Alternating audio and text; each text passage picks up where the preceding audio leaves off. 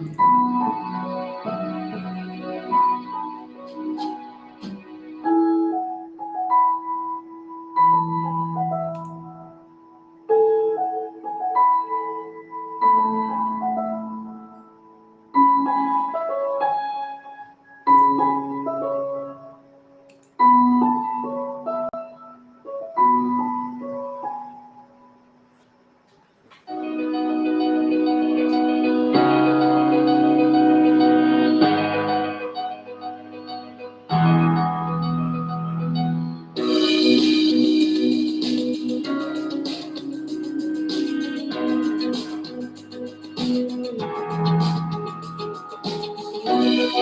all.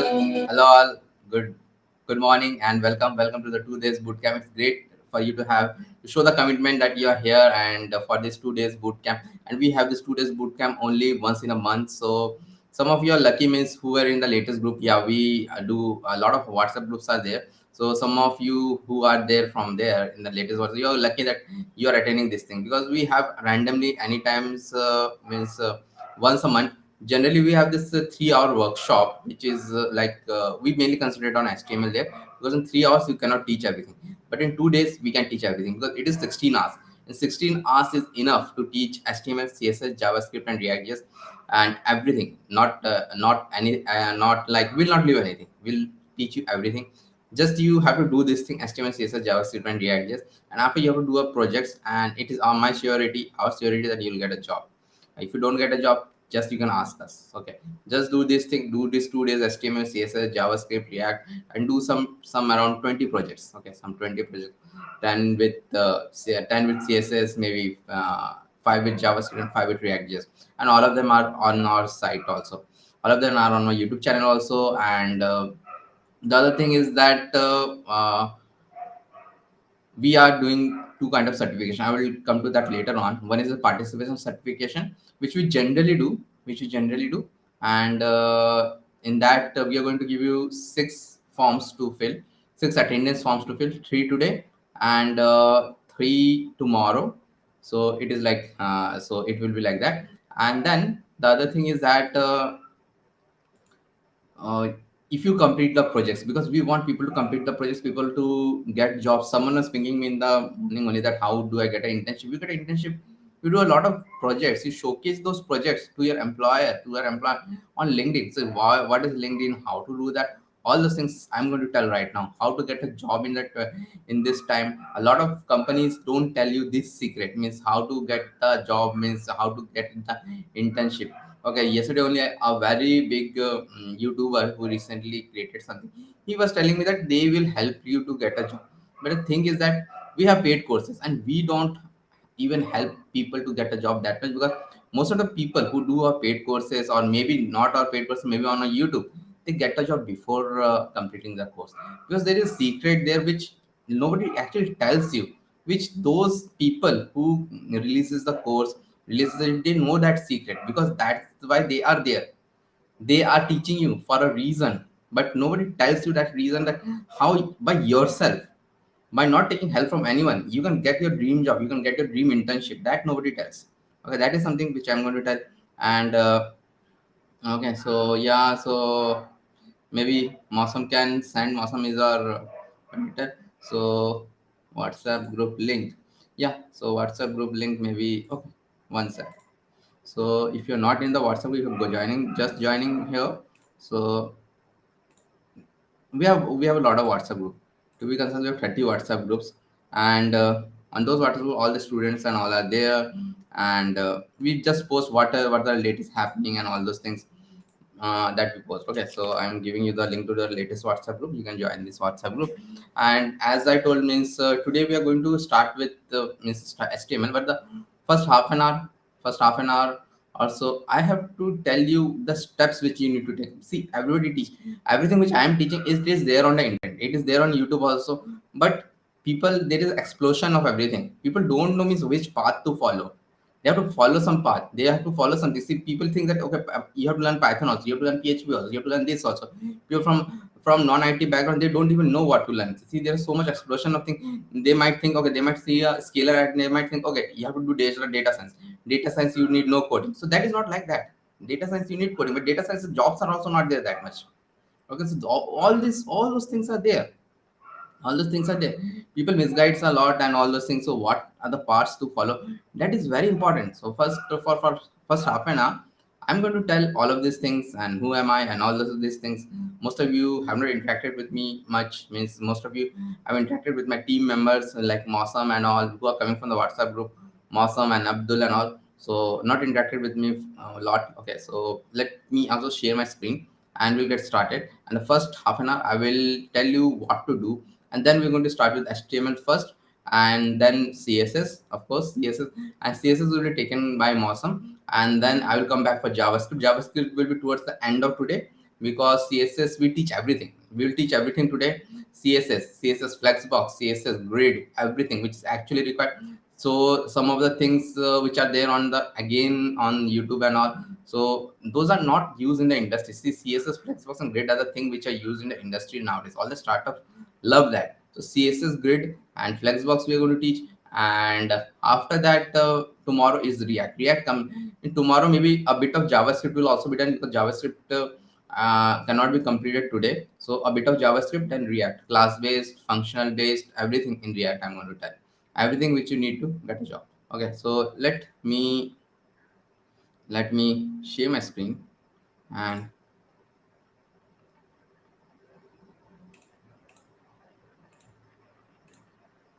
yeah, so this is about me. This is about me. You those who don't know about me, please, okay, come to my YouTube profile, come to my LinkedIn. I'm giving my LinkedIn on the chat. Please come here and see who am I. And this is going live on live on LinkedIn also. But people who are watching live on LinkedIn, please do come on YouTube because the problem is that the chat which I give, we have a lot of chat, and the attendance will also be given soon. That from my software, software I'm using through which I am streaming live on all platforms from Facebook to LinkedIn to YouTube, and soon the LinkedIn will go away because LinkedIn doesn't allow more than means 2 hours up, and it is like 8 hours today.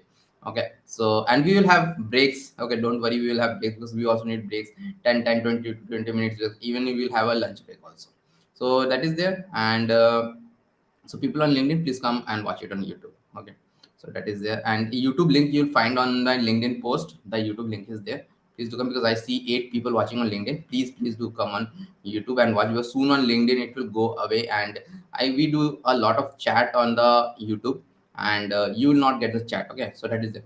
And so what I came here, so this is about me. So my name is Nabendu Vishwas. I help people to become web developer. I have 16 years of IT experience, and before, I'm a corporate trainer, tech YouTuber. I'm an author also. You see in my profile that I'm an author also, technical author. And before becoming a full-time trainer, corporate trainer and normal trainer, corporate trainer means I teaches in big corporates also, like all the a lot of big names are also there. So but before becoming that, I was working as an associate architect in a company in Innominds, and I worked in almost every company, like big companies, like a lot of them are there in my portfolio, like Oracle is there, JP Morgan is there. And September 2021 created my own company known as TWD. And I started it from my hometown of Bhopal. Before that, for 16 years, I was in metros like that, like Mumbai, Pune, and Bangalore. And my last company was Innominds, in which I was an associate architect. And there that was a prime is associate architect. Architect is one of the prime job which a developer can get. Okay, and prime technical job. Okay, so that was something which I did last and achieved the highest point in my career. And after that, I decided to become a trainer because that was where my passion was, and I was teaching on a part-time basis for a long time and thought to take it full-time because there are a lot of people to help. And that's why this YouTube thing is also started. We started on YouTube thing. See, our YouTube channel is like complete. You will not find something like this somewhere else. Means we are teaching almost everything here. Means it is not, we have paid courses, and we'll not, like, we do have paid courses, and there are a lot of students. And the main difference between a paid course and a YouTube is that there is a lot of hand holding, is that there is a lot of mentorship, is that there is a job guarantee is there. But here means you have to work on your own. Means we'll teach everything, the skills will give, the guidance will give, but not in an individual basis. We can give in a group basis the guidance, because on Wednesday also we have some live thing, because I have very limited time, very limited time. And I have other people also helping me like Mosam and Abdul, and I have some other employees and all also. So, but Mosam is like one of the main pillar who is helping me, and Abdul is there, and I have a bit small service companies also. There are some employees there in the service company. So that is there. That is about me. And see, this is all about me. Myself, I'm a trainer, and I have an author also, YouTuber, long time YouTuber, 2 years, and this was my last job. Start means a lot of experience are there. Means started with a lot of companies, IBM and all those things, L&T Infotech, JP Morgan. Started with the government company, SIDAC. So all of these things are there. So that is there. That is about me. And this is a company, officially registered company. It is we give GST and all, everything is there, completely registered. No need to worry, you will get a cool certificate also. And because we are registered company, you can means the certificate is also weighted, and certificate is also weighted for another reason. So if you come to my LinkedIn account, actually I will tell that in the secret part also. Okay, just a sec. Okay, so one sec. If you come to my LinkedIn also, you will see. Okay, someone just did. I have around 21,000 connections are there. 21,000 connections means I'm an influencer. I'm an influencer in LinkedIn. So LinkedIn has a cap of 30,000 connection. So I'm on the higher side, 20,000, 20 plus thousand connection, 21,000 connection, and this connection is not like anything. Like I have in connected with almost everyone. Like startup founders and all those, and keep they keep on pinging me. I am in connection with most of the startup founder HRs and all those things from big company, even from fan companies. I have a lot of connections with fan companies, Facebook, Amazon, Apple, Netflix, Google, because I got a lot of time during the last phase of my career, a lot of time calls from them also, including call for interview from Uber, interview call from Microsoft, two times interview call from Google, and all of this. So all of those HRs actually they follow me. They are in contact with me. And if I do something, means if I promote someone, it goes to everything. And I promote people heavily, and that is a different thing which I'm going to tell. Okay, so and that is one of the things how you have to do. Okay, okay. Before this, actually, one sec. I think I have closed this thing.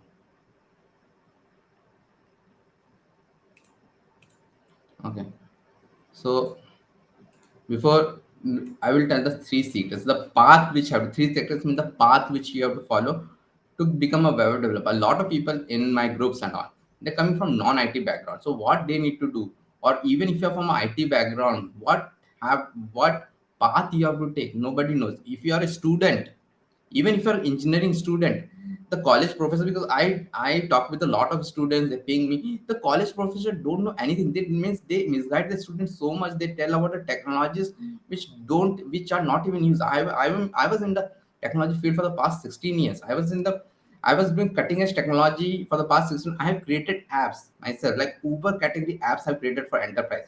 Uber category apps I've created, web apps. So those things, and I know what is how the industry is going. I keep myself updated. I'm in connection with all of them. I was in the Bangalore, which is like the Makkah of your India for software development. It is like the Silicon Valley. So I was there. I was in Bangalore. I was in the prime of the technology. What was this? So I know the trends, how it is moving. I was at the technical architect, so I know where it is moving. So if a college professor says, someone was telling a college professor telling that there's no future of web development. Okay, you should do machine learning and all. So no, that is not true. And I don't teach web development. I teach something known as web app development. There is a big difference in that. Web app development, and you also don't have to learn web development. You have to learn web app development. That is one step ahead of web development, and that is how everything is there. What is web app development? I have written web development. It is okay.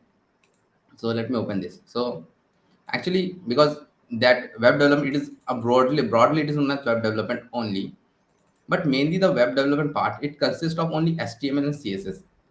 And nowadays it doesn't consist of HTML and CSS also complete. It consists of something known as WordPress, because it is used to make websites. It is used to make website. WordPress, 95% of the websites in the world today, 90 means I think 70% through website, through WordPress or something similar to that. Wix and all are there. Wix is also very popular and all is there, but WordPress is the most popular there. So most of the websites in the world are made with WordPress. It is very, very popular. Websites are what? Websites are small things. Website means LinkedIn is not a website. Okay, LinkedIn is not a website. Facebook is not a website. This is not a website. This is not a website. But your Kirana shop website is a website. That's Kirana shop store. It's a website. Website are what? Websites are mainly the static sites in which you go. You'll read something there. You will not interact with it. You will not log in somewhere. Maybe a contact form will be there, which is actually very easy to implement in WordPress also. So those are known as websites. Those small static things, those are known as websites, and those doesn't have any future because WordPress is so easy, and WordPress anybody can do. The entry point to WordPress is very, very low, and anybody can do so. In the past 10 years, what happened, there's a lot of competition is there in the freelancing world also, and if you work in a company also, you cannot get a salary more than 15,000 rupees. That is a cap on the salary, because I know a lot of freelancing agencies also who hires people. They don't give more than 15,000 rupees is not at all possible in a WordPress development and a website development. It is not possible because there is no money in that. Okay, and the clients are also very, very small, like your local some shop and all those things. Even in the US, if someone is using, that will be very, very small. That will be very small. So there is not future, no future also in that. A lot of WordPress developer also comes to me to learn this thing. Okay, so if you are a good WordPress developer, it means that you have to know HTML and CSS also, because some of you might who are new in WordPress might be thinking, okay, WordPress is just a theme. You bring a theme and create a website. No, it is not like that. Advanced WordPress, you have to update the HTML and CSS also, and that is something which I don't teach. If you want to learn that, you will learn from somewhere else, because I don't want you to be stuck in a 15,000 jobs forever, because 15,000 is not a good place to stuck. Okay, it's a comfort zone for a lot of people in smaller cities, 15,000 rupees, but I don't teach you to be there. I teach you to go to a 1 lakh per month job, and for 1 lakh per month job you have to do this thing, JavaScript. And people are scared of the JavaScript and all, but we are going to teach it in a very good way. Today only we are going to start with JavaScript. To start JavaScript is a programming language. You have to start with JavaScript, and in fact you have to go one step ahead, and that is you have to learn React with this JavaScript. Okay, React with this JavaScript. React is a JavaScript library. See, nowadays nobody uses JavaScript like to create a website and all, web app and all. And with this, all this four technology, what we create, they are known as web app. They're complicated web app. And one of the example of web app is actually this site which I'm using. This thing which I'm using, it is known as a mind map. And this, trust me, it's a complicated web app. Why? First thing is that I have to log into this site using my Google or all. So there is an authentication module is there. All of my data, this data I don't create every time. This is stored somewhere in the database. So every time I just have to open it, and this data is there in the database. And this complicated kind of UI and all, they are also created. And the thing is that in this web app, there are two parts. One is the backend part, which is done by backend developer, and that is something which I tell people not to become right now. First, become a front end developer, because most of the work in this web app also are for a front end developer. See, all these things, all these designs are made by a front end developer. This functionality, which you're seeing this like this functionality is also made by a front end developer. So all web apps are nowadays front end heavy. So, and this kind of things are made with three things. One is known as React.js, one is known as Angular, and one is known as Vue. Out of that, React.js is the most popular. If there are 10 jobs, 7 will be to React.js, 2 will be to Angular, 1 will be to Vue. Vue is the least popular. And Angular is a bit popular because Angular is from 2010, React is from 2015, and React is backed by Facebook, and Angular is backed by Google. But then also, React is more popular because React is much more easier to learn. I teach Angular also, and Angular is much more tougher. But a lot of service companies in India use Angular, but most of the startup won't even touch Angular because Angular is very tough to learn. React is very easy to learn, and most of the work is done in React. And so React is way ahead of the competition. If you learn React, you will blindly get a job. See, the people who know React, those people who even do 2-3 projects in React, they get job. Most of my students get job for that reason only. They do 2-3 projects also in React and all, and they showcase them and they get a job. How they showcase them? Let us see that. And that will be the last thing. which I'm going to tell, and soon we're going to start with our HTML. So how to showcase that thing? How to, suppose you are a student, suppose you are a working professional who is from other field, suppose you are a housewife. Yeah, some housewife also contacted me who was having a 10-year gap, and she's going to join my next boot camp, is paid boot camp. And so you can be anything, and you can get a job. See, 10 years back, if you were to ask the question that, okay, I have a 10-year gap, I have a this gap, I'm a mechanical engineer, how can I become a software developer, I would say you cannot become. 10 years back, you cannot become. They're not jobs for you. Infosys, TCS, and all those things will not even touch you, because there are only jobs in those companies. Why they will not touch it? They have a strict thing, because they hire so many people. And even if you have a 2 years gap, Infosys, TCS will not touch you.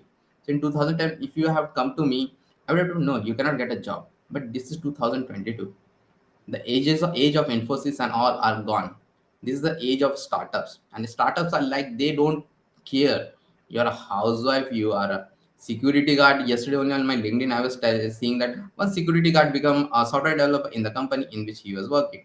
And so those, one daily laborer, means daily laborer, means who are like, who create this home and all, he become a developer.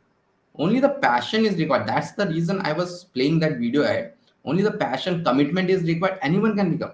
Now India is also like, the India is a totally open economy now. It is not like closed economy what it used to be in the 90s.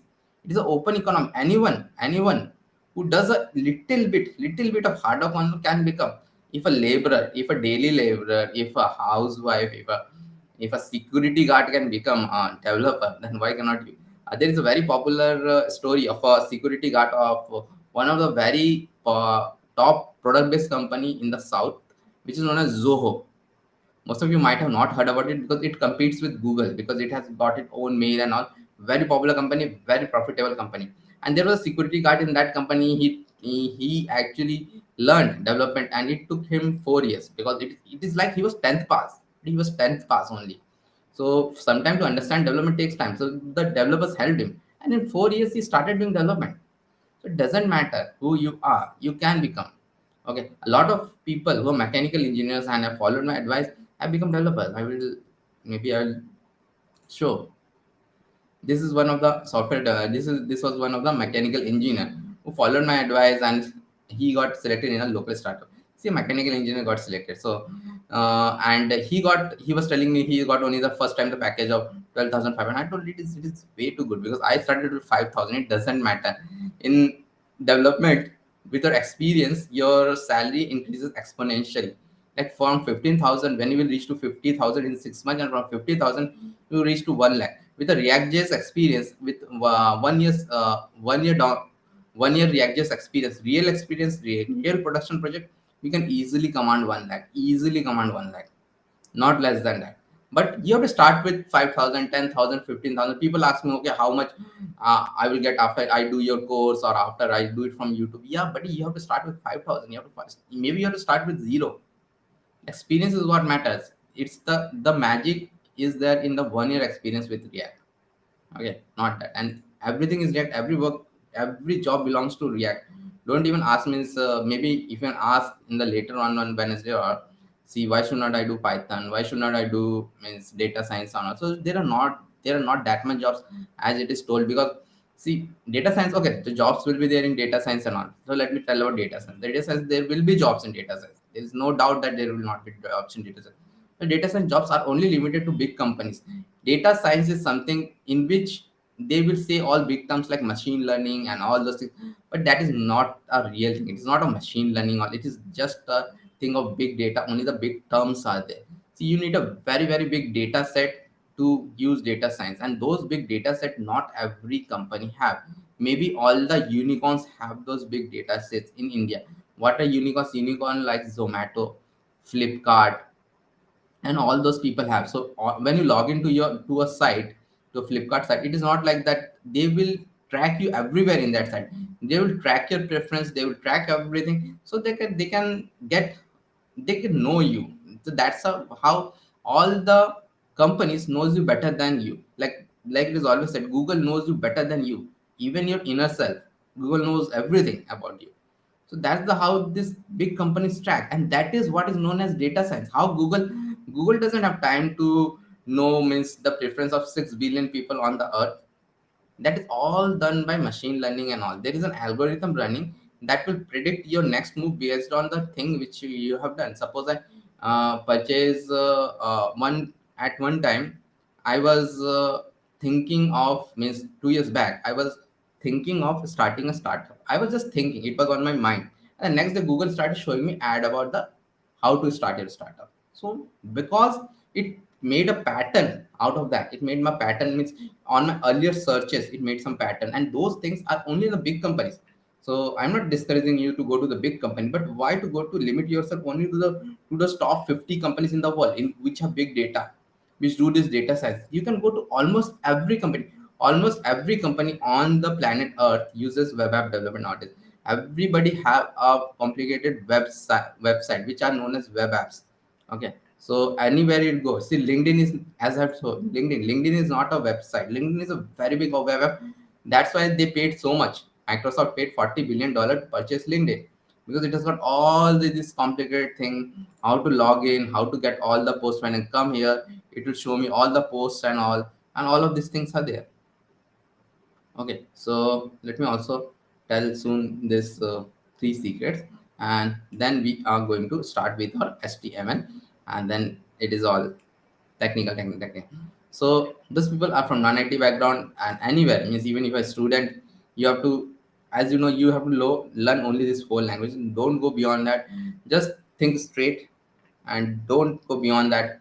Trust me, only these four languages are required to get you a job, get you an internship, get you anything in life. And this is not like that in 2 3 years it will go. This thing will be there for the next 10 years.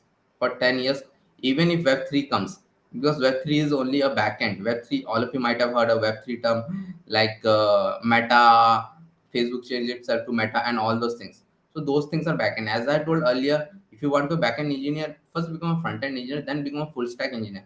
more jobs are in More jobs are in front end engineering than in back end engineering, because this is where you create this beautiful layouts, then you interact with the back end, you create something like this.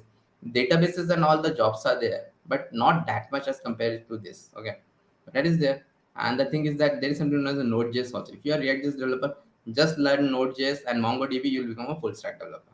That is also something which we teach. Okay, on our YouTube channel. Everything which I'm telling, we have both YouTube also and we are paid also. Okay, so like there are three secrets to become a developer or web developer. First is the networking part. Okay, first the networking, and this is the part which nobody tells you. Nobody tells you. No big company who will give you those big courses and who will sell you those big courses. They will never tell about networking, because one thing I, after coming in the industry, which I have known that thing, that when you place some people in a company of your choice, you get a lot of money. You get a lot of money, and people don't want to leave that money. So if I leave my student, like, okay, you get a job on your own, I am not getting the money. So people don't teach this thing. People don't tell this thing. Okay, that with networking, you can get job on your own only. This is something which nobody tells you. No big institute will tell you, because that is something that they are going to not make money out of you. Means if your college places you somewhere, the placements officer also get, the college also get some money. Similar to that, in the industry also, this is a very big industry. If I place someone in some company of my choice, I get some money also. That is good also. That is not bad. I'm not telling that is bad, but there is, because and I'm also putting my efforts and all. That is not bad. I'm putting my effort. I have to go after that company. I have to do a lot of things, and that is something which we also try to do. Means we don't look into it like that. We just place them. Okay, if it is there. But the main thing is that we make them capable so much so that 70% of students or 70% of people who follow our YouTube get job on our own. We don't care. We don't care about that money. I want only students to get the job. Okay, so for that, they have to do something known as networking on their own.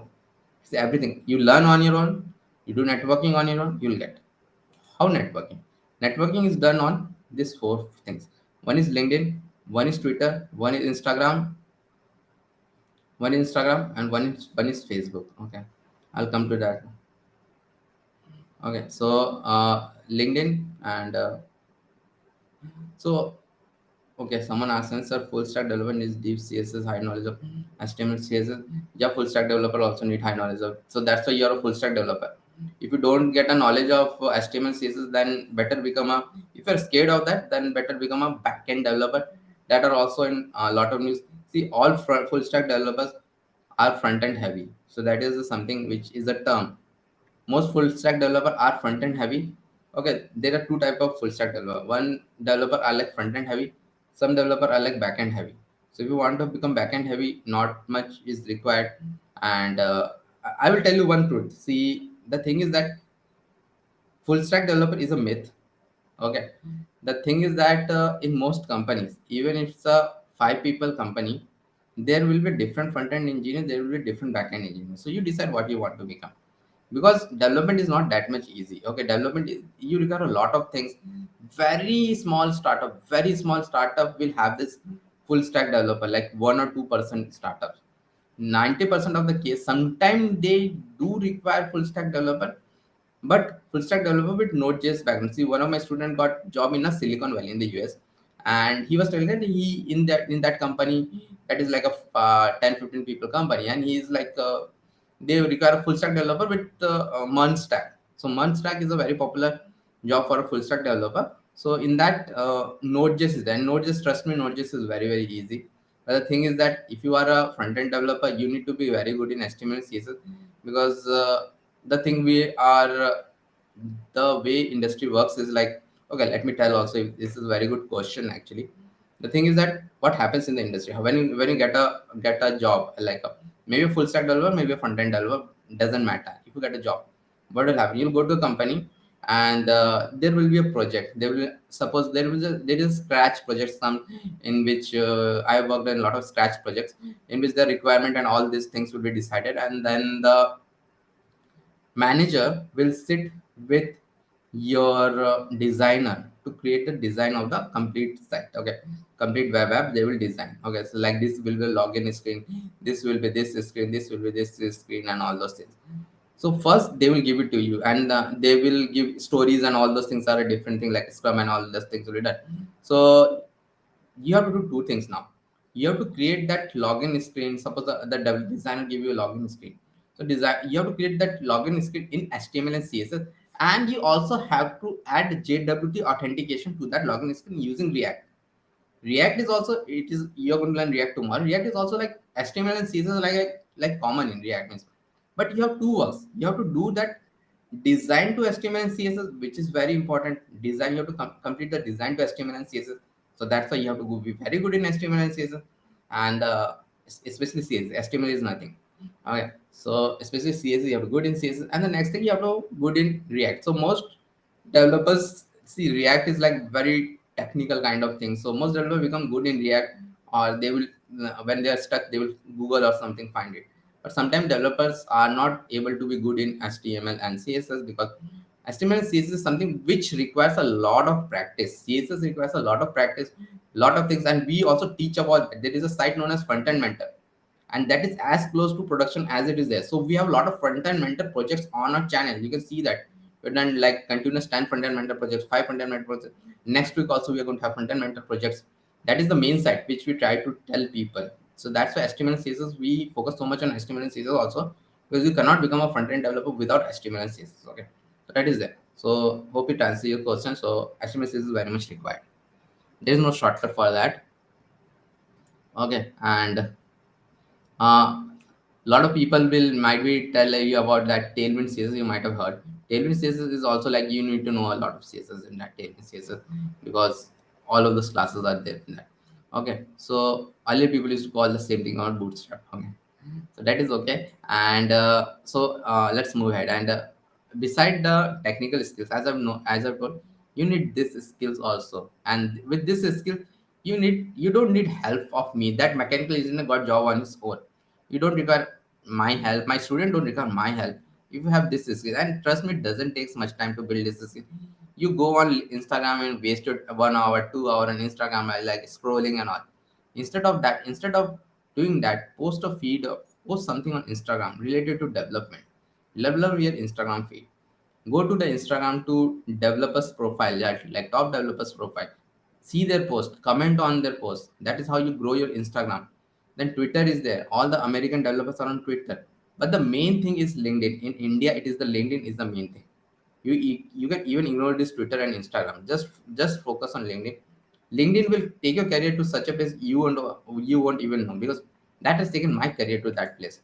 See, this 20,000 things which I have gone. This is because of LinkedIn. I got so much means everything on LinkedIn, and every offer, everything I've got because of LinkedIn. Because LinkedIn is where the professional people are. It is not like Facebook and all. Like, here everything is professional. Here in LinkedIn, everything is professional. All the professional people are there, and people are scared even to put all those means nonsense things there. Because if they put that thing, and if an employer sees LinkedIn is your resume today, LinkedIn along with GitHub is your resume. There is no other resume. Why GitHub? Because as I told you, have to create those 20 projects to get a job, and those 20 projects you have to put somewhere. You have to put that in the GitHub. You have to put that in the GitHub. Okay, and and this is something. And LinkedIn, how do we promote? I have some videos also on LinkedIn, how do we promote and all. And the thing is that LinkedIn give a cap of, I'm just quickly type, LinkedIn you give you a cap of 50 connections per week. So you go to your network or anywhere. If you are from a non-IT background, also make a good profile and all those things. This is one of my student also, and he works also for me also, Abdul. So like this you can create a good profile, like about and all this. Create a good profile and put a good picture and all, and then you start adding people. Like this guy have 4,500 followers, and yes, he actually followed my advice, and he keep on adding people, like 50 people every week he put. And then what he did, and what I tell all of my students to do. So I have told you to do 20 projects. So what you do? 20 projects. This is another of my student who got a job. He was just doing like the course, and he in the between he got a job, 𝐿𝐸𝐞𝐻n. Okay, so that is there, and you just do some project. And this is how this thing is known as coding in public. So you do the project and take a video of it. Don't take a video with your mobile phone. There are screen recording softwares are there. Do with that, and then you post it and tag the important people. And then what will happen, he tag me. Don't ask how to tag me. At the rate you can tag me, and he tag me, and I will write like, see this, someone, a lead front end UX designer developer, he done. And from where you'll add those connections, you add connections where you want to get a job. Suppose I'm in Bhopal and I want to get a job in the IT. I will connect with people from Bhopal, and especially Indore. Indore is the IT hub here. If I am from South, I will connect with people from Bangalore, Hyderabad, and Chennai. If I am from Mumbai, I will connect with people from Mumbai, Pune, and I want to get a job in Mumbai, Pune. If I am Delhi, I will connect, or North, I will connect with Gurgaon, Noida, and there are the IT. So all the IT centers you have to connect with the people. So he just did it, and see a person which is a React.js developer, he just commented it out. Okay, he just commented it out. And now what I will do, I will also do a that's great work at, I will write at and this. So when I do this, what happens? This post goes to my 21,000 connections. And if someone sees them, someone sees them, suppose this guy keep on putting these projects and put some React projects, and I'll do that thing. And trust me, it will go to all those different HRs and all those HRs it will go, and someone will ping him directly, and he will get a job. Most of my students, YouTube, paid, anyone, they get job like this one. This is something which nobody tells you. No institute will tell you this thing, that you have to grow your LinkedIn also. This is known as coding in public, and it is not like rocket science. It is not like very difficult. You have to post your 20 projects. You have to add 50 people every week. This is not a big task. You have to update your profile, just like you update your Facebook or your Instagram. Everybody updates their Facebook or Instagram. Why not LinkedIn? So that is one of the reason we ask your LinkedIn profiles. I will come to that, and about the attendance and all, then we are going to start. Okay, so that is how you do. And whoever will get certificate from us. Okay, so let me tell one thing. So we are going to give certificate. Okay, how we are going to take this certification and all, take this attendance. So we are going to give attendance number 1, attendance number 2, attendance number 3. Today 3 attendance. First attendance I'm going to give in the next 2-3 minutes. means 5 minutes. And then the second attendance towards the mid, means when we are having a lunch and all. At that time, lunch will have a 20-minute or half an hour break. And then the last one towards the end I will give. Okay. So you have to fill all 6 attendance form to get the participation certificate. There are 2 types of certificate. One is the participation certificate. One is the completion certificate. Completion certificate, you can take your time to get the completion certificate. Completion certificate is like that. After your participation certificate, you do around 3 projects, one with your CSS, one with JavaScript, and one with React, and submit us in a GitHub profile, or you can just ping us also. We'll give a different form for that, but that will take you some time. So that is not today you'll get. And anyways, you have to get a participation certificate to get a completion certificate, and you'll get a completion certificate if you complete the projects. And we want people to complete the project so that they can get a job. And please showcase those projects on LinkedIn. Also tag us. Okay. So this is the attendance form which I'm going to give. Okay, so let me also give this attendance form. So I'll send,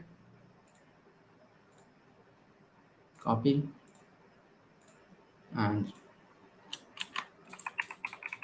attendance number 1.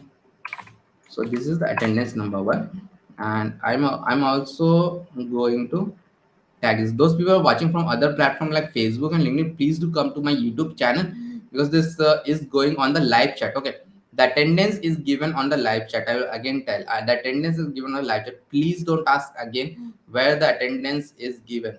Okay, one sec, did I give the wrong attendance? One sec, one sec, one sec, one sec, one sec. Wait, one sec.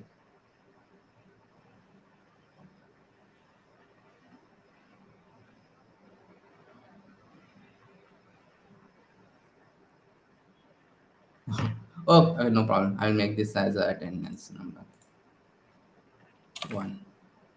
Give the actually the attendance number 3. Okay, and make this attendance number 1. This will be okay. Okay, no problem. And give the attendance number 1. Okay. Okay. No problem. Okay, you can. I forgot to give that. Okay. One sec. Let me see which one I gave.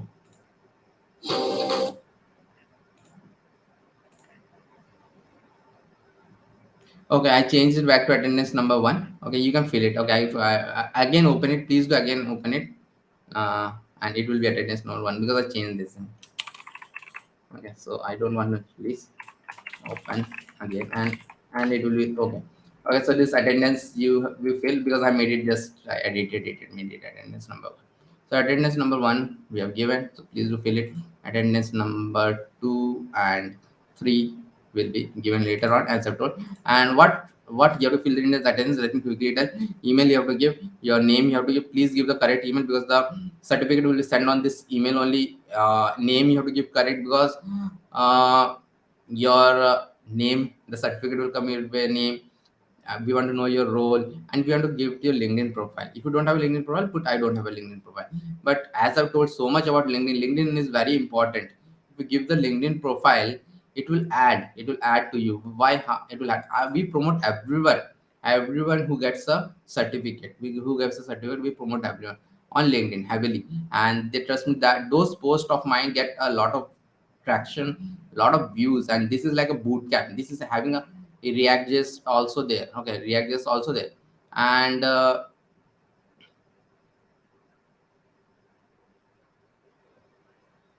okay,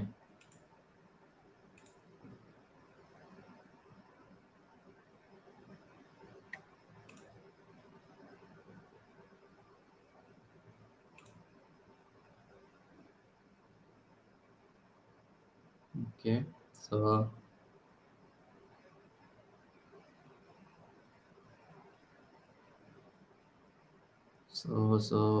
wait, so we have a lot of things also going on here. And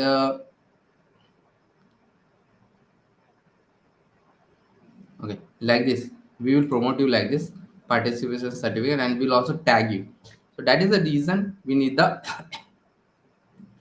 your LinkedIn profile, so that we can tag you. If you tag you, it reaches to a lot of people. See, this kind of post, it is getting 2000 views. Okay, so 2000 views is a lot, so you'll reach to all those people. So that's why we want your LinkedIn profile. Okay, so this is all done, and we're done. Like, now we'll start with the, so hope you all have done this thing. And so we are not going to answer much of the, means I'm not going to answer much of your questions, but maybe such how much DSA I know in order to crack. You don't need any DSA if you want to, unless you want to crack something like Facebook and Google, and on hope you don't want to crack. If you are from mechanical engineer, you need to know zero DSA, zero DSA. I don't even teach DSA, and DSA is only if you want to crack some companies like Facebook and Flipkart, which I don't actually teach to crack. So that is something which require another 1 year. So that is something which I don't teach, because I don't believe in people applying for very small number of jobs. Okay, there are very small numbers of jobs in those product based companies, and all very small numbers of jobs. Please don't try DSA, only run HTML, CSS and JavaScript and React, and you will get a job. If you want to try for Flipkart, Google and all, try after you have 1 or 2 years of IT experience. Try after that. Okay, so hope it answers the questions. So now that is there.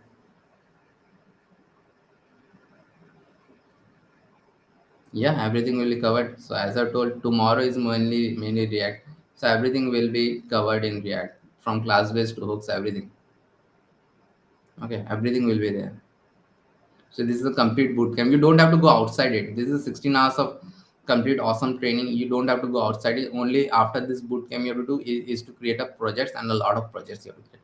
Only that thing you have to do. So we are going to start from exactly zero to hero. Exactly zero is you don't know anything. You don't even know how to operate a computer in the developer way. We are going to start in that way. So there are a lot of people think that okay, it is very easy to operate a computer in a developer way. No, it is not a very easy thing. From a non-IT background, you ask them how to open a VS Code, they will not be able to do that. How to install it, they will not be able to do that. Okay, so let's get started. Okay, hope you all will see my screen and all. Okay, so one sec.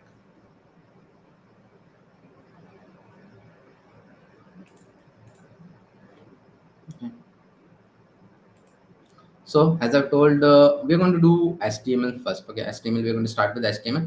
And what is HTML? HTML is hypertext markup language, and HTML is the main backbone of any website, web app, anything you take. It is the backbone. So we have to learn that first. And HTML, people used to do HTML in like 10 years back in like Notepad and all those things. So nowadays nobody does in that. There are very good editors, and they have got some very good features, and it is known as, one of the editor is known as VS Code. VS Code is that it is a very lightweight editor. 10 years back, if you had asked me, I would have told you you need a very high end computer. 10 years back, you need a very high end computer to run this editor, because there were editors like code editors like Visual Studio, Eclipse, and all of them. Those are very heavy, and they today also they require at least 16 GB of RAM and a lot of high-end computer. But this VS Code is very lightweight. I have students who have 4 GB of RAM. i3 fifth generation, very old. i3 fifth generation is very old, and they are able to run this easily VS Code. Although some problems are there, I don't tell you to go so down. If you have at least a 20,000 20 to 30,000 system is required to code correctly. But even if a old PC, it doesn't matter, you can run VS Code very easily. So you go to this VS Code site, just search for VS Code, and it's a very lightweight code editor, and you get it. I have a Mac, so it is telling me Mac. For Windows user, you will get a Windows, and it will give you a exe file, and that exe file you have to download it, and then you have to install it. And that exe, if you need some help, you can connect with us, and we can tell you how to install a exe file. Most of you might know, you have done some installation on your Windows system. It is not possible that you have not installed a exe file. Just you have to do next, and it will be installed. And when it is installed and installed, I'll get like this. This is like a VS Code. Okay, this is what is the VS Code will open like this. Okay, so now what we need to do? We need to open code in that. Okay, and just now I have seen a lot of people just they create a HTML file and then do it. They don't even know where the HTML file is there.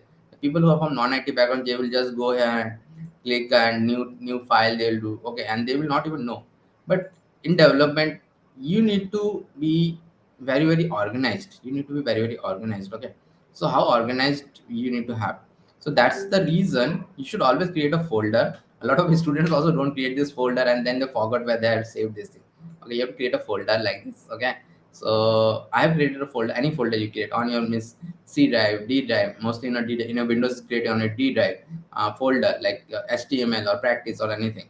So I created with the bootcamp, and you'll get all the code also. Then I will right click on it, and I will create a new folder. Windows also new folder is there, and you write a HTML, and I will write basics. And one more thing which I've seen a lot of people from IT background, not IT background, what they do something like this.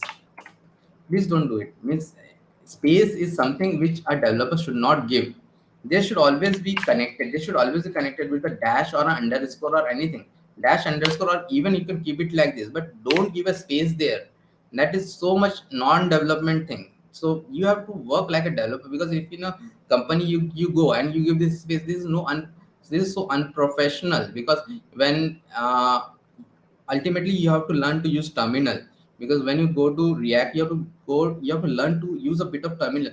When you give a space, and when you do a cd command in the terminal, it gives something weird kind of a thing. And it's like this paths are also not, you have to, if you are adding an image or something and you give a space there, then you have to escape it, and a lot of things in programming happens if you have to escape it. And trust me, a lot of bad code will go if you give this space. So please don't give a space. A space is not a good thing in programming. So have that habit of not giving space. So this HTML basics again. Okay, so after this I will click this.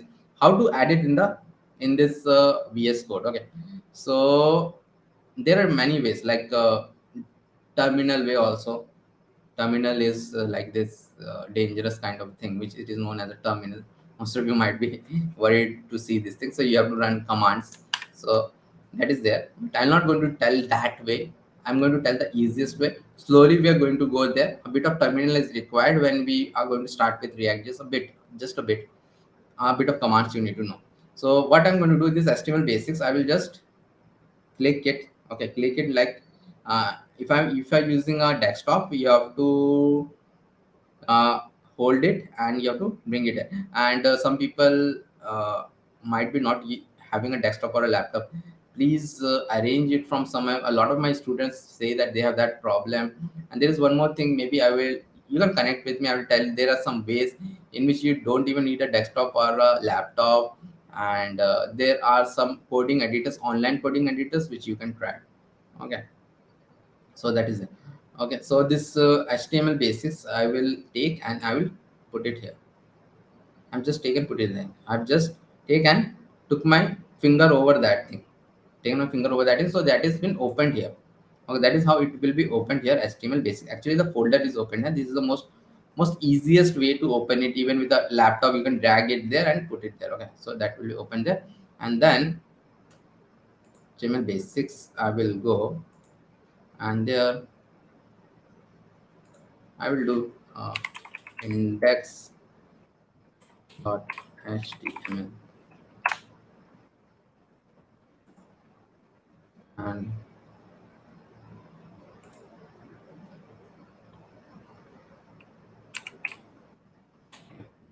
not now. This style.css will be taught by Mosam actually. Okay, so index.html, just you have to create a file like index.html or any other file. See, like JPG files you might have seen on your system, or they are with .jpg extension images file. Excel sheets with which are that with .xls extension. So all programming files are also with some extension. HTML files are with .html extension.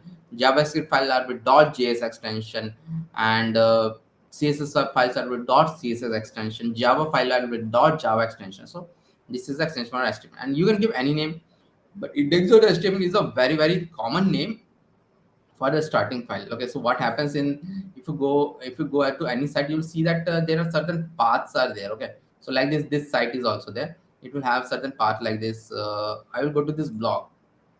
Okay, so you'll see that some slash blog is been done, and like FAQ I will go. Okay, They are, so this is like the path. But the main thing, when you come here, there is actually some index.html. When you do some index.html, what happens, the it doesn't show the index.html slash index. So it is like some routing thing which we can, which I will tell, which you can learn slowly. Okay, that is not much important, but this is the index.html level. So now we have to start with the html part, and I have told you to work with this. Okay, I can also close this thing like this. I will close this thing. So I've told you to means work with this VS Code, because VS Code have got some very cool features like this. I'll do a not here, not I will do, and I will do a tab here. Do a not and a tab. Okay, do a not and a tab, and okay. So I did a not and a tab, and it gave me all the skeleton of a HTML. It gave me the skeleton of an HTML. So what is the skeleton of an HTML? We'll learn. And see, if you don't use VS Code, then you have to type all of these things on your own. So I don't want you to type all of the skeleton, because the skeleton is not the main code. The main code will be the one which I will write in the body. And HTML is all about learning about different tags. Okay, so that is there, and this doc type HTML. So let us understand what are all these things which I have just written. So first thing which I have written is the doc type HTML. Doc type HTML actually means the HTML version 5. So HTML is governed by a committee which sits in, of course, in the US, and they have like different versions of HTMLs. Like, so in 2015, they released the version HTML version 5. Before that, it was version 4. So that's why the first line, which is like doc type HTML, you have to write like that. And HTML tags. One more thing, HTML tags are with this brackets, like this pointed brackets, and most of the HTML tags, while lefting some of them like this doc type HTML doesn't have a closing. Most of the HTML tag have a closing. Like this is a starting HTML hanging, and this has an ending also, slash HTML ending also. This has a starting, this has an ending. This has a starting, this has an ending. So most of title has a starting, title have ending. Meta doesn't, this doesn't have a start, this doesn't have an ending, this doesn't have an ending, this doesn't have ending. Some of the tags doesn't have ending, some of the tags have ending, but most of the tags will have endings. Okay, so because it is saying something, so it doesn't have an ending. So next tag is the HTML tag, which actually wrap everything. There are two more important tags inside that. This HTML tag language is English, it is showing because the language is English which you are using. So other like France for it is FR. So those things are there. Okay, so then it is telling like this. Head part is there. Inside the HTML, there are two important parts. One is the head part, one is the body part. Body part, which in which will code, and all the website which you see, which will be coming from the body part. But what is the head part? Head part, you seeing something here like Visual Studio Code. So this is actually this thing. When we are going to open this site, you are going to see that whatever I write here, suppose I write here HTML basics. I will write HTML basics here. That will come here. HTML basics will come here. Okay, so that is there. So now there is one more thing in the head tag, and that is known as a meta tag. So meta tag is there. You are seeing this meta tag. So what is this meta tag actually? So meta tag is something which is used by Google. Yeah, you heard it right, Google. Why Google uses this meta tag? Google uses this meta tag because see, this website is there. We're going to create this website, and then maybe we're going to put it in GoDaddy, because the most popular ad today nowadays on TV is of GoDaddy, because Dhoni gives ad for the GoDaddy. So Dhoni gives ad for the GoDaddy. I don't see that much TV and all, but I've saw on one ad in which there was a lady. She wants to she opened some cricketing shop, and that Dhoni goes and tell that, okay, so you have to open a shop now. You have to host it on GoDaddy and all, to show it to the world and all. But even she host it on GoDaddy, nobody will nobody will even see that site. See, I'm not, she's not a Facebook, she's only a Baroda cricketing goods shop. Baroda cricketing goods shop. So why will someone go on there and type of Baroda coding goods until she does some advertisement, and then also nobody goes like that. Everybody, even if she advertises like, okay, Baroda cricketing goods, someone will go to the Google, like you also, and you will type, okay, Baroda cricketing goods, because Dhoni told and she created that. Okay, I will enter. Then that will come. Then that site will come. Maybe she created that site on Dhoni's advice. So that will come. So but that will come, how that will come, how Google is able to know about that site. So Google use something known as a meta Google. How Google works, a bit of explanation on how the most most complicated company and works. The Google have got this small smart bots, like totally automated Google bots. They're bots. They scans the whole internet 2 to 3 times a day. And even Google doesn't know how big the internet is, because internet is way too big for anyone to understand. And its bots scans every site throughout the 2 to 3 times a day. Sites which are old, even the sites which are new, it will scan those sites and see all those things there, what are there, what is this site about. And that is how Google gets the information. It is not like that you go and you just search something and get it. When you create a site, it takes at least 1 or 2 days to properly propagate in Google. So properly Google to get the data, then only it starts showing. And then what happens in this meta tag also, there are some information for this Google what, some of the information which I also don't know that much, which it uses, like this, all these things. I only know this UTF is like, yeah, unicoding. Like nowadays there is YouTube 8. So some other informations are also there. This is all setting information, like that we can use your Chinese character also with YouTube 8, something like that. It is there. So that is there, and rest of the things are for Google. And there used to be one tag earlier in Meta, and I'm not much into digital marketing right now. That has changed. But what used to there is a, in the meta tag you can give a keyword for the website. So right now that thing has changed. But earlier what used to happen in 2010, the meta tag, people used to give a lot of keywords, because Google used to come to your site. Google bots used to come to your site and search for those keywords. And this is pure SEO stuff which I'm telling, which I don't also know that much. So they used to come, because that has changed a lot. And that is also a very good field. Okay, so Google bots will come and see those keywords like this. Let us take this Baroda cricketing good example. So Baroda cricketing good, see, she will write those keywords in a website in the meta tag, like cricketing bats Baroda, cricketing ball Baroda, cricketing pads Baroda, cricketing thing Baroda, with comma. They used to give a comma, and now she will put in the meta tag, and that site will be there. So now Google bot will scan her site and, okay, put the keyword there. So now someone goes to Google and search for cricketing bats in Baroda, the first hit will be her site. So that is how this meta tag used to work, and that is how it works. Nowadays it has changed a lot. This because Google also keeps on changing its algorithm. This is a common term which you will learn in SEO, which again I don't know. Digital marketing is not my forte. So if you want, you can learn that thing. So they keep on changing. Google keep on changing, and digital marketing people keep on catching with them. So it is a cat and mouse game, because Google don't want someone to have unfair advantages. But again, the digital marketing people are there. They will take unfair advantages, and they will always be one step ahead of Google. The top digital agency, they will always be one step ahead of Google. That is always there. So that is done, and now the next thing which we are going to do. So enough of this example. So we are going to create some tag here, and we're going to see how it will look. So I'll come here and do a h1, and I'll write a HTML crash course. I'll write, and then I will write a p tag, and in this p I will write something. H1, you'll soon see what is h1. In the p I will write maybe this one. I will copy this thing. Okay, I'll copy this thing and put it in the p. So HTML is all about a tag. See, some tag is like starting and ending. Like whatever I write inside the body, that is what you have to learn actually most of the time. H1 is a tag, P is a tag. HTML is all about learning what is tags. So HTML crash course, and save it, and then let me open it now. So I'll come here in the HTML basics. I'll go, and this is my index.html. It is shown like this. I will right click it. It will open in my your Safari, which is Apple default. I don't want it to open in a Safari. I want to right click and open with, you can do this thing anyway, everyone, and Google Chrome. In Windows also it will do in Edge, but you can open it with Chrome like this. I will right click and open. So see how it is shown now. Now this our website is been shown, and I can close this thing. HTML basics which I have written. HTML basics is been written here.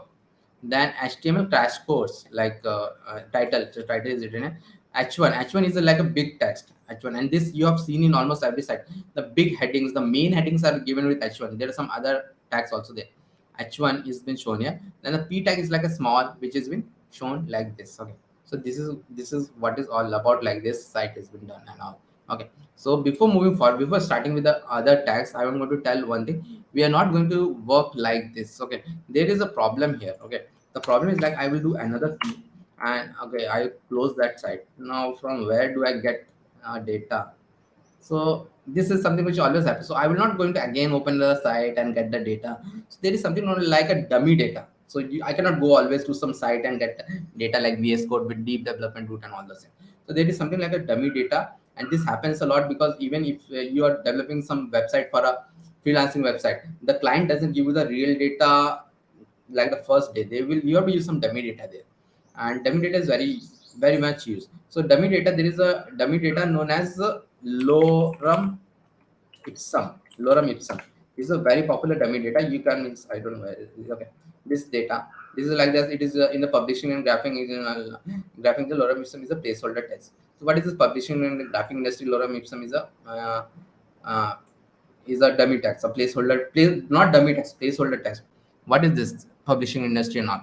And they have given like this from the starting. Okay, so even they have given some newspaper example. Why the newspaper example? Because this lorem ipsum is actually 200 years old. This concept is 200 years old. When the first printing press were invented, at that time also they didn't used to have the news, but they want to see that how my newspaper will look the first time around. So they used to put a lorem ipsum, and then they used to lorem ipsum text is like it will seems like a real text, but it is not a real text, and they will put that and it will come. So this is 200 years old, not a new. And then this was adapted in the internet, which is not like that old, which is like it is like 20 means how much, 24 years old only. Okay, so no, 30 years old, because it was in 1993. So next year it will be 30 years old. Okay, not like 200 years old, 30 years old only. So that is there. And so we cannot do that. So there are a lot of lorem ipsum generators you can use, but one of the positive thing of VS Code is that it comes inbuilt with lorem ipsum generator. How lorem ipsum generator? You have to just write a lorem lorem and just press a tab, and it will create the tag for you, text for you, lorem ipsum text. And I'll save it and see. It is not coming, but it is not coming. I just saved it. It is not coming. Why it is not coming? Because it will not come. I have to refresh it, then only it will come. So that means we have a problem. We have to every time refresh it. Actually, and if you're coming from Java background, it is okay for you. But if you're coming from a web development background, this is not okay for me. I am not used to do that. JavaScript is standard HTML and all. They are like I have to see that instantly. So I don't want to refresh every time. If you're working like this, I have to refresh every even a small thing. If I change, like this, also I change, it will not go here. I have to then like refresh it, and then only it will go. So this is not a good way. And for that, we work on we work with a very popular extension. VS Code is all about different extensions. These extensions are a small program which are created by developers who are known as open source developers. They create it for free, and then they put it in the VS Code means marketplace and whatever it is called, and then we can use it for free. Everything is free. VS Code is free, extensions are free, everything is free. So this course is also okay. So I will write here live, only write live, it will come live. It is known as live server, and this is extension. This extension is like one of the most popular extension out there, which has got like this 2 crore downloads. Okay, and this is like what happens is that a local server kind of a thing is created. Don't worry much about that. A local thing will be created, and it will continuously keep on monitoring your code changes. So you have to install it and all. And then what will happen, you have to come here and you have to right click and open with live. So you have to do, or else there is a go live button is there, you have to click it under. So I'll do first time this open with live server. So it will open here. Again, it is opening on my Safari. I don't want it to open on my Safari, so I'll come here and do it here. Yeah, next thing. So what is the plus point of this? See, it is giving some weird kind of thing. Don't worry about that, and it will keep on running. The main thing is that some port is been created and it is keep on running. When you want to close it, please do close it from here. So this is keep on running. So what is the benefit of it? Suppose I delete it. This second paragraph I delete it, save it. See, it automatically refreshed. My mouse is here. I have not done anything. I'm not cheating and all. I've not done anything. I've not clicked also on some keyboard and all. It automatically by magic it has refreshed and it has given me this thing. So that thing happened. Automatically it refreshed. But that thing didn't happen here. Again I have to go here and I have to click it. Then only it will go. Then only it will go. So we are not going to use this. We are going to use the this live server from now onwards. Okay, so live server is there. So I just copied it. I didn't place it. I just copied it from some some other place. I also don't know all those things. Like there is something in VS Code. I just copied it from VS Code website. Okay, so there are some way also. Means I generally copy it from uh, internet only. Okay, so that is there. VS Code also there is some place, some way. I don't know because I don't use that much emoji. Okay, there is some emojis and symbol is here also it is there because I've seen people using it, emojis and symbol. Okay, okay, from like here also you can use emojis and edit and emojis and symbol, and you can use this from here also like anything like. Okay, so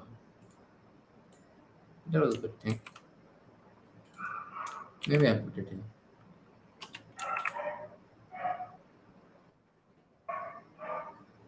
Okay.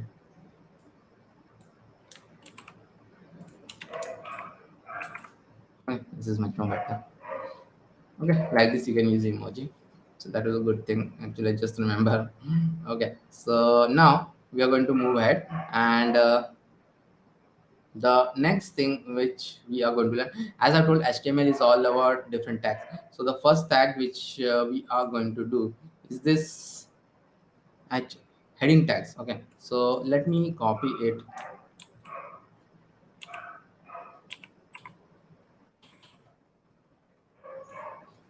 2, 3, 4, 5, 6.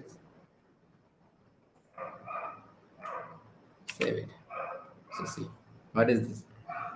H1 to H6. Okay, so they are different heading tags. They are known as heading tags, and they you might have seen them all in a site. Like the main heading is like a H1, the subheading is like an H3 or a H2. So they are there in almost everything. So there are 6 tags are there. They are of different sizes. They are of different sizes and used for as they are known as heading tags. It is used for heading. Okay, that is there. So this is the heading tag. Then the next tag is the paragraph tag. So we have seen this thing. It gives me paragraph, and I'll write another paragraph with like lorem, and it will give me like this lorem, and it is there. And so this is also I have explained. So before moving forward, I will tell about one more thing, which is not a tag, which is how to comment in any coding language or any like in HTML. Comment. So comment is like I will write a HTML tag, and I will write here. No, not HTML tag. It is known as heading. Why HTML tag? Heading tag, and this is known as paragraph tag. But I don't want to show it to the end users, and I will just comment it out. And I will just comment it out. So this is what the developer sees. This is what the means the user who will come to this site will see. So this is what is the difference between a developer and an user. Okay, I have opened both of them. Save it. So if I saved it, this is comment is not being shown. And why? How I commented? I selected it all and clicked and click on control and backslash. And this is the same in every other programming language also. Control and backslash you have to do, and it will give you, and it will give you this comment. And comment in all programming language are like different. Like in Java, in HTML you do comment like this. You don't have to understand much about it, but because there is a shortcut in the keyboard, control and backslash, you select all the thing and control and backslash. What are the comment are for the developers to know what is there. Okay, not for the end user, because end user doesn't even see that thing. So a developer comes in and they will understand, okay, this is a heading tag, this is a paragraph tag. So I will give you this code, so you'll understand, okay, this is a heading tag, paragraph tag. In bigger projects also it is very much required to comment, because so that the in bigger project happen in one file only 2-3 people works. So when they come, they should know what is there. And if someone leaves the company, then the next person comes, they should know, okay, what is this code does. Because This is a very easy thing which I've done, but the bigger codes are like very complicated. So someone will write something, they themselves also have done a lot of research, like the whole day research to write that code. Then they will put some comment there. Okay, this is doing like this is this. So the next person can learn it. Okay, so that is there. And so let us go ahead and paragraph tag analysis line. So now before moving to the next tag, which will be a link tag, I want to tell one thing here, and that is like okay, so this both heading tag and paragraph tag are something known as a block level element.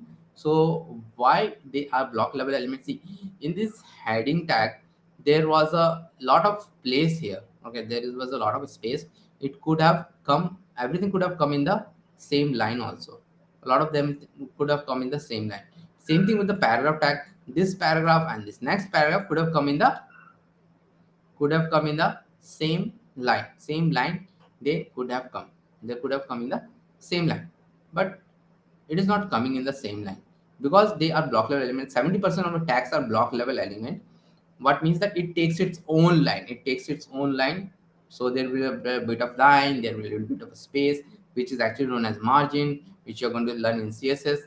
Okay, so that is there, and so there will be a bit of space is there. Okay, so it is like the block level element. But the next tag which you're going to learn, some of the tags are also inline elements. So that we're going to learn is the link tag. Okay, beside that also there are some other tags are also there. So we'll learn about the link tag, or this is also known as anchor tag. And all of you who are even from non-IT background have seen this tag a lot. Link tag, again I'll do this, and this anchor, because it is not possible that even if you're from a non-IT background, you have not visited facebook.com, it is not possible. Okay, or any other site, it is not possible. Okay, so here I will do a anchor tag, and it has got something known as attribute, and in this attribute I will write like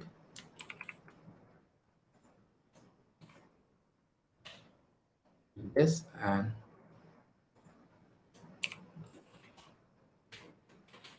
block I write, and then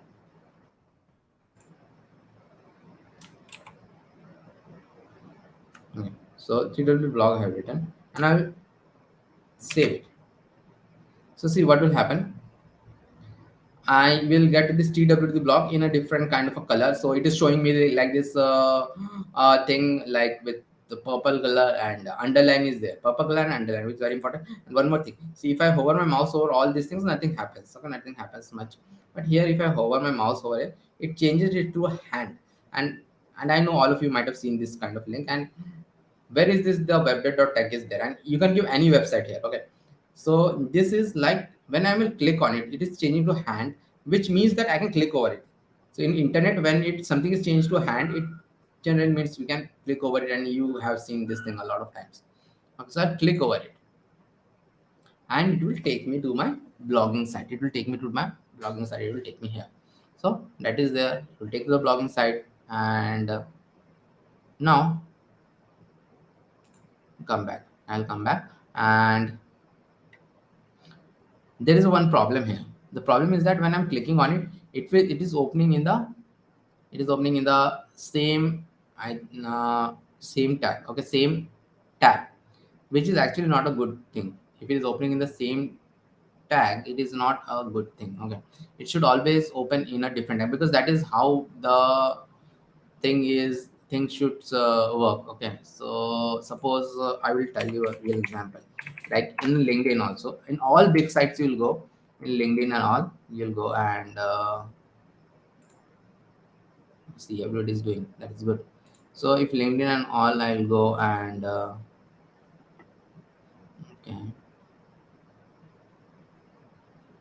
I think I posted something.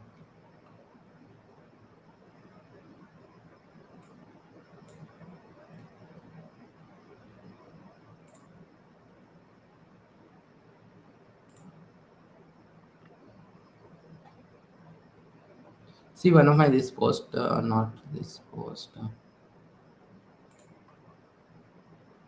Okay, so this post, I have posted this link. Again, the link is like this. Generally, it shows for the first time in this blue thing. Okay, and this hover and all this thing. So I posted this link. When I click over it, it is not opening the same tab. It is opening in a different tab. Why it is opening in a different tab?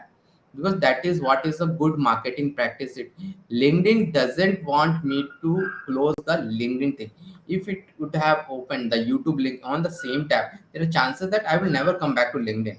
This is a marketing thing again, that I will never come back to LinkedIn. So all the time you should also open it in a different tab. So if your small website or whatever is there, people generally have hundreds of tabs open, so they might come back to that. So that is how it is there done always. Okay, so that's why you need to have something to open it in a different tab. And fortunately there is something in programming only which you can do to open it in a different tag, because this is a very common problem. Okay, so this is on the starting only. So I will do again an anchor tag, and actually I want some actually. Maybe I put my LinkedIn profile only so that you can later come to that in this. Anyways, this code you're going to get. I'll put this and I'll put this here, and I will write here LinkedIn. Okay, but the thing is that I will do it like this. It will again open in the same time. I don't want that. So there is something known as a target equal to underscore blank. Target equal to underscore blank. I'll do, and then I will save it. Target equal to underscore blank. I'll do. Okay, and save it. So this is just a everything is a keyword here. Target equal to underscore blank. Nothing else. You have to write it like this. And if I like click it, so it is opening in a new tab. This is opening in the same tab. Bad thing, this is opening in a new tab. Good thing, because my site is already there. So that is a good thing. But if you closely notice, there is one more thing which happened right now. I have two anchor tags and both of them have come one after the another, and that's why they are also known as inline element. If I give 10 anchor tags, they will come one after the another. So that is like that. Okay, that is how the anchor tags are. Okay, so that is there. And now we'll go ahead and we'll learn about list tags. Okay, list tags we are going to learn. So let's do that.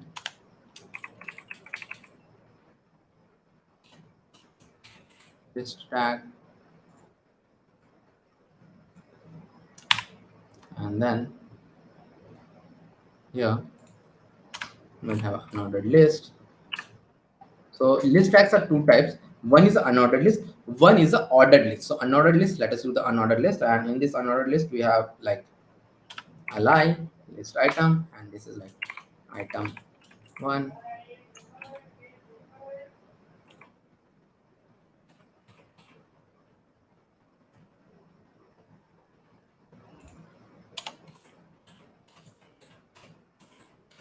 So I have an unordered list, and I have like in the unordered list I have something known as a list item. Li means the list item, ul means unordered list. So if I save it, and inside the unordered list only I can have this list item. So I will save it. So this item 1, item 2, item 3, item 4, item 5 will come. Okay, all these things will come. So like this it will come, and this dot will be there.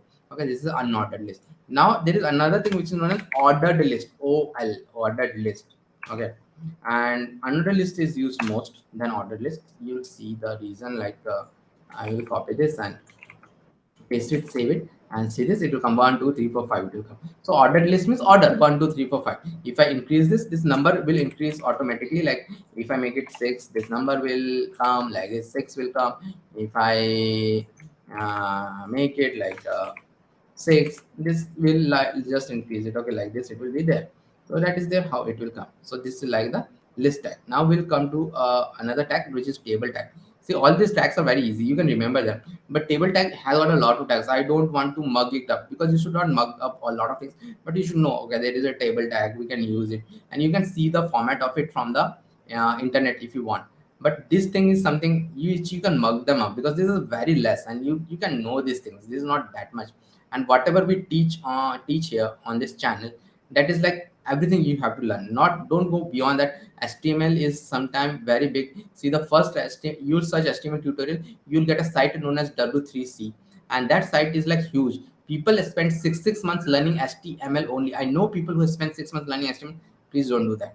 You don't need to expand 8 months learning HTML. HTML only will require you, means it takes us 1 hour to teach, and it will take you another 2 days to learn HTML, all the important tags. And then if you have to use some important tag in your production code, then you learn about that. That is not like HTML. You want to spend that much time, please spend that much 6 months to 8 months in CSS, not here. Okay. So now the next tag which we are going to do is the table tag. Table tag, comment it out, and now table I'll do. And so it is come with table, and it has two things like t head, like it is table head, and t body is like table body. So there are table head and table body, two things it has got, table head and table body. Okay. So as you might have noticed that table head will like table head is like head. In the head part of the table will come, we are going to create a table, and table body is like a body we are going to create. Okay, so like table head I'm going to, and in this table head I'm going to do a tr, is table row. And in this table row I am going to have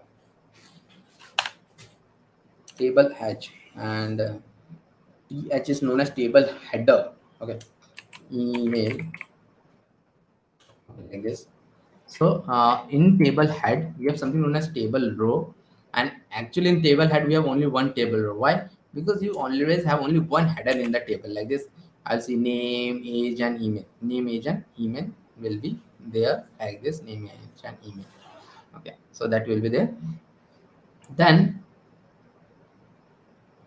I'll come to this table body, and we will have to create a different rows for the table. So that is how table works. Okay, so I'll come here and do a table row and table data, and it is like, okay.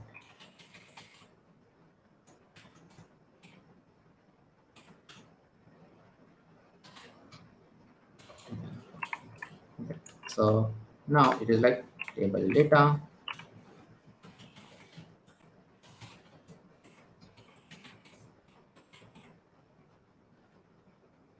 and in VS Code you write a tag and press the tab, it will complete the sentence. Okay, so this table row, I will have this table row not for once but for more times, like, because we have a lot of rows here.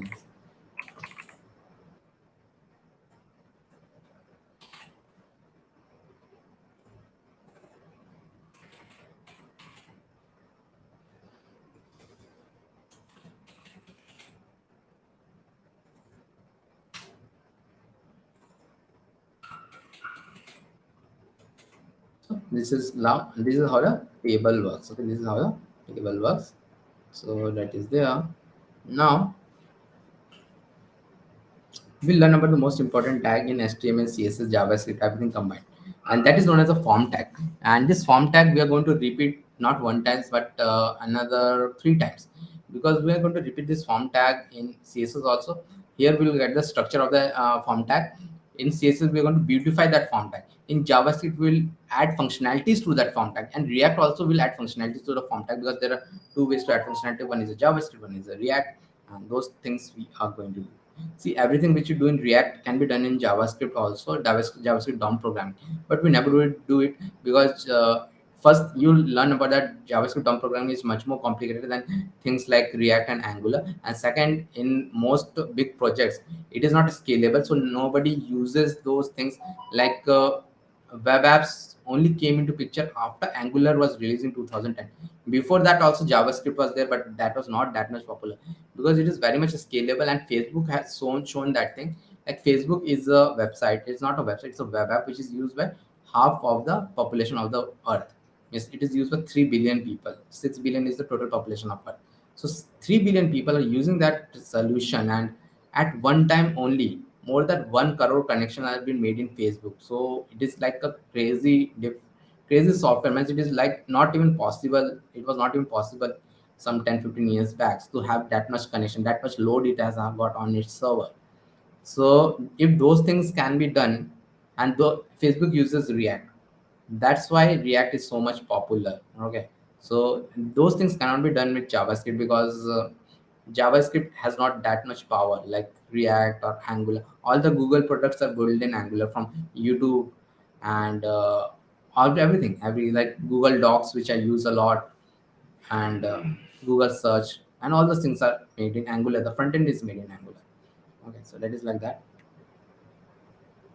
And fact is that all other companies except Google uses React. Okay, so we are going to do the form tag. So I'm talking about the big companies like fan companies. So I'm going to do the form tag. Form tag is like this, and here, okay. Even before going to the form tag, I want to do something. So I have come a bit down. So what I'm going to do here, I'm going to do HR here first. Okay, HR is like horizontal row. This horizontal row will give me a line. Okay, horizontal row will give me a line. And there is another thing which is known as the BR. BR is known as break row. It will give me a space. And actually, I will have my form tag in within this thing, so that I have come a bit down also. Okay, so I have my form tag inside it. And form tag is not just one tag; it's a combination of a lot of different tags. Just like a table tags, we have seen a lot of combinations. Here in form tags also we have a lot of combinations. So what are actually form tags used for, and why I am told that it's so much important? The most important tags in HTML, CSS, JavaScript, and React. Form tags are the thing which actually make a website a web app. So you go to facebook.com, you go do the login there in the name, password, registering, first time register, name, password, email, age, gender, and all those things you have to give. So those have been taken by something form. So form tags are used to take the user input and then send it to the backend. And this is something which we are going to learn in this 2 days also. Not right now, because we don't even know how to interact with the backend. And interaction with the backend will come with the JavaScript later on and ReactJS later on. That interaction with the backend and all. Right now you understand the form tag, you take the user data and send it to the backend. That is the main thing. So when you register on facebook.com, you use a form. When you post something on facebook.com, you use a form. When you log into facebook.com, you again use a form. So that is like the form is everywhere. Yeah, it is used to take the user data, especially in web apps. So everything we are doing it here is web apps, not websites. Okay, like this form I'll do. And inside this form everything generally comes in a pair of label and input. So I will come here and do a label here, and it will give me something as for. So I will write a name here, and then I'll write a name here, and then I'll do a input here, and input type is text, and name is name. And there is one more thing here which is known as a id equal to name. I could have taken it something else also. So let me first do it, and then I'll explain all these things what are they. Okay, so I will just do one more thing here, so there is not much confusion. And this will be like age, but this will be number. This will not be text, this will be number. And this is age, and this is age. Save it. So see, now something has come. Let us first go through here, and then we will come back here. So this name, this is a text box which we all have seen. Here I can write anything like my name. I can write here. It is like a number. So here you can write a number like this number, and there is something to increase also. All of you might have seen these things. Okay, this is coming because this is type of text. This is type of number. So now the next thing is, what is this label? What is this input? And what is all these things? So label is having label is this, you might be seen, label is used to give this name. So this name is there, this age is there, we've given by the label. And what is this for? This for is there.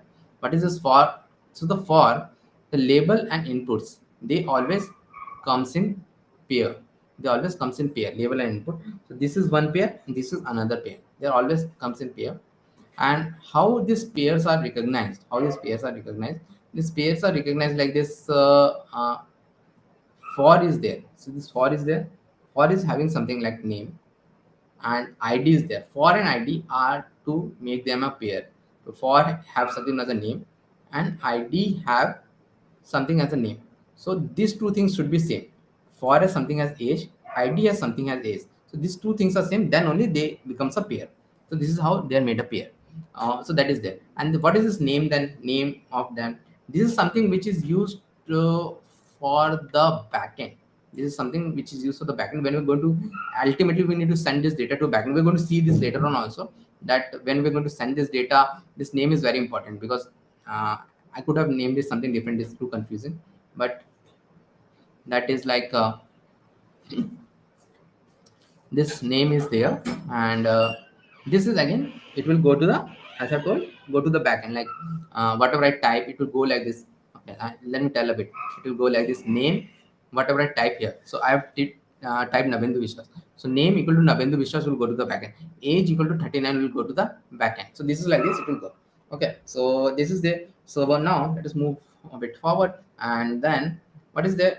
You might have seen that both of these things are coming in the same line. Why everything is coming in the same line? Everything is coming in the same line because here everything is an inline element. From label to input, everything is an inline element. Label is also inline element, input is also an inline element. So both of them are inline element. Okay, so that is there. Both of them are inline element, and but we don't want everything to come in one line. When next we're going to learn CSS, we are going to learn one thing, that it is very easy in CSS to style these things and all. But right now we're not going to do CSS. Right now we're doing plain vanilla HTML. Okay, so that is like that. So this label and input, how I put it in a different line. So in HTML code, always you see something known as a div and a span. So div is something known as block level element. It doesn't mean more, but it is like a, you'll always see that people will divide something with a div. Always you'll see this thing. So div by default, it's a block level element, means it will give a one line. It will make its own line. So what I will going to do, I'm going to move this inside the div, because I want to show it in a different line. Whole thing in different line, because it's a very common way that name should come in a different line, age should come in a different line, password should come in a different line, like that. And div I'll do again, a div I'll do, and then I will do it like this. Yes, and save it. Both of them will come in a different line. But then also something I'm not liking it here, which is like so there is, it is very close to each other, very close. Okay, I'm not liking it. Again, I have to wrap it in a div, which I will not like to again wrap it in a div. So I'll take help of this br tag which you have just learned, which gives a bit of space. When we're going to do CSS, we're going to see some another cool way to do it with that. Okay, we even don't need a br tag in a CSS. Okay, so, and again that thing which you are going to learn next. Okay, so this br tag I have given. So this some space has been given. Space has been given here. So this is like this. It is there. So now the again these two things we have learned. So the next thing which you're going to learn is a text area. So I will come here br and a div I will do, and this in the div I will do again a label, and I will do a message for message and message, and then okay,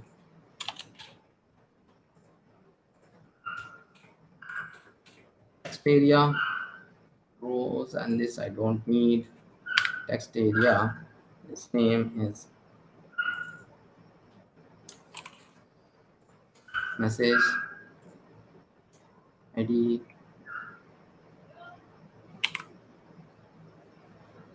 message and IDs. Okay, so this is there, and okay.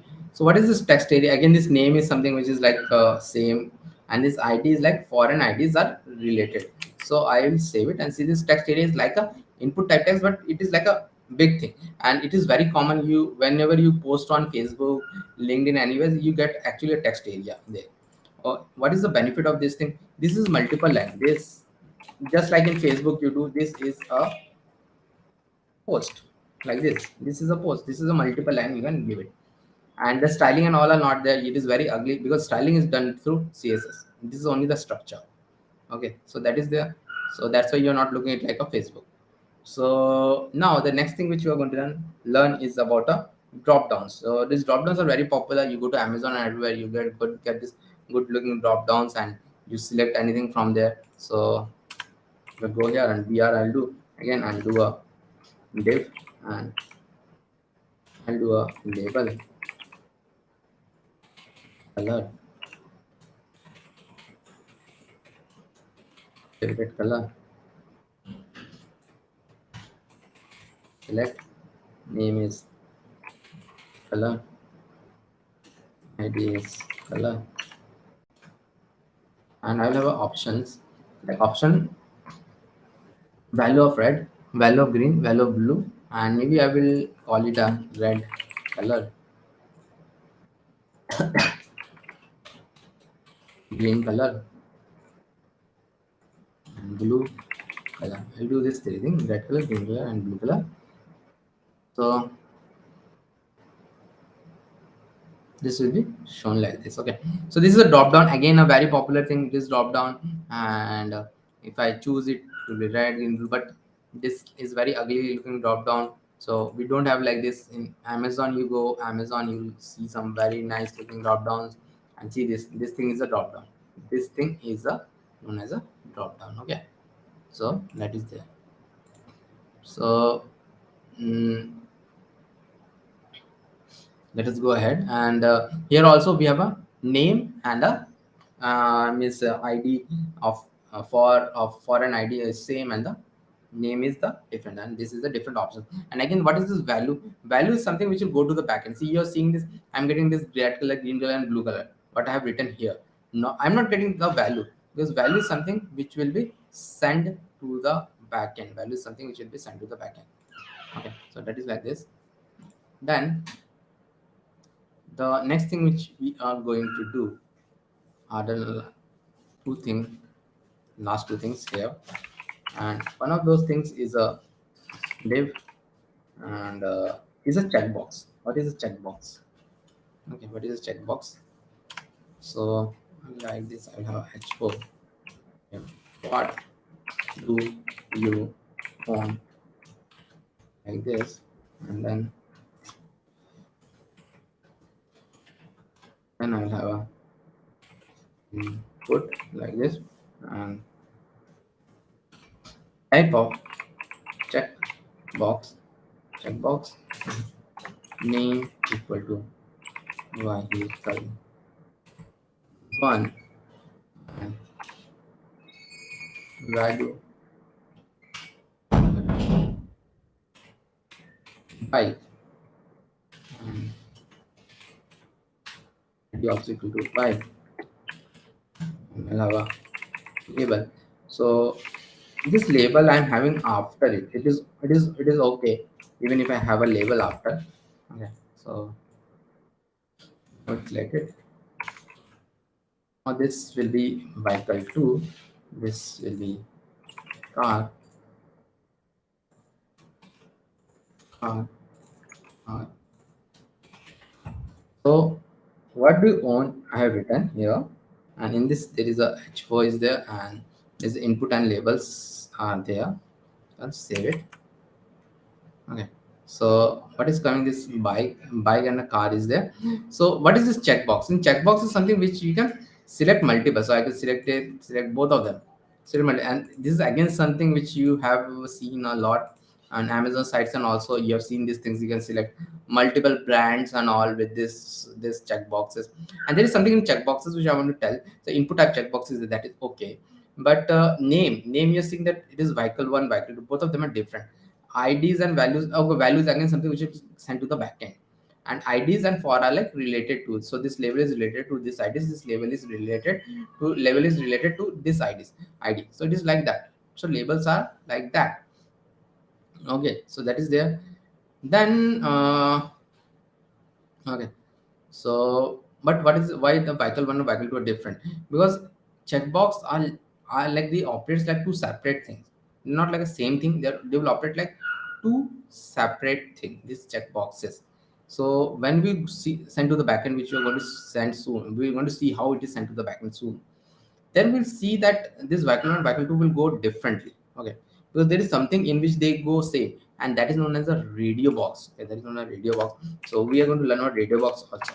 The radio box, they go as same. Why? Because radio box, we only send one thing. Radio box are those round things which we can select only once. And a very common place to use radio box is for gender. You cannot have more than one gender. Okay, so like that, I will now have a h4 and I'll have a gender. And this is very common for website to take a gender like this. Okay, so I will have an input type is radio and name equal to gender and value equal to male and ID equal to male.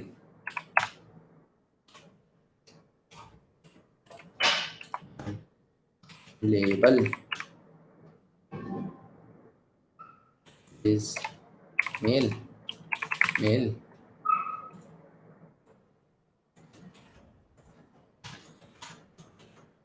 Okay, so that now I'll have this female, female, female, female.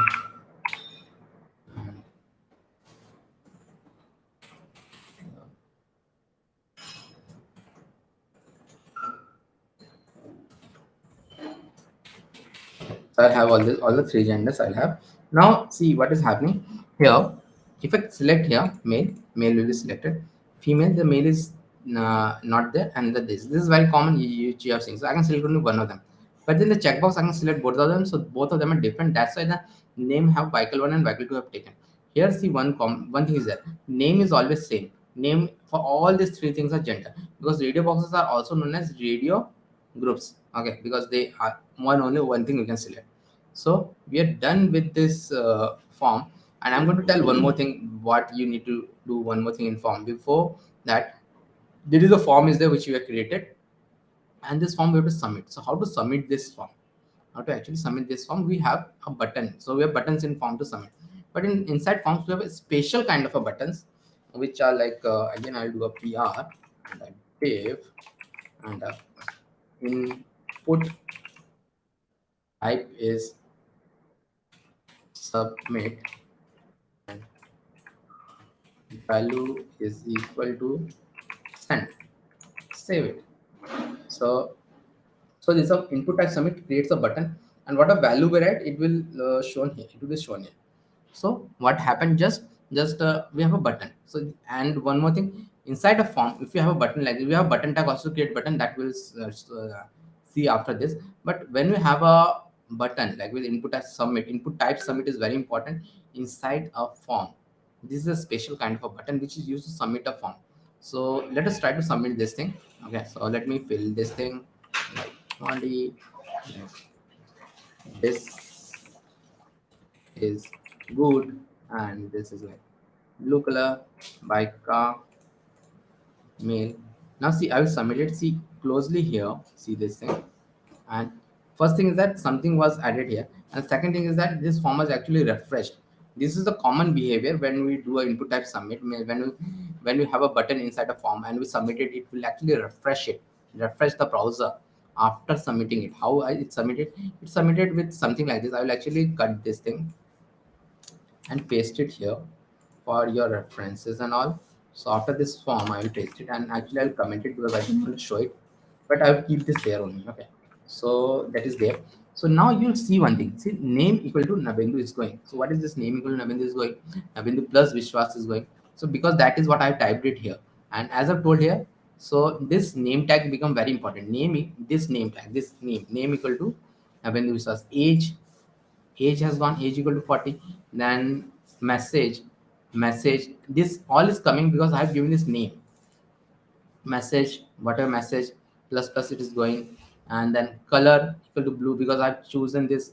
Again, this name, it is coming because of this thing. If you are given something different here, it has gone like this. So this is how it is sent to the backend. Backend only need this much thing. It doesn't need that it's a text box or something like that. It doesn't need those things. So because in the backend some database, it will get stored. some database will store it. It only requires those things only. Then the backend team will do the manipulation and all. It only requires that thing. So color and all, color is there, blue is going, and color. See, one important thing is that color, the value is going, not this thing. Color value of blue is going. Then vehicle one and vehicle two are different actually. As I told earlier, also vehicle one is like this bike, vehicle two is like this car. Okay, and then this gender is there. Gender is of male is going. So this is how this is work. But I've told all these things, and I've told one more thing to never go through the W3C site. What we are teaching is more than enough. But there is one thing which I want you to go learn from the W3C site, and I will give this link also.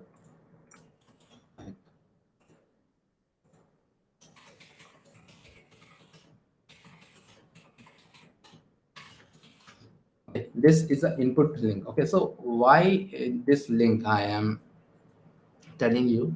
Because see, as I've told, HTML has gone through a major not upgradation in 2015, because HTML5 was added, and with HTML5 there are a lot of new input tags were added in HTML, and it has made HTML very much easier.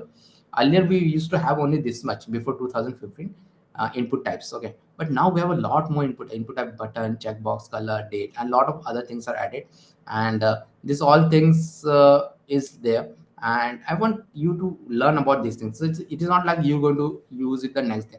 Input type password is very easy. It will give this text with the dot dot that star it will give. Okay, so that is there. And there is something which is very two of these things. Two of the things here are very important. What is input type date? If you see, try it yourself. So what is this input type date? Actually, input type date gives you the complete calendar. It will gives you the complete calendar. So if you come here, if I go here and come 40, I can, and this is a very common thing to give a input type date, because we take date of birth and something from the users a lot of time. Okay, even if you register in Facebook, you have to give the date of birth. So before 2015, this calendar used to come from some JavaScript plugin and all. It used to be very, very difficult. But now you just have to give input type date, and this whole calendar will come. So this is like a lot of code is now reduced because of this. HTML has added this default feature of like having an input type date also, which is like very cool. So another thing which is like very cool is like date and time and also other, which you can see. But which is something which is very important again is the input type file. What is this input type file? You just give an input type file. What will happen? This will, you can now choose a file, and this is a very common thing. You go to naukri.com and all, you have to upload your resume. So this is a very common thing there. To add again only one line of code. It is actually very difficult to implement with just a JavaScript and all. Okay, so that is there. So that is there. Then done with this, as I told, learn from here. So now the next thing which we are going to learn is the button tag. Coming this off, and button tag is like you go in just a button and click me, save it, and we'll have a break. We are soon going to complete HTML, and we are going to have a break before the CSS, a 10-minute break. Then CSS will be started by Mason. Okay, so that is there. So button and click me is there. So what is this simple button? Simple button is like, in this simple button, what happens? If I click here, see, nothing is happening. Means, and in a button which is inside a form, if I click here, see one thing closely, even if you're not filling anything, this will refresh. The browser will refresh. This is a common behavior. Normal button, nothing has happened. Anyways, the functionality will be added by JavaScript. Okay, so that is it. So now we will come to the last tag in with which we will complete the HTML, which is one of the most important tag after the form tag, which is the image tag. Okay, image tag, and we will place some images there. So I will go to this unsplash.com, and from here I will choose this image. I'll choose this image, and let me take the BR is also required, and image tag I'll write and do like this, and G, and first I have to do an image. I have to download this image. So I will download large image. Okay, I will download a large image, show in Finder. So it is like there. Let's show in Finder, and then I have to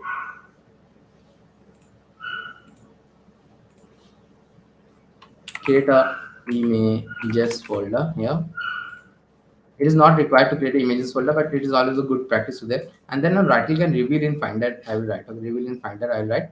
And reveal in Finder, I have written. Reveal in Explorer, it will come for you. Okay, so I will go to these images, and in these images, I will actually click it and drag it there. Okay, so close it and Oppo and all these things I'll remove, and just I will have it this unsplash.jpg, and that is done. Unsplash.jpg, save it, and now how to show this image. So to see this image here, so we already have these images and this unsplash.jpg is there. So I'll come to this src and I have to give the path here. So I'll give the path images and slash unsplash.jpg, and alt is something which I will write like more, or it is oppo, right, oppo. Then and see this big oppo image, something is coming. Very big is coming, so I don't want this much big. And we are soon going to learn how to connect this, how to means control this image through css. It is very easy to control. Okay, so it is coming very big, so we don't have much properties in html. So I have a width property, width equal to maybe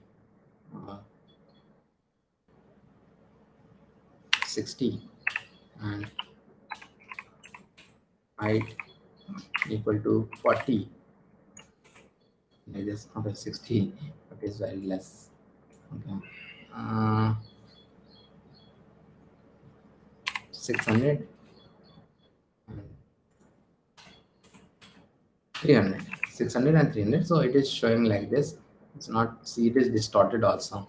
So this distortion issues also comes when you do it like this. See, this is distorted. The image is shown so less. Okay, so 400, maybe I have to do it as a 500. So this is like this. It gets distorted, and we're going to learn a way in css through which it will not get distorted. But with html we don't have much control. So this is how we show the image at this image tag, and web added this image in your file and do it. And we can also show the image from the internet, like maybe the same image. What I'm going to do, img src, and I will write oppo internet. And the other way is to you can get the link for any image like from google and all. You can right click it and copy image address. It will always come. Copy image address will do. I will paste it as a big image address will come. It is okay.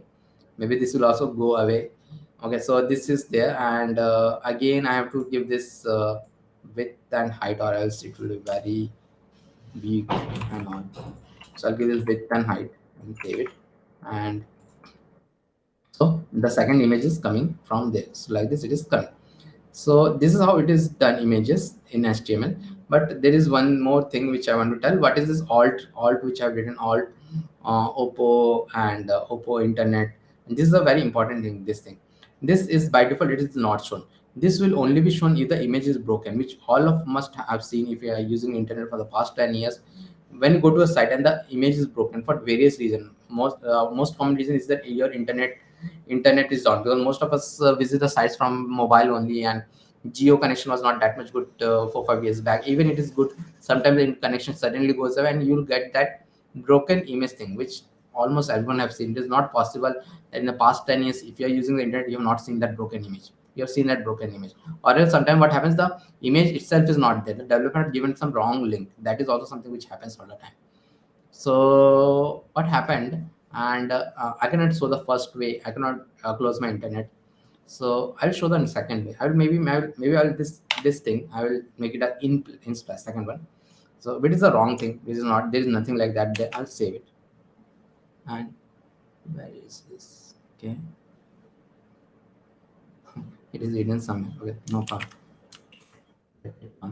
I will make this as same. See this oppo, this oppo is there. Oppo is written here. Oppo. Alt is Oppo. And a broken image is shown. So this is for that. This is this broken image. Okay.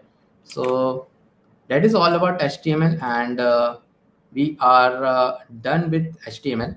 And as I've told, the next thing is we are going to start with the CSS. In fact, one sec. In fact, Mosam is the one who is going to complete the CSS, and I will be completing the after that the JavaScript. JavaScript most probably will start by 3 or 4 p.m. Okay, so before that, please do means one sec. Okay, so yeah, so we'll have a 10-minute break now.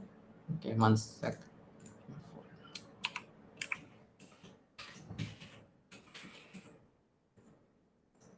So Um, so please come back after 10 minutes. So we'll have a 10. I'll start a timer. 10 minutes. 10 minutes. 10 minutes break we are going to have, and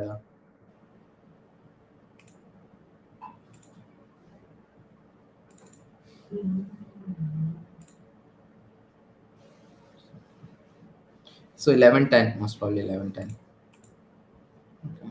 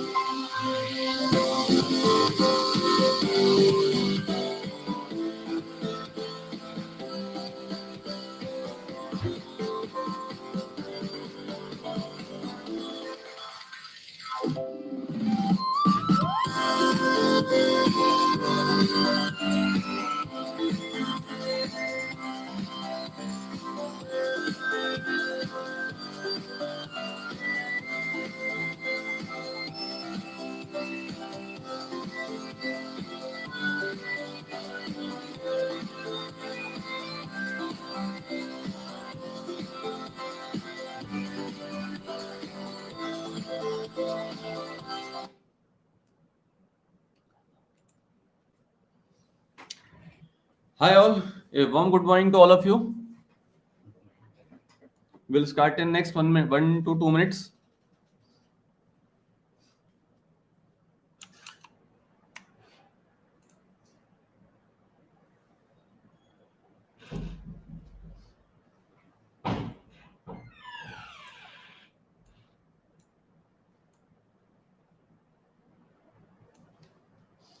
I hope you all will be able to see my screen and able to listen to my voice.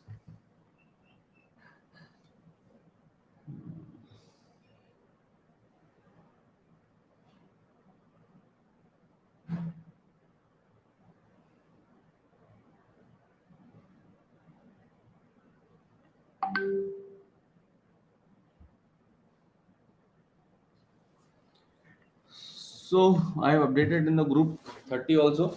So you all are requested to please join fast.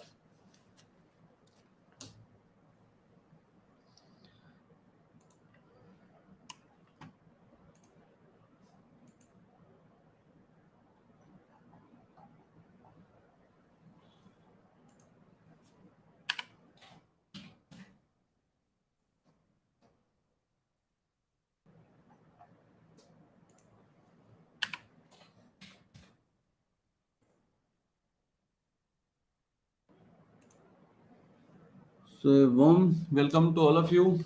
A very good morning. And today we will be doing a boot camp, and I will be taking care of CSS now. So in the CSS we will be doing CSS Basics first, then CSS Flexbox, then CSS Grid. So after CSS Basics, it will be around 1 hour session, 1 to 1.1 and a half or 1 hour session, approximately 1 hour session. Then we will take a 5 minutes break, then Flexbox, then 5 minutes break, then CSS Grid. After CSS Grid, this complies the CSS. Then we will have a lunch break of 30 minutes. So please don't ask for the breaks. I have already assigned it planned in such a way so that you all have time and you can make yourself comfortable. So I'm repeating once again, after CSS Basics, which will be a 1 hour session, we'll have a 5 minutes break. Then after CSS Basics, we will be doing CSS Flexbox. Then again 5 minutes break. Then after Flexbox, we'll have Grid. We'll again have after Grid. This comprises the CSS, and we'll have a 30 minutes break for the lunch. So the lunch will be around, I can say, 2 to 15, 2:30. Between 2 to 2:30, we will announce the lunch for 30 minutes. So after that, JavaScript, we will start with JavaScript, and that will be taken by Nabendu again. So you want the code, so we will share. Don't worry, we will share the GitHub link once we will do the entire bootcamp. We will share the GitHub link of the codes what we will be doing for all the HTML, CSS, JavaScript, and React. This will fulfill your requirement, Mr. Boka. So can I start now? Have everyone come back, join back?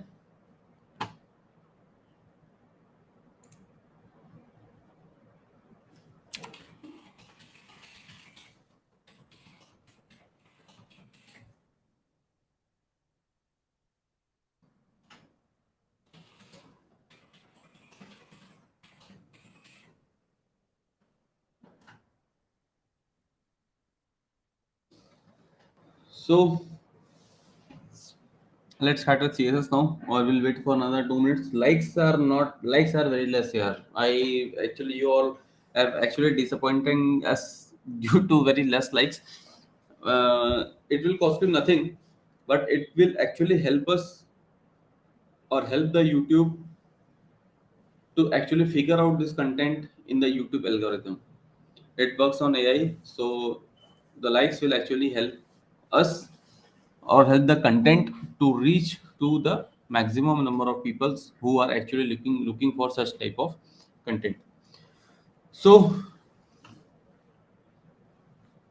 let's start now.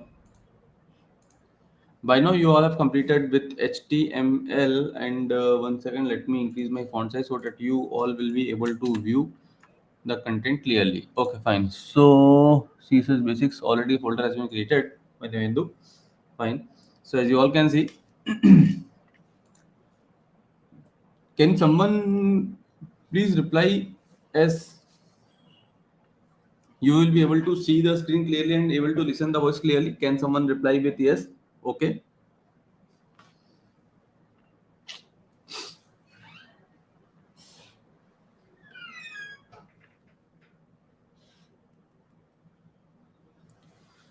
So fine, perfect. Yeah. Fine, Rama, fine. So let's start now with the CSS basics. CSS basics session will take approximately 1 to 1.15 hours. Okay. Yeah, fine, Mr. Purushottam. So after that, we'll have a 5 minutes break. So let's start with CSS now. As you all know, let's have some theoretical part first. Then we will go to the practical part. So I will be actually linking the theoretical part with the practical part. What Nabendu has built. We have designed the course in such a way that we will be more focusing on the theoretical part, that is the coding part, irrespective of the teaching part. So what is CSS? CSS is basically cascading styling sheet.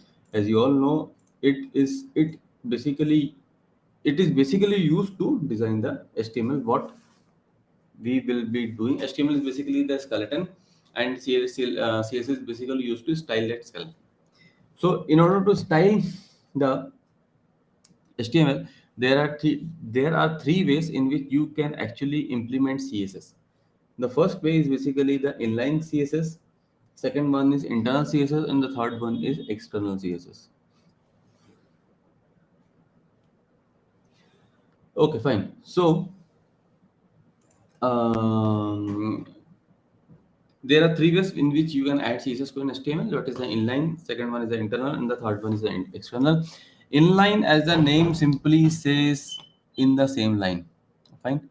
Internal means in the same HTML code, and external means creating some, adding a third file to the HTML. So in order to show you, let me create a basic index.html. So this is a basic skeleton what you have seen, and let me change it to CSS Basics. Perfect. Save it. Open with live server. Fine. 1 second.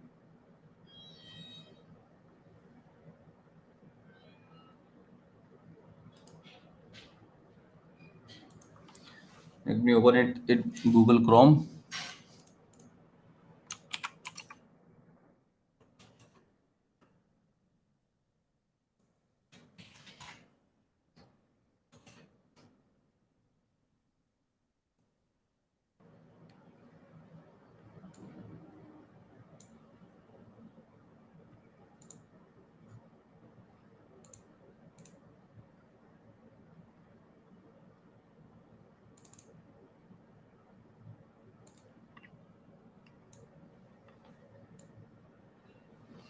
Fine. So I've divided my screen in actually two parts. So it's actually working fine. CSS Basics is there. Fine. So there are three ways in which you can add CSS. One is inline, internal, and external.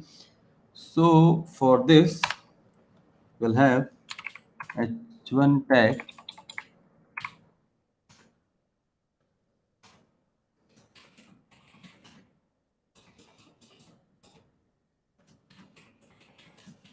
hello all, save it, and how inline style will have the color as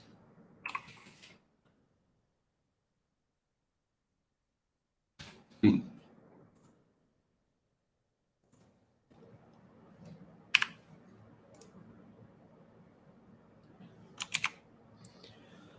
So this is an example of inline tag. Oh, inline CSS, in which in the same line you can add the CSS to a property. So in the same line, this is called as inline CSS. Let's have a paragraph tag, and we'll have the dummy content, and let me save it. Dummy content is here. So how to actually add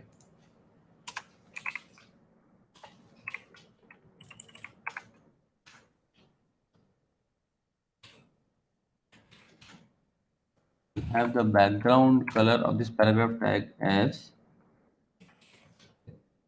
aqua and saved it. So this is an example of internal. So I hope things are very slow and very understandable. So these are the two methods in which you can add the CSS. Moving on to the next part and the most common used part by the developers, which is the external CSS, for which, as the name suggests, we will be creating an external file and using the CSS in the same file, not in the index part. So in order to use it, we'll have another h2 tag. In the same h2 tag, we will have CSS Basics,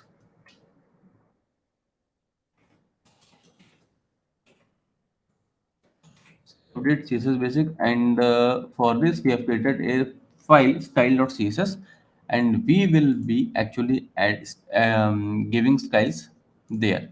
So we'll have h2 and have the what we can have here, the color as purple. So, but as soon as I'm saving the file, it is not reflecting here in the web page. Why? Because in the external part, we have to actually link both the files. So we will be using a link tag, and it is now the color changed to purple of h2 tag, where we have mentioned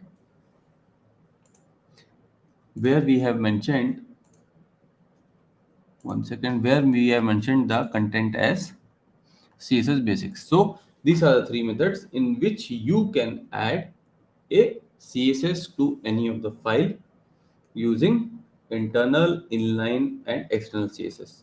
Let me tell you one thing very clearly. These days, developer will be using inline and external CSS a lot. Internal CSS, most probably it is not been preferable these days.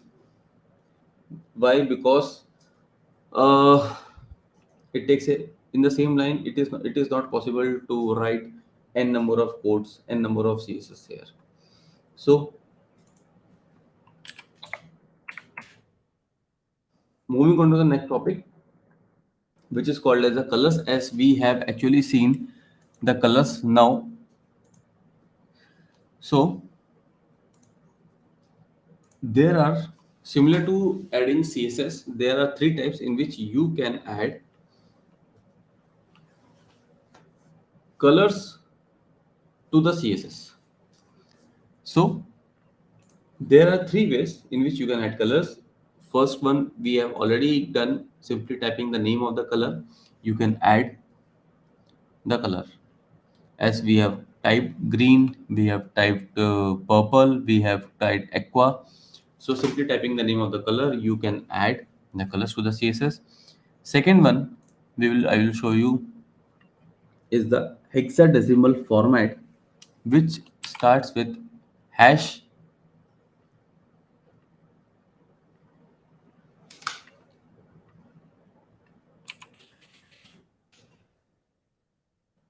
So as you all can see, I have changed this I've implemented this hexadecimal color format in the H2 tab, which have changed the color of CSS Basics. So what is this hexadecimal format? So as most of you are from engineering background, hexadecimal actually come from the number system, which starts from 0 to 9 and A to F.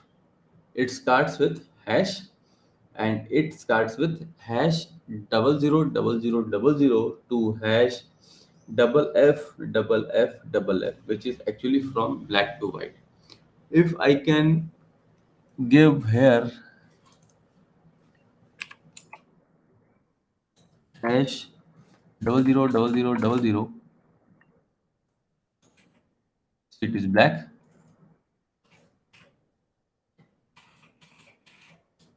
Double F, it is white, but you cannot see because the background is also white. But yes, as I've selected the entire content, you can see the CSS basics here. So this is the main property.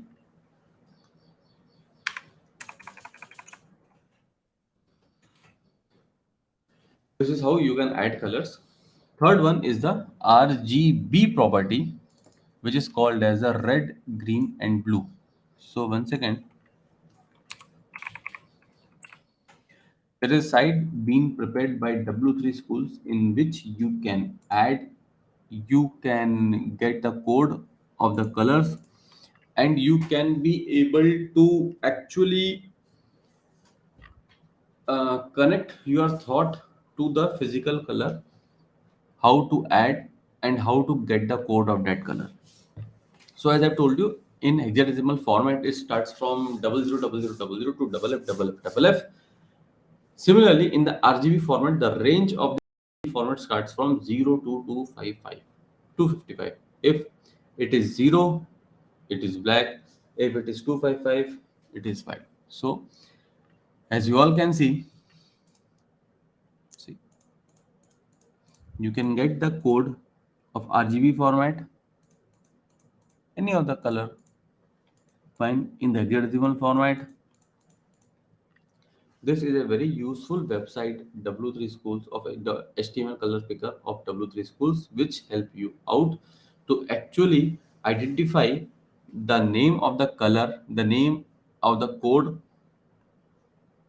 Mostly CSS, you can say it's an artistic language. Why?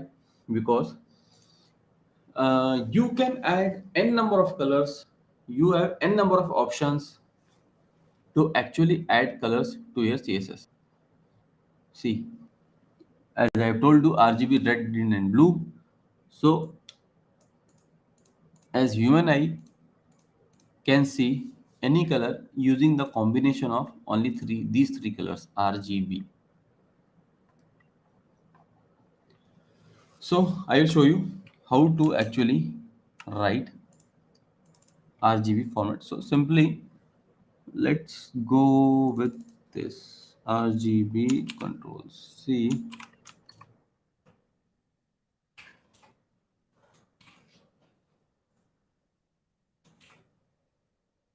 Where is our code? See, we have and as soon as you have 1 second.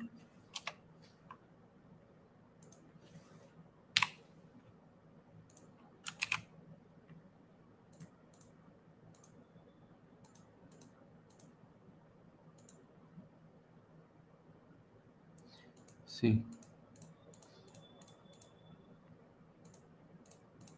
simply clicking the color, the RGB values in the RGB format is getting changed. So this is how you can actually change it immediately.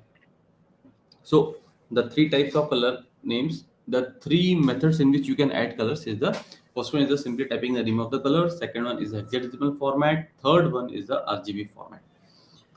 So after this, there is a new color format which is being used now, which is called as the HSL format, which is a hue saturation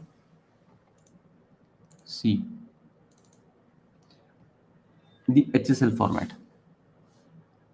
This is also being developed by W3 School in 2015 and being loved by the artists and developers a lot. So moving on to the next property, which is called as the fonts.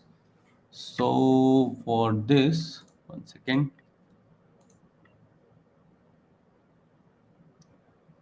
Let me use it in the paragraph tag. So as I've told you, so many types of fonts are there, and also a new awesome font has been introduced these days, which is called as a Google font.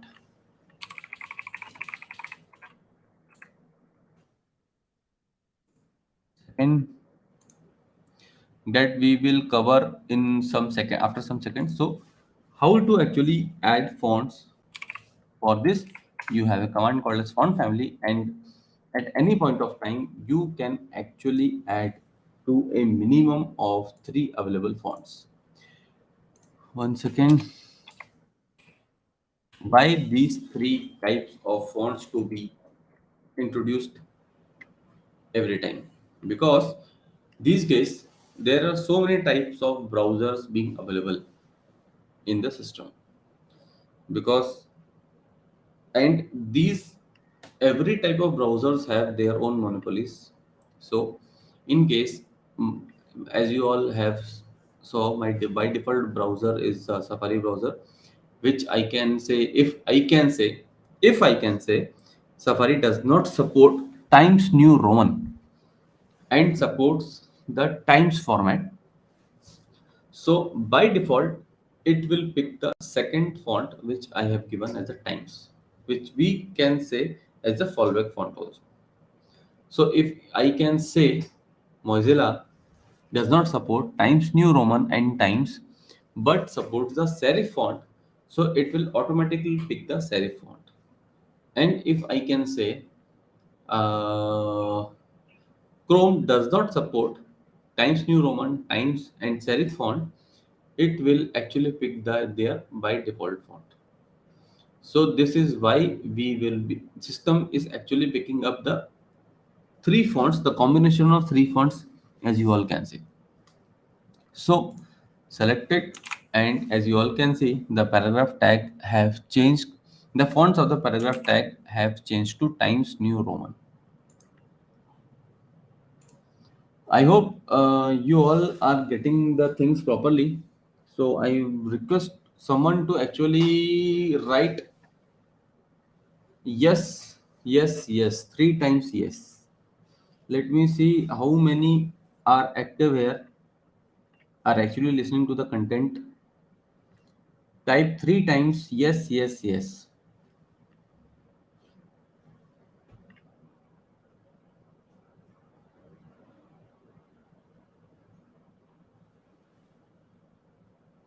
Oh, very good, very good, very good. Mr. Boka is actually participating and actually very active.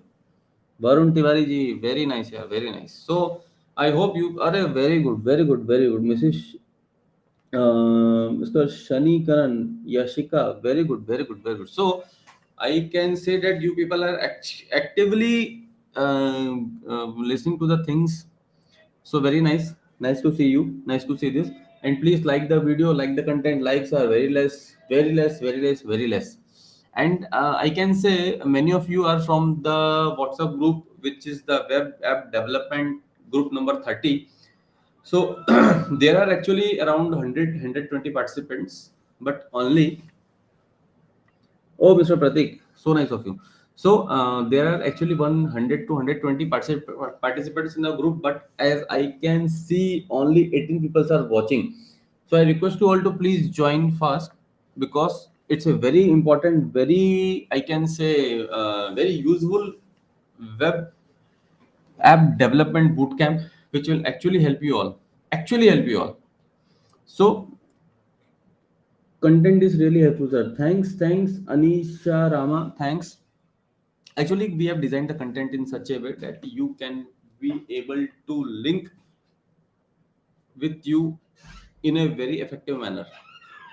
So later on, as you all can see, uh, you will actually like it. So moving on to the moving back to Google Fonts, moving back to fonts.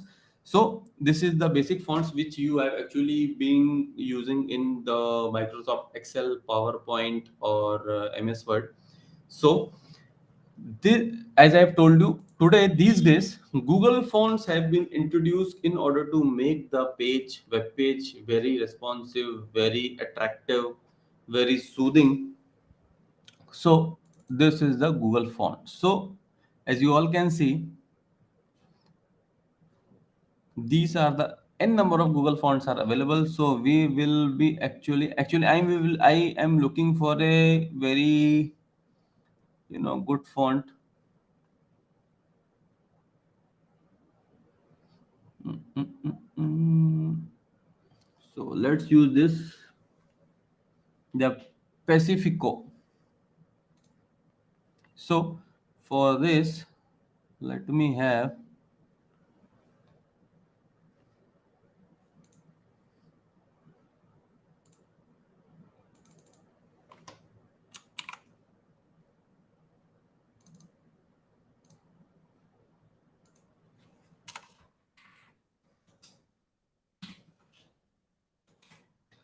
so in order to actually add Google font to your CSS, first select the name, select it here, and use this import function.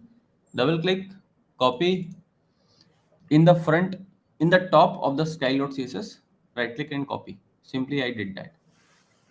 So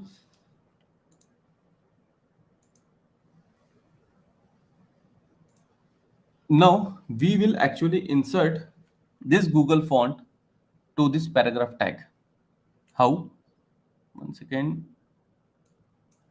Fine.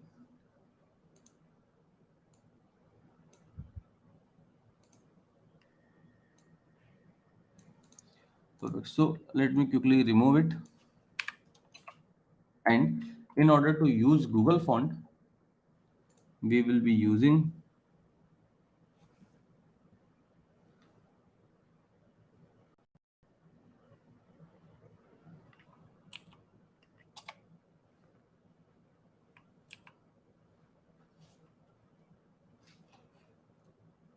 where is the name, copy it,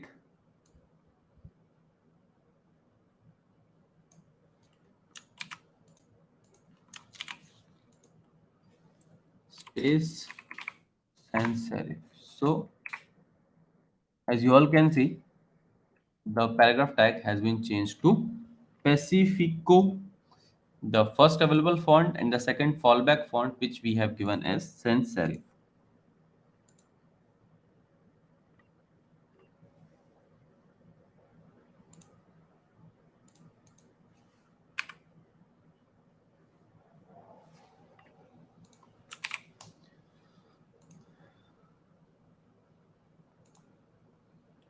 So using font family feature, you can actually add this.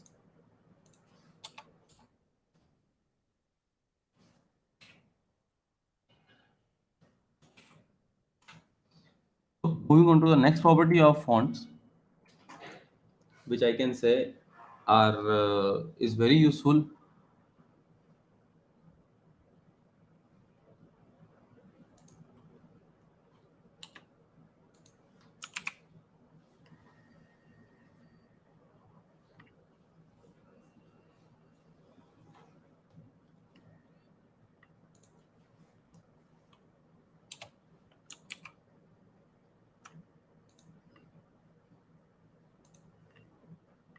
One second. Oh, that is a problem. Control X, the paragraph tag is actually missing.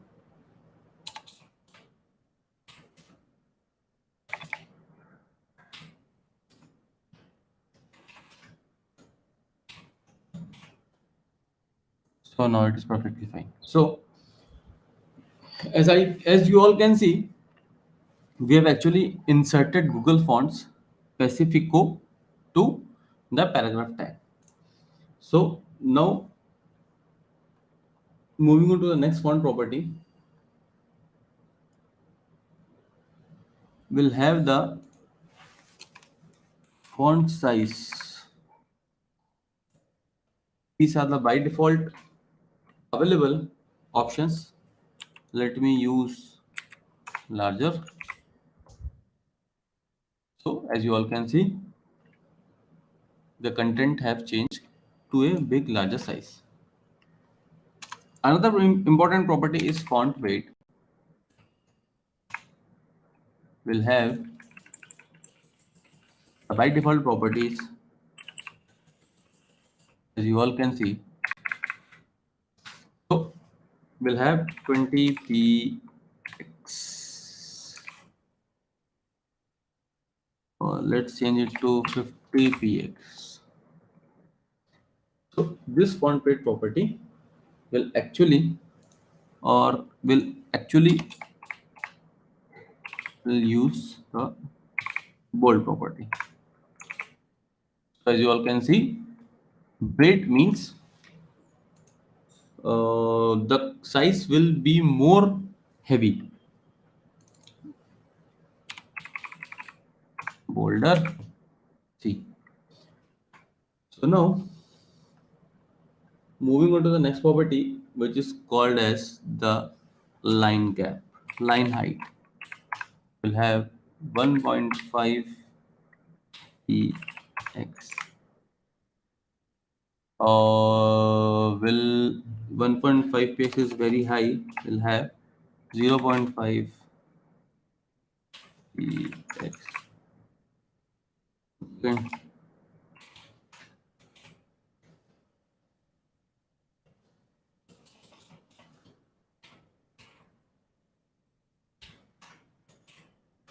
See, 2 EM is a unit of measurement which I will be covering very soon.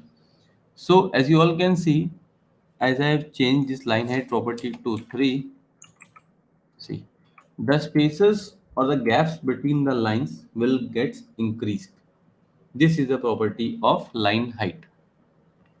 As soon as I can change it to 4, see, going back to 1 EM, one will not look 2. Fine.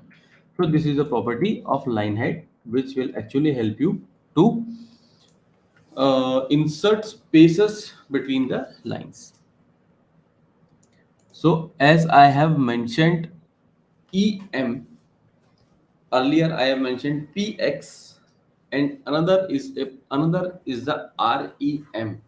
These three are the units of measurement which will actually help you to measure uh, any of the property of the CSS.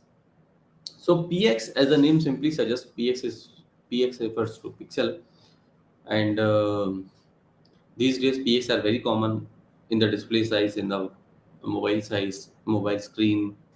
So you all are very familiar to PX. PX refer to pixel. So what is EM? EM is basically EM only, and it is basically one EM is used. One EM is equals to 16px. By default, the available uh, page size, web web page size is, I can say, 16px only. So if I have changed to 2em, that is 16 into 2, it's 32px. And what is rem? One more thing I just want to tell you, em is basically depending upon the parent size, the what unit we have given to the parent depends on the em also. So em refers to the unit of the parent also. So the third one is the REM. REM basically works independently and have no link to the parent size what we have given. So in order to show you, we'll have a div as we have covered in the last class. In order to move any content upwards or downwards, we will select it and use the alt and up arrow or the down arrow wherever you want to move the content. This will actually help to move the entire content in the same manner, upwards or downwards. So I have moved this entire content to the div, and div is basically a block level element. And now where is the div? Here the div. So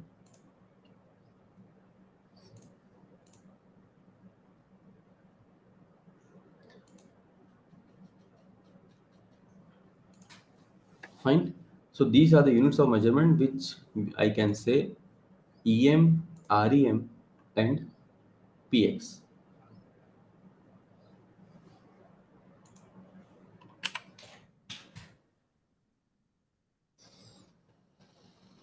So let me have another property which is called as class, and we have to actually give the name of the class. We'll have the name as demo. Save it. So there are actually two things which you can see the usage a very lot, which is called as the classes and the IDs. Both are almost very similar to each other, but the main difference is this: as classes being identified by dot and IDs being identified by hash. Classes can be used at different places, but ID can only be used in a one place. So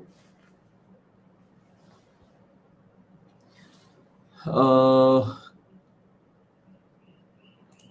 let me show you with the example as how to use this class. So actually, as I have seen this, as I have moved this inside a div, and we have named the class, named the div, we have inserted a class, and we have named this class as demo. So in order, as I have told you, we'll use dot demo, or I will do one thing. One second. We'll create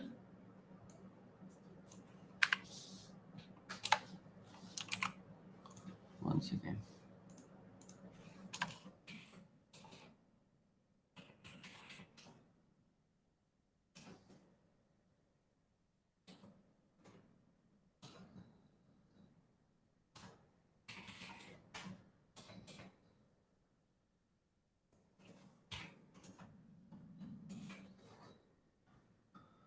Is a paragraph tag.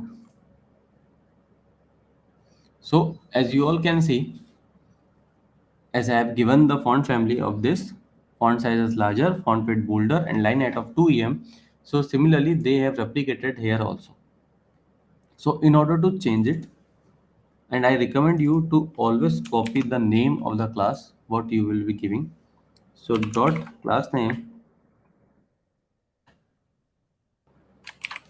let's change to background color as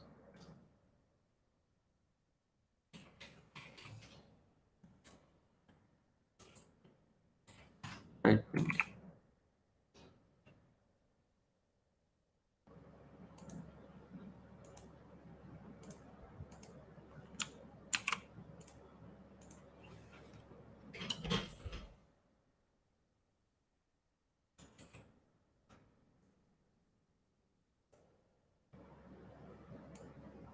One second.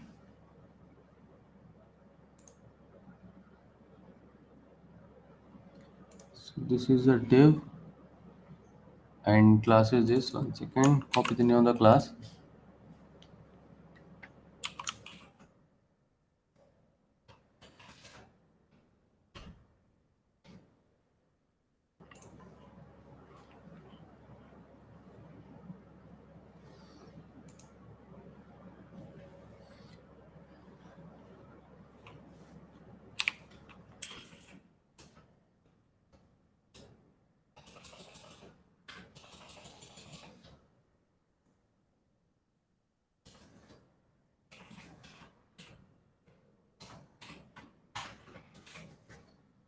So as you all can see, there is another property of the text which is called as a text transform property, in which you can actually increase the move the entire content to the capital letters or to the lowercase or to the lower cases, which was earlier the same, and normal or none also you can say. So this is the other property. So just I thought to actually add it. So as you all can see, text transform none, and we'll have the color to white. It will not work. We'll change to purple.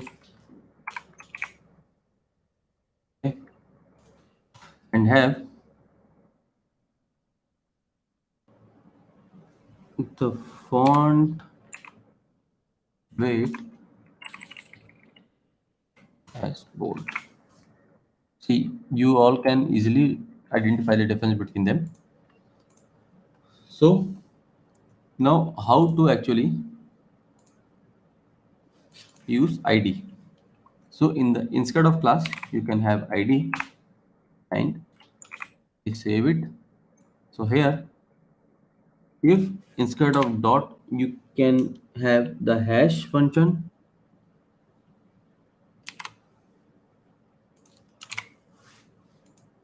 Hash resembles ID, dot resembles class. Classes can be used multiple times, but IDs can only be used once. So now moving on to the next property.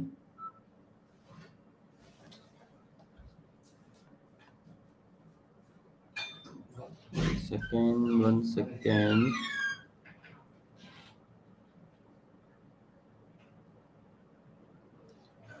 Which is a box model property.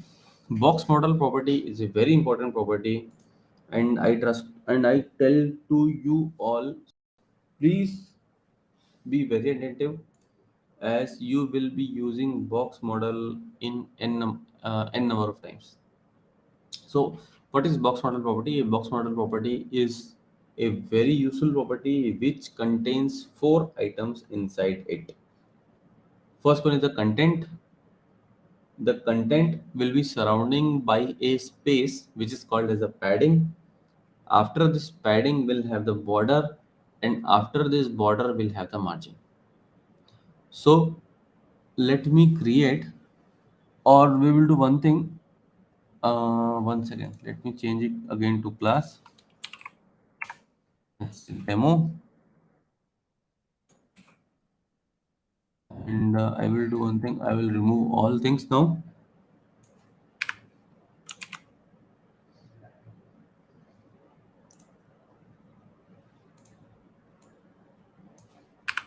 Only keeping the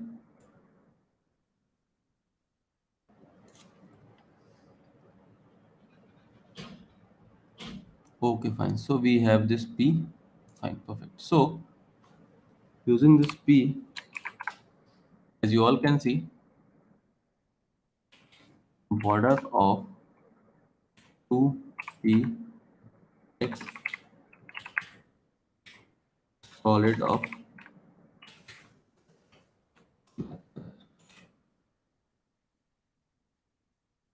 second. Let me delete the content sum and save it. So we'll have the height of 100 vertical height. 100 VH is not required. We'll have 10 vertical height. Width of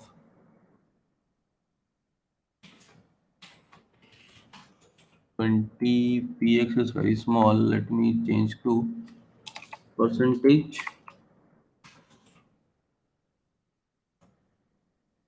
Have 50 px, fine, perfect. And this is actually a box model where we have actually this main, the dummy content is the content inside the box is basically the content. Outside this content, as I have told you, there is a space which we will be using with the help of px property. 20 px, margin of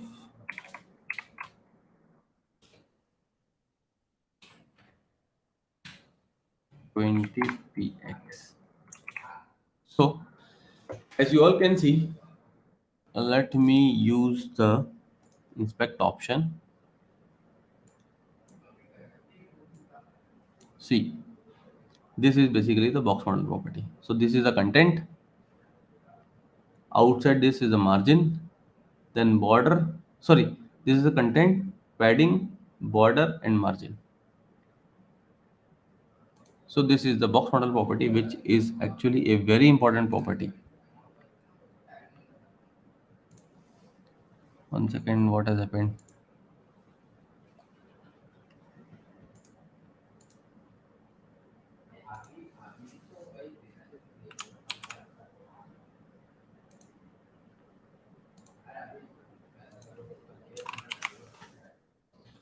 So this is the box model property. So a box model contains a content, padding, margin, like that.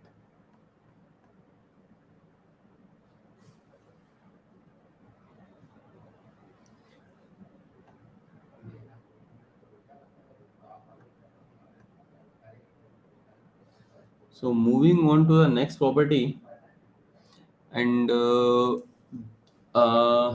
one second.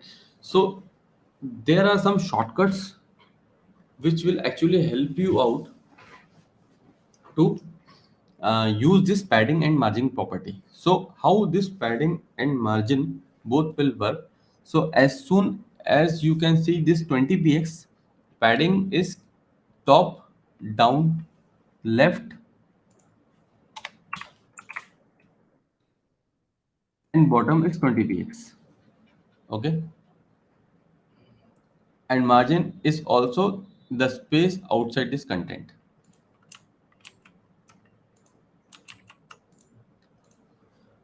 So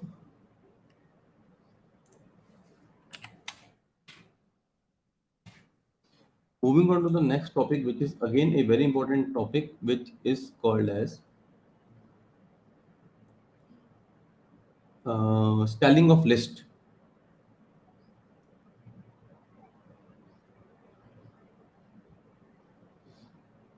One second. So, what is styling of list? Basically, as you have seen, or let me do one thing. Let me create a basic HTML file. Then we will link both the things. So, remove it, save it, and save it. So, let me create a basic style. Then we will actually do the styling of that. So, in this, let me have a basic container, and inside this container will have a h2 tag,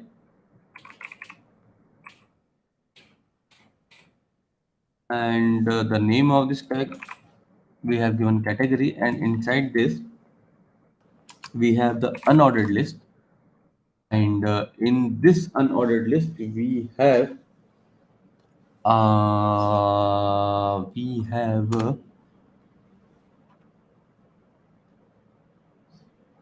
mm, mm, mm, mm. we have list items. One second, li into 5.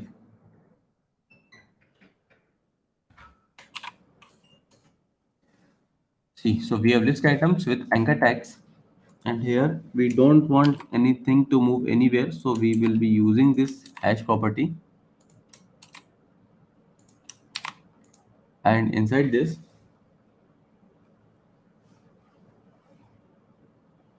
we have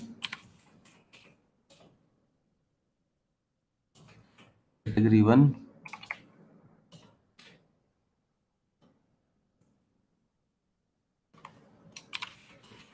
category 2, category 3, 4, 5. So as you all can see, these categories have been created now. So now we will be styling the list, and how to style it? Let's copy the class name container, and we will be using, this is not being there, So dot container, as it's a class, you can see clearly the class is here. Save it. So now we have a category, the header is category, and inside this category we have category 1, 2, 3, 4 and 5. So how to actually style the list, what we will be doing or covering here. So let's have a border box of 2px,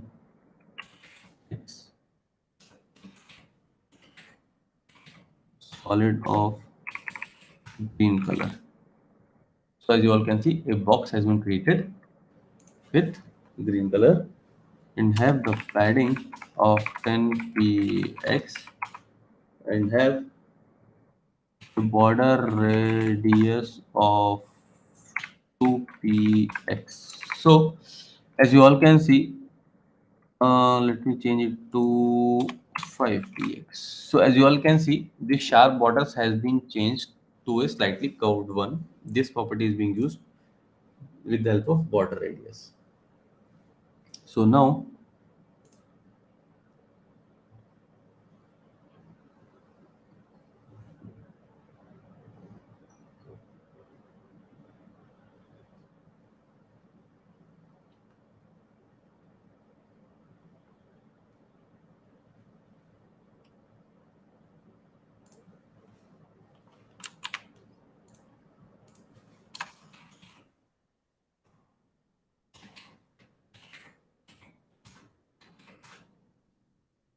targeting the header,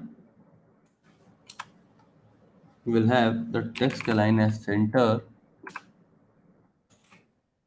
As you all can see, this category have aligned themselves in the center of the page. Oh, sorry, center of the box. So now we will be targeting the unordered list here and give the padding as 0. Save it. So as you all can see, entire content have shift towards the left.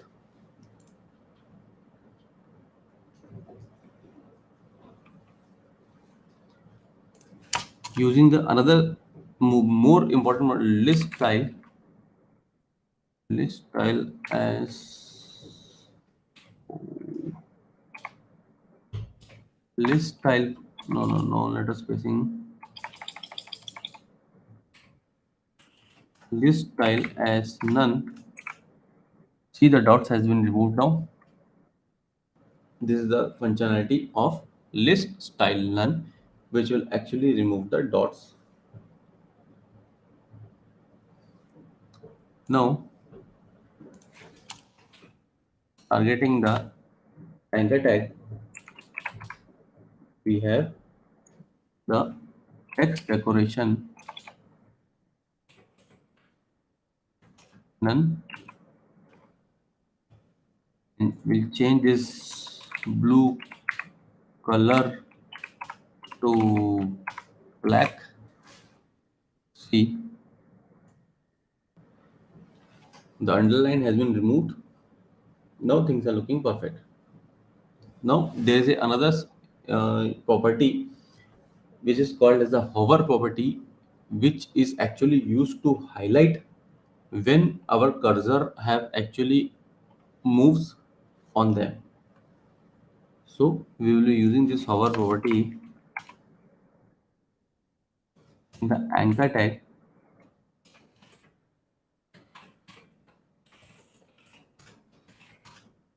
We'll change the color to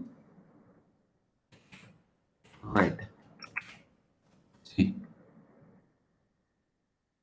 and also you can change the background color to orange.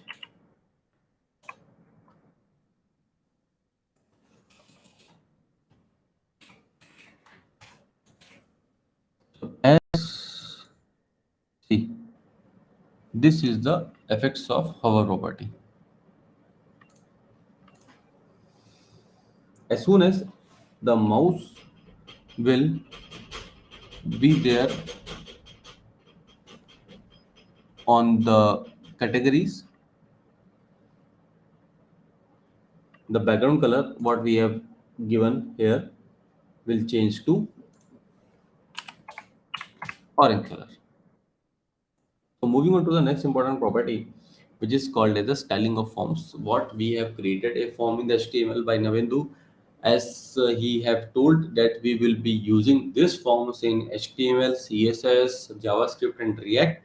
So here we will be adding styles to the forms.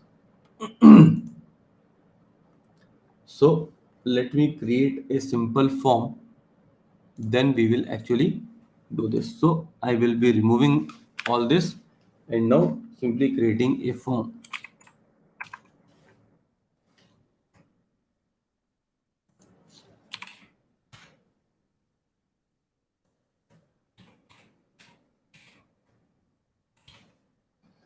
So one second,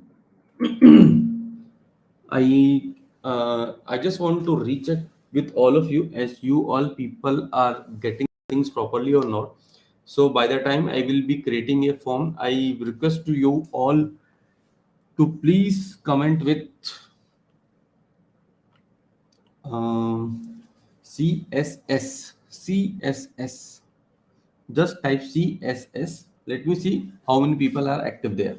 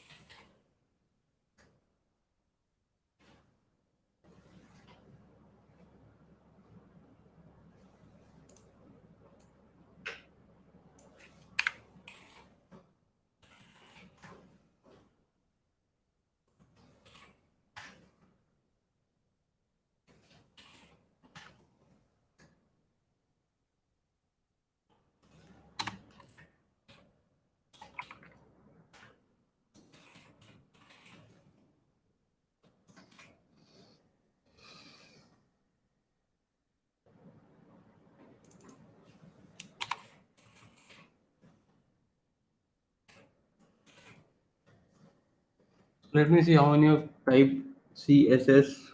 Only Pratik. So I can say only Pratik is active. Rest all are actually, I can't comment what these people are doing. So thanks Pratik for the update. So as you all can see, I have created a basic form in which I have given the class as my form, and another class. My form is a parent class, and child class are form group. So we will be now styling this form what you have learned in HTML. So as I've told you, always copy the one second the class name. Always copy the class name.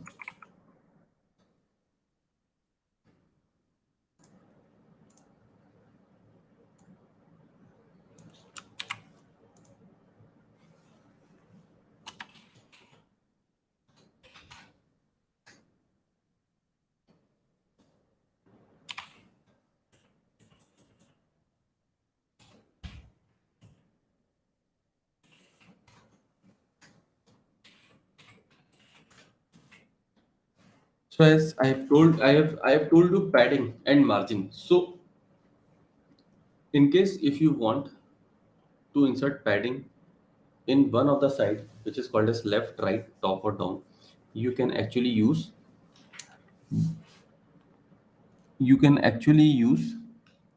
this on that side also. Having this padding bottom, padding left, padding right, and padding left, right, bottom, and top. So as you all can see, as soon as I have given padding bottom, some space have been created below every content. So moving on to the next property, here we'll have the dot my form will target the label and have the display as block. So entire content have adjusted themselves one below the another. This is the power of display block and CSS.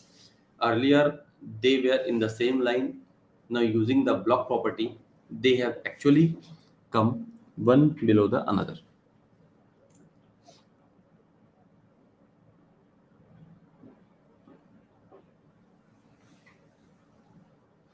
So now dot my form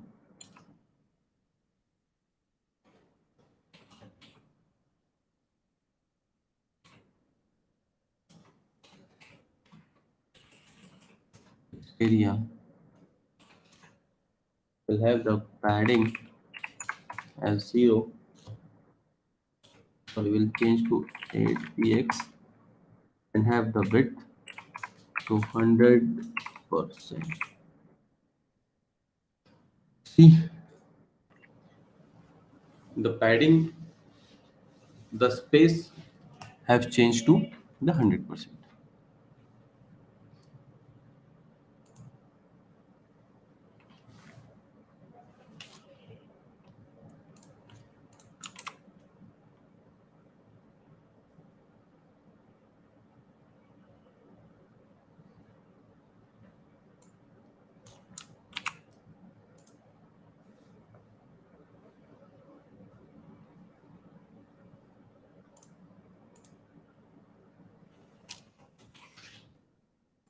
We'll target the input. Now we will target the next thing, which is called as a button. So the class what we have given of button is a button property.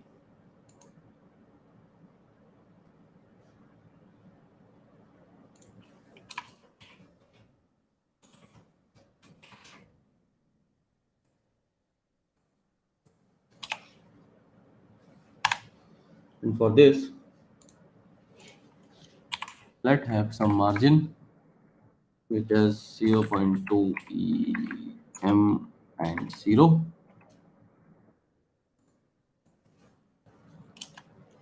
We'll have all directions padding as 0, 15px, 0, 15px. Save it. As you all can see, space around the content. Border not required. We'll have the border as none. Now text align has to be in the center.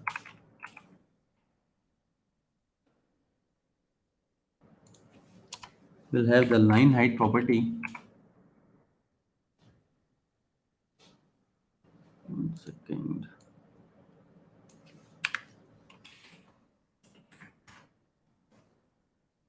As 34 px, and we'll change the border radius to 0.2 em.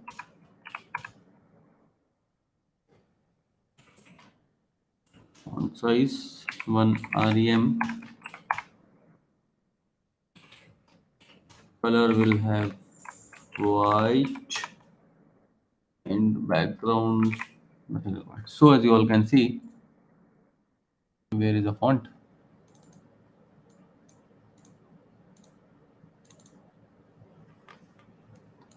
Now let me change the color to black.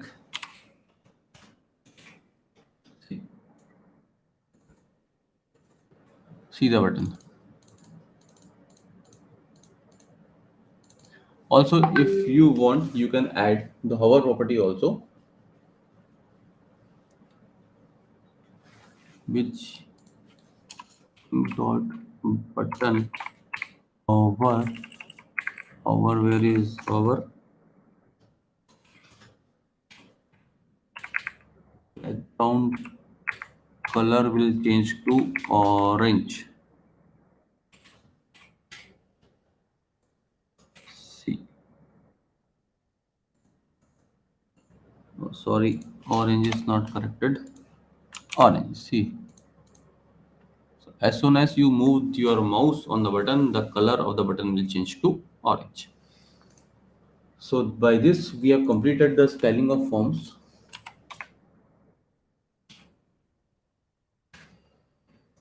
Moving on to the next topic, which is again a very important topic. Pre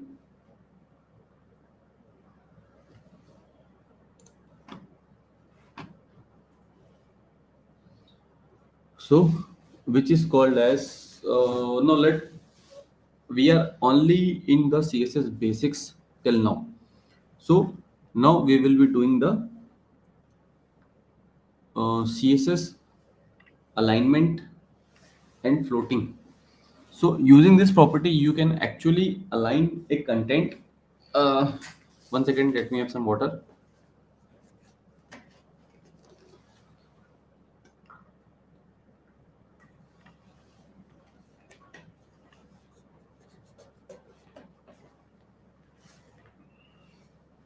Sorry. We will move to alignment and floating, which is actually used to actually float a content, float something into the web page. So let me do one thing.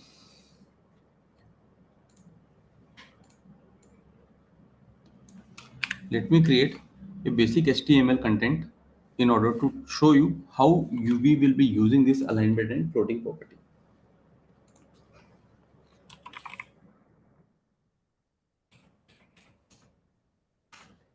Let's create a basic class. We'll have the h2 tag, and inside this we'll have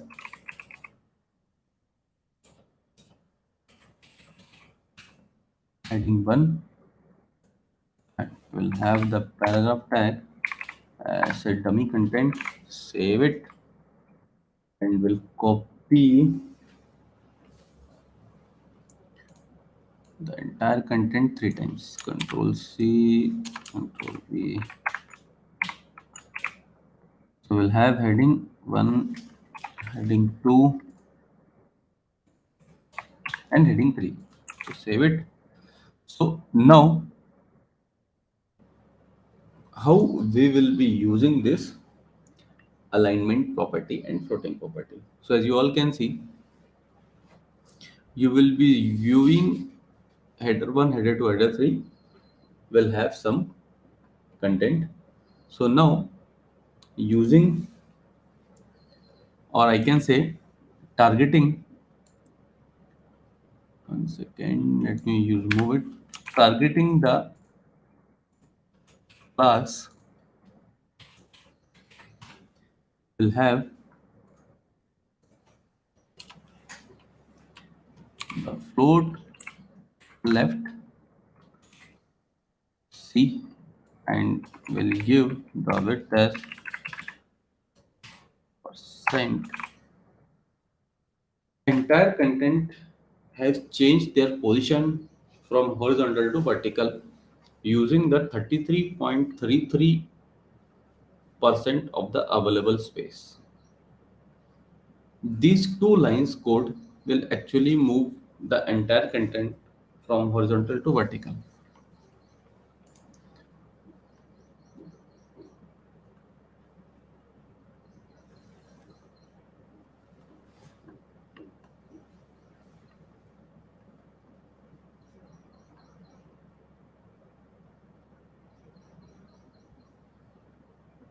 So now moving on to the another property of alignment and floating, let me change.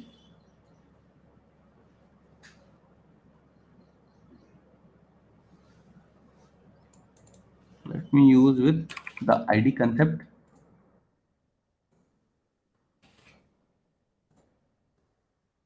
Third one is not required. And block 1, block 2.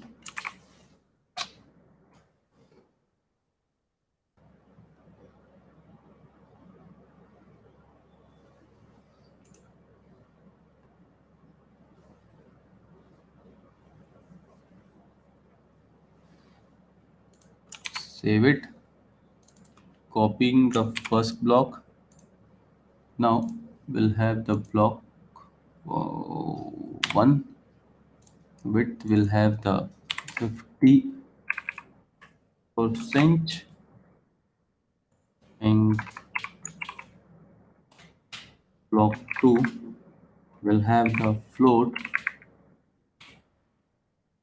Where's the float? Right, FLOAT, right, will have the width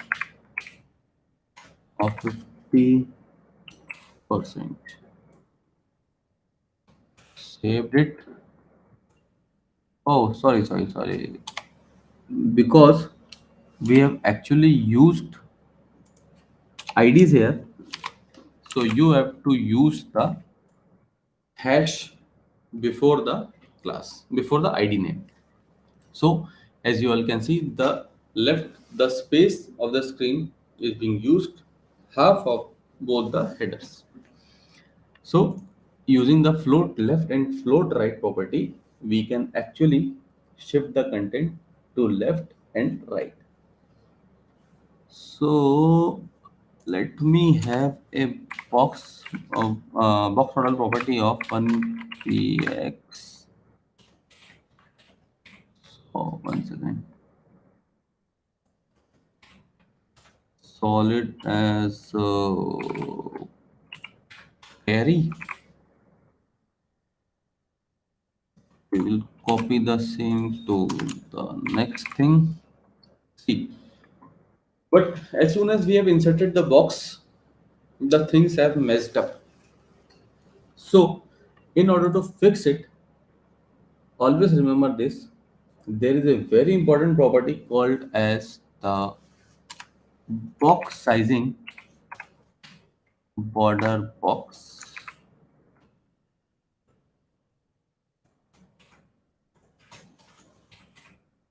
See, the entire content have actually aligned themselves previously as they were. Now using the width as 70% and 30%. See, don't go to the content, see the alignment.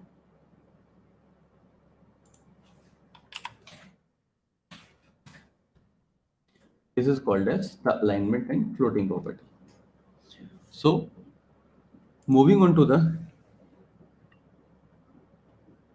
Ajay Saab, I have asked to write CSS, not yes. So I will again ask what to write in some couple of minutes. So moving on to the next very important property in CSS, which is called as the positioning property. Positioning property. So there are four types of positioning which you can do. First one is static, second one is relative, third one is absolute, and the fourth one is fixed. So in order to link these properties, let me have some basic HTML structure so that you will be able to correlate the things in a very useful manner. 1 second.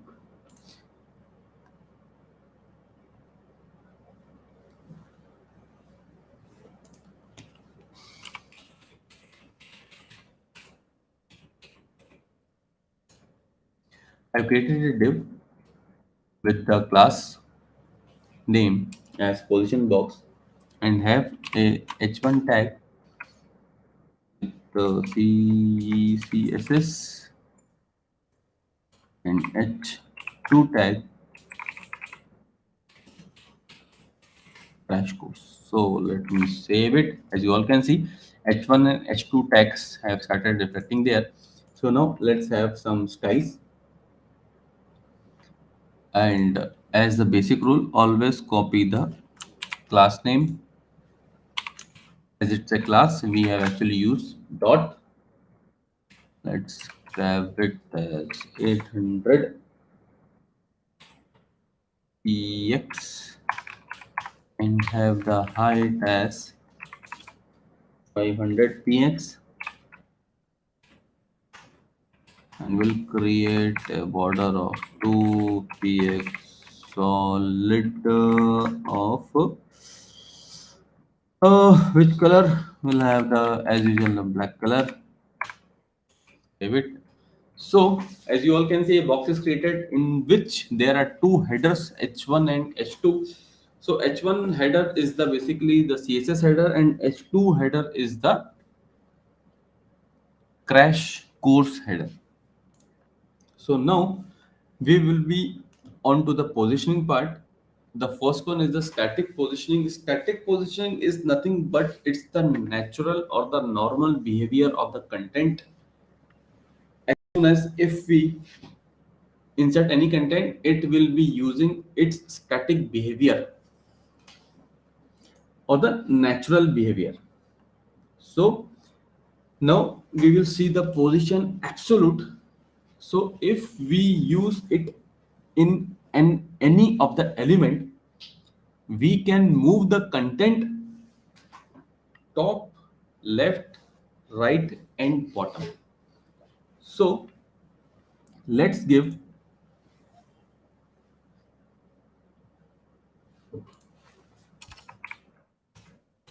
h1 as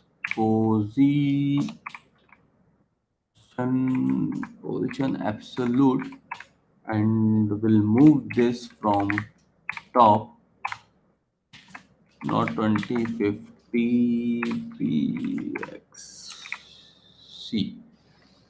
As soon as I have given to move this content h1 from top to 50 px, they have actually shift themselves below the crash course. Why it has happened like this? Because in this absolute, they have actually refer the entire web page as its parent. So from the top of this page, they have actually calculated 50 px and the moved in the downside, moved in the downend. So in order to use it in the way to refer the border of this box as a parent, there is a property which is called as the position relative property which we will be applying on the container. So now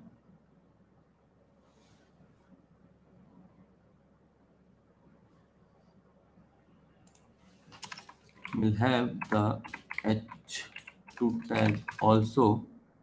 Position is sorry, position is absolute. Shortcut is not working,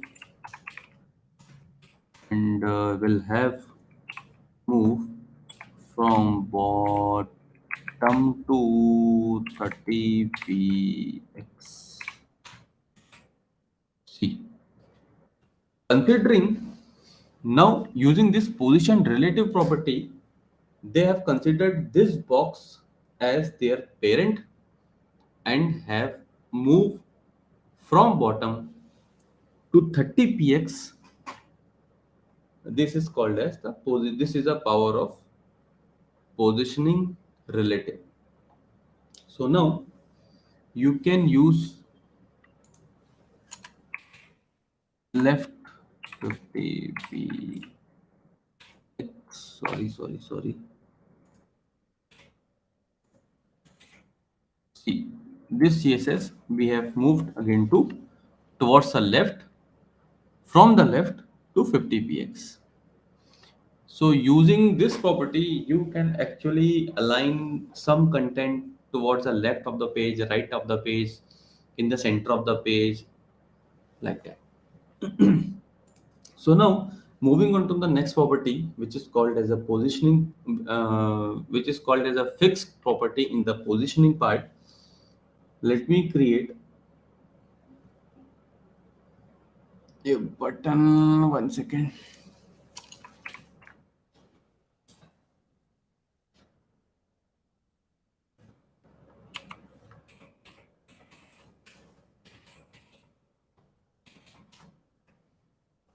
No.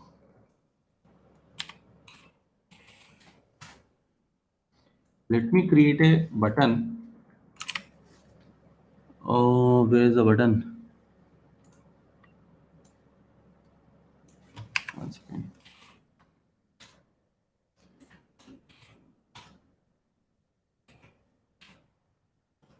Fix button, and we'll have the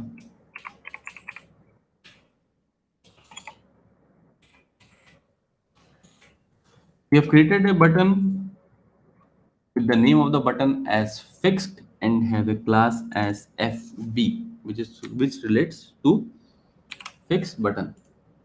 So now we will be fixing this button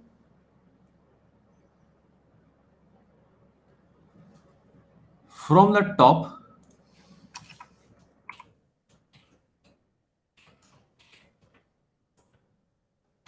to 80px.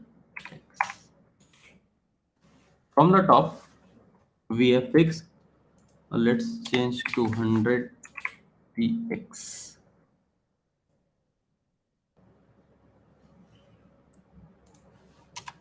Have the position as fixed, and let me change to 150px. So from the top we have fixed this button to 150px, so it will remain here only, whatever is the size of the page or whatever is the size of the content.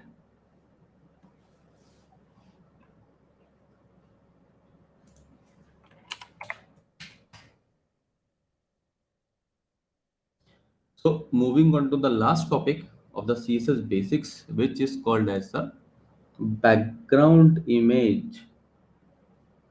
1 second. How to insert a background image? For this, let me 1 second go to google.com and have the unsplash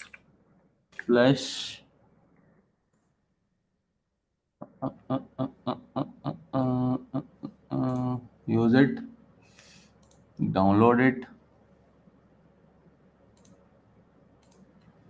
in folder, copy, and where is my folder? One second. So CSS Basics.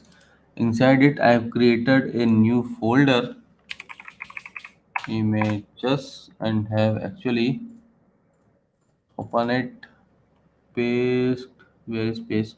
Paste item, and have changed the name to IMG.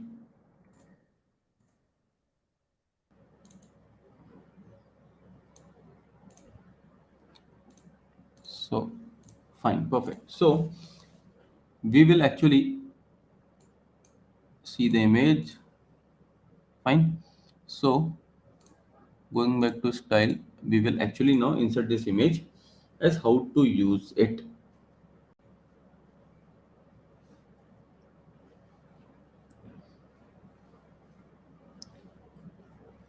Have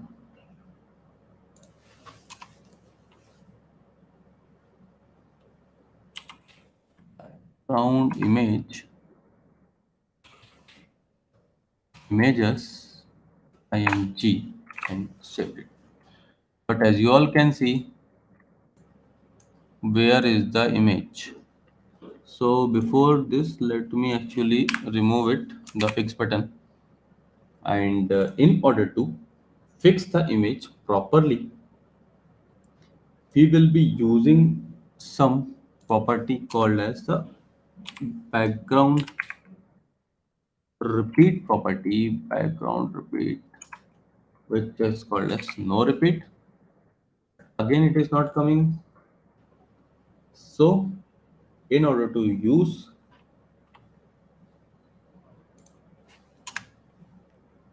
background size, background, where is the background size as cover? Fine.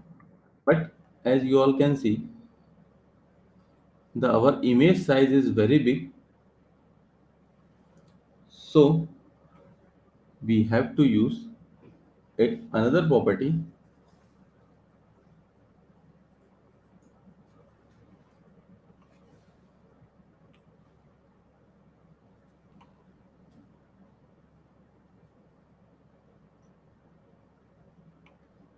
One second.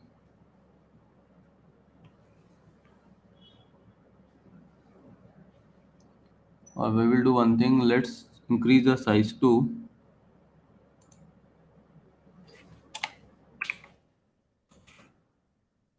now perfectly. It is aligned in the box.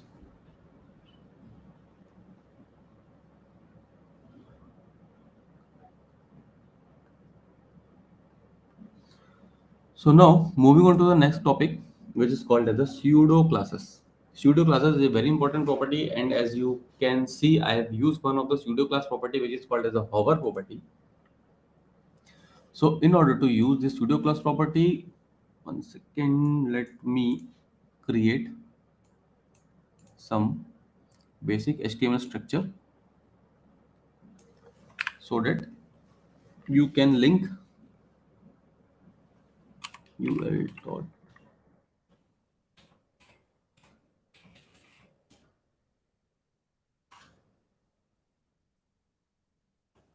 will have list items.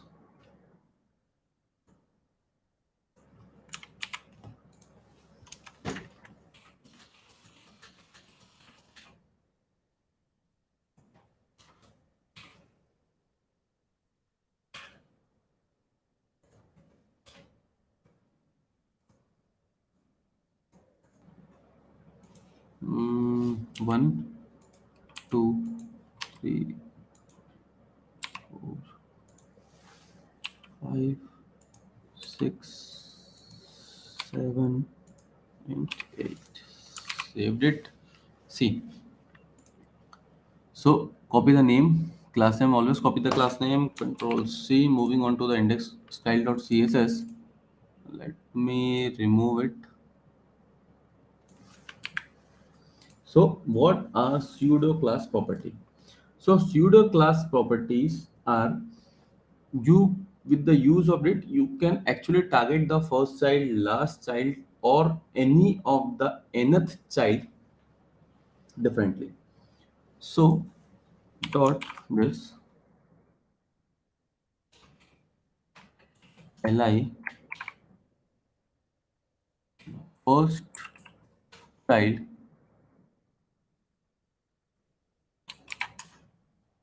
have the background as aqua. See, the background color of the first child we have changed to aqua. So now we'll have the background color of last child to pink. See, now targeting the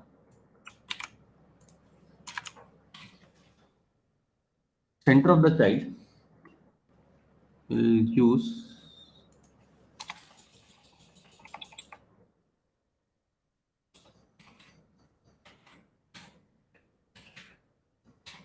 a nth child, we'll target 4 and have the color as olive. See, this can only be possible with the help of pseudo class. Now, moving on to the another property in the same pseudo class as how to use it evenly and oddly. So we'll have the even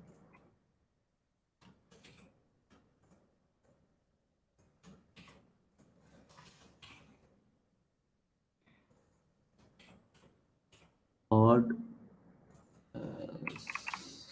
thing and commenting out above to see. Doing nothing, they have actually changed using the pseudo properties, the olive and the pink color. So by here we have completed the CSS basics. Now after next 5 minutes we will be starting with CSS Flexbox. We'll join again at 12:50 m with CSS Flexbox. So make yourself comfortable. We'll again join at 12:50 with CSS Flexbox. We have completed CSS basics now.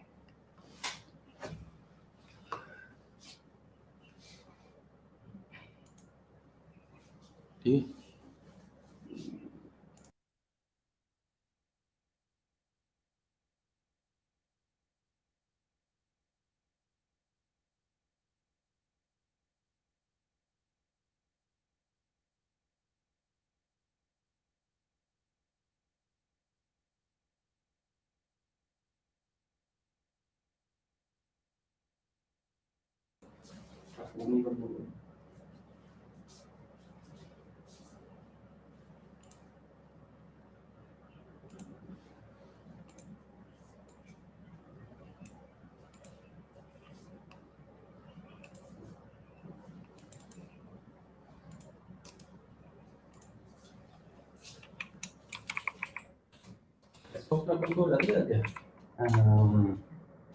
क्या बोलते हैं?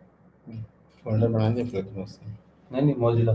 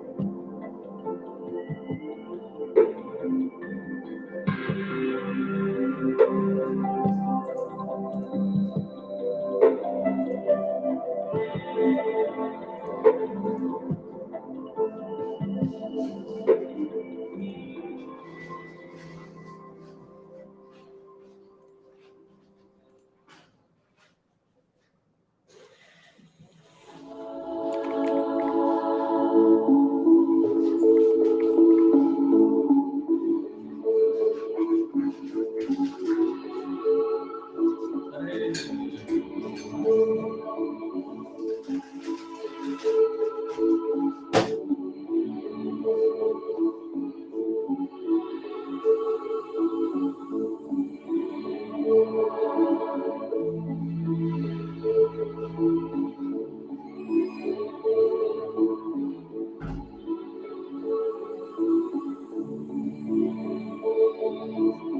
Friends, कैसे कर रहे हैं यार?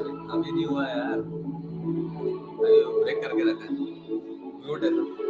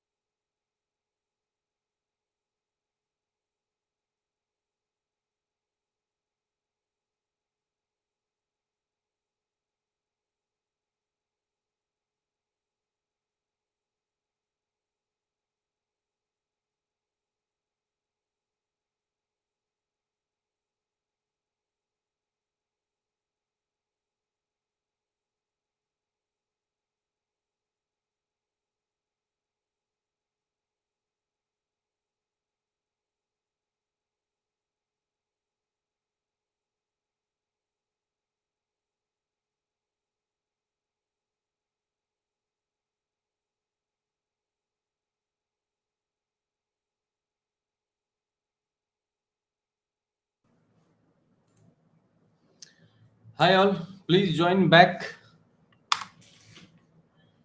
We will be starting with CSS Flexbox. So where's the Flexbox? 1 second.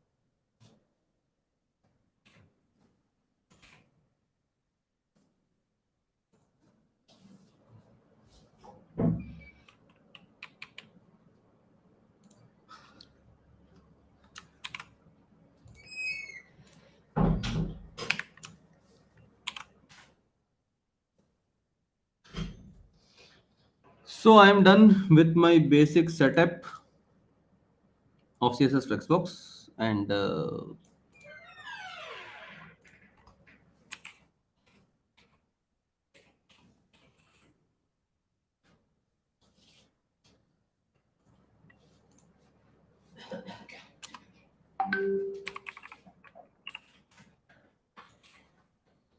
welcome back all of you, and we will be covering Flexbox, and after that we'll have again a very short break of 5 minutes.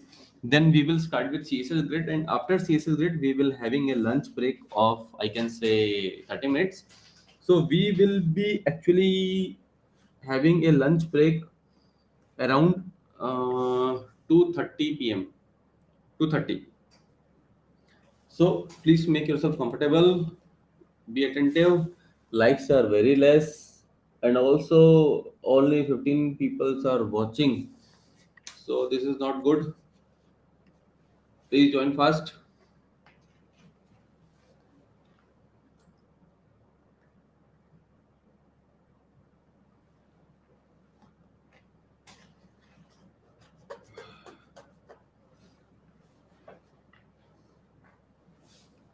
So CSS Fluxbox and CSS Grid, a very powerful tool in the CSS which has been introduced by the W3 schools around 2015.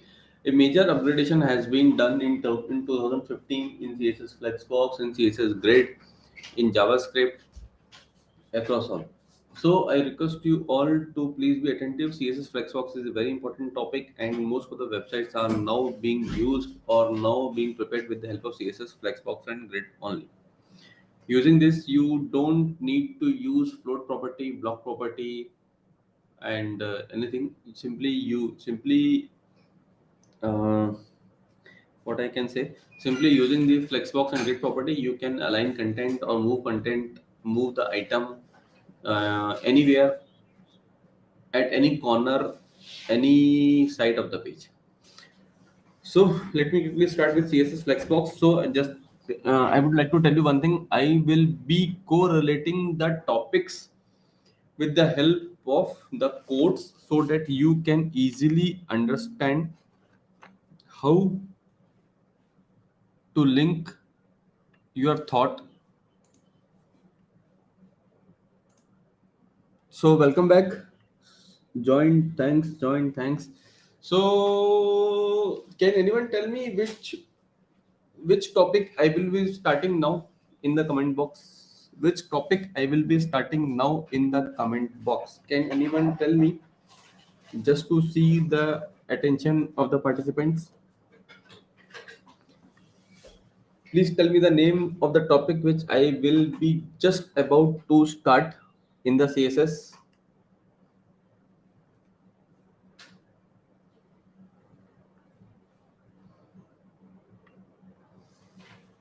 Oh, yeah, Pratik, very good. So I can say yes, Aman, yes. So I can say think people are attentive also. So likes are very less. Please do like. Now I will be moving on to the content, which is called as CSS Flexbox. So I have created a basic index.html, and I have linked the style.css also with the index file, which we will be using the external type of CSS to link with the HTML file. So what is Flexbox? If Flexbox is basically, you can say, in a layman language, uh,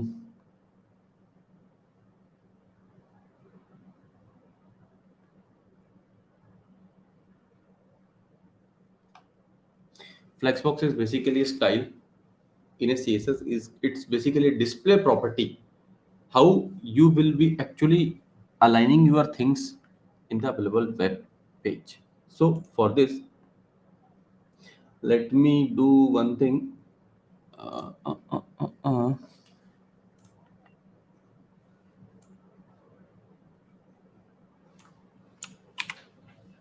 Let me create a basic div, save it starting from 1 to 10, and then using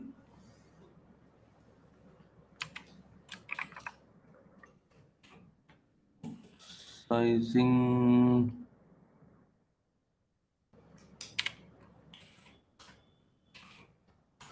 box, save it, and we'll have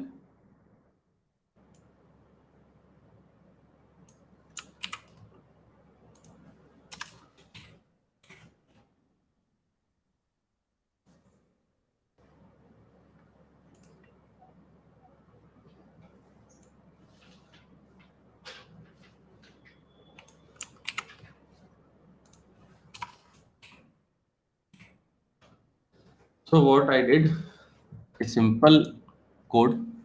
I have created a div. Inside divs, I have given two class.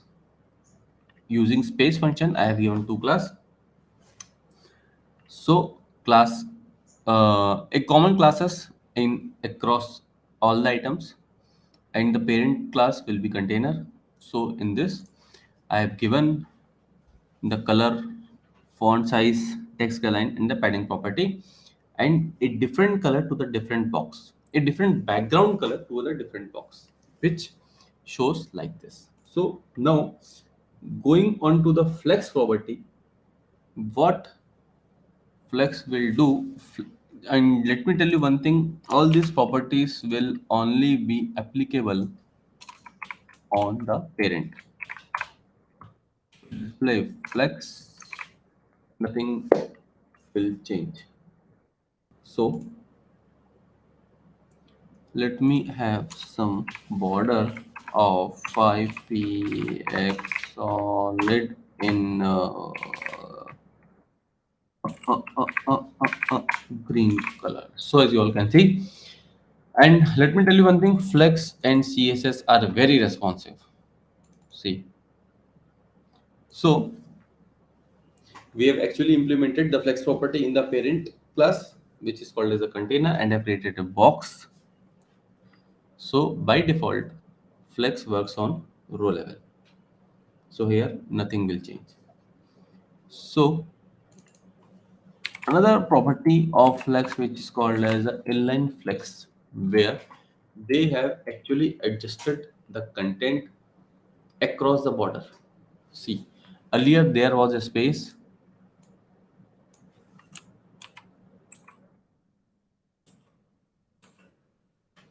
Earlier there was a space being left. Now, as you all can see, they have actually fitted themselves in the box what we have created. See the response. So CSS Flexbox and Grid are very responsive. Fine. So flex direction. Going on to the next topic, which is called as the flex direction. By default, flex direction. One second. Let me change.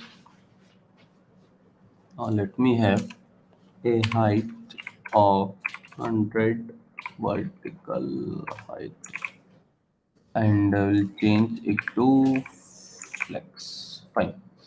So as you all can see, we have given the height of 100 VH. VH is a unit of measurement of height. Okay. So here the flex direction is the direction in which the main axis flow, which is the default row. Flex actually works on the row level, and grid works on row level and column level both. So here we'll add the flex direction row is not coming. Flex direction row property, and you all can see nothing will change. Why? Because flex will work on row level. Now in order to change to column, it will work like that. So as you all can see, we have changed the main axis from left to right to top to bottom. So now the main axis will be top to bottom using the property as flex direction column. Now there are two more properties. One second, let me do one thing.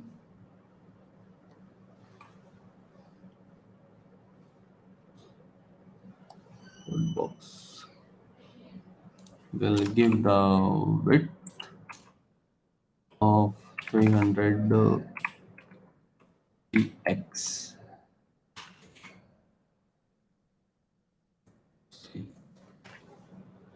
So now we'll have the display as flex, border height 100 ph, flex correction. Let me remove it. Oh, sorry.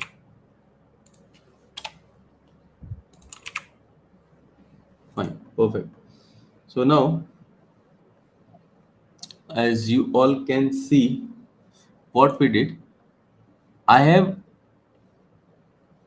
told this box to have a width of 300 px. So every box have taken a width of 300 px in the available space. See, but as you all can see, three there are 10 boxes and uh, 300 px of one box, which is actually no, which is actually 3000 px, but our screen size is actually 1280 px wide only. So now, in order to fix it, we will be using a property which is called as wrap property, flex wrap. Flex wrap as wrap. Save it. So now, as you all can see, every box has a size of 300 px and height is not here. Height we have not decided. So every box have now uses the size of 300 px using this wrap property. So now changing the width to 33.33%.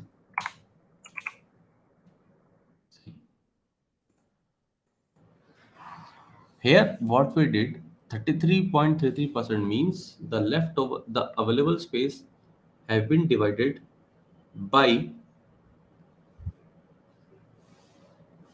33.33%. So that's why it is being sticked. If we give in px, it will actually fix or align themselves.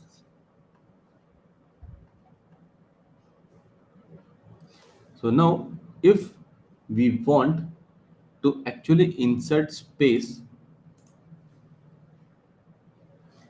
between these items, there is a very useful property which one second, which you can use to actually insert the space between them, and which you can use the border property of 10 px solid and white color. So as you all can see, we have actually inserted the space between the items, but only with this 33.33%. It will work only with 33.33%.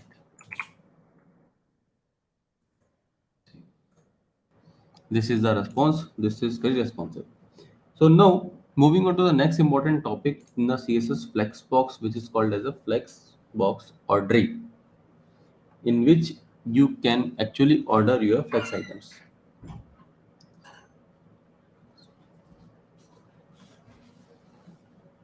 So for this, one second,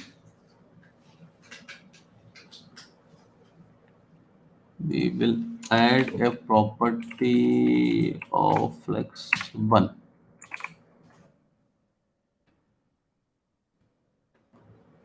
One second.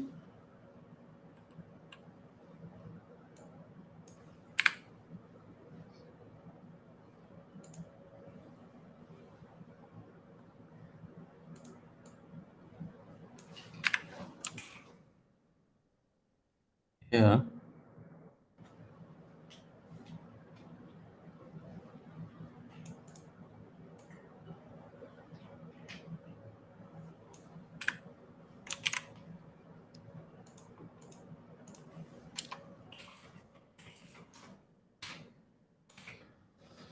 So here we will be targeting, or we will be using this flex ordering property, which takes the item to the order of flow and place it as mentioned.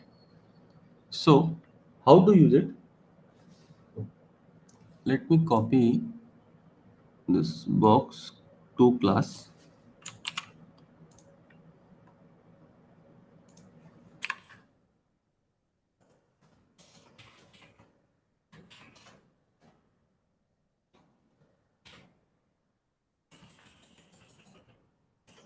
Order 3. So as you all can see, the item number 2 have shift towards the last. Now again we'll have the box 4 using the order property. We'll change to 8.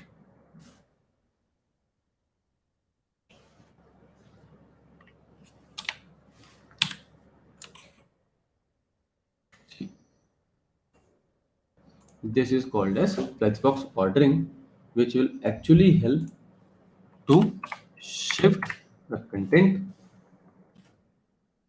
or shift the item. So moving on to the next part in the CSS Flexbox, which is called as the alignment and centering.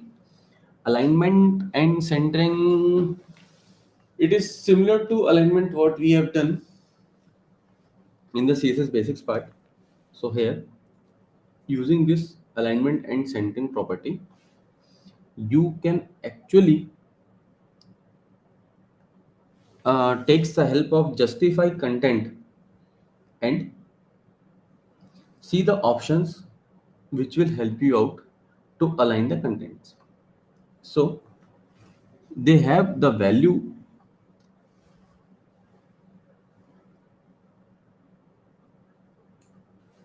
One second.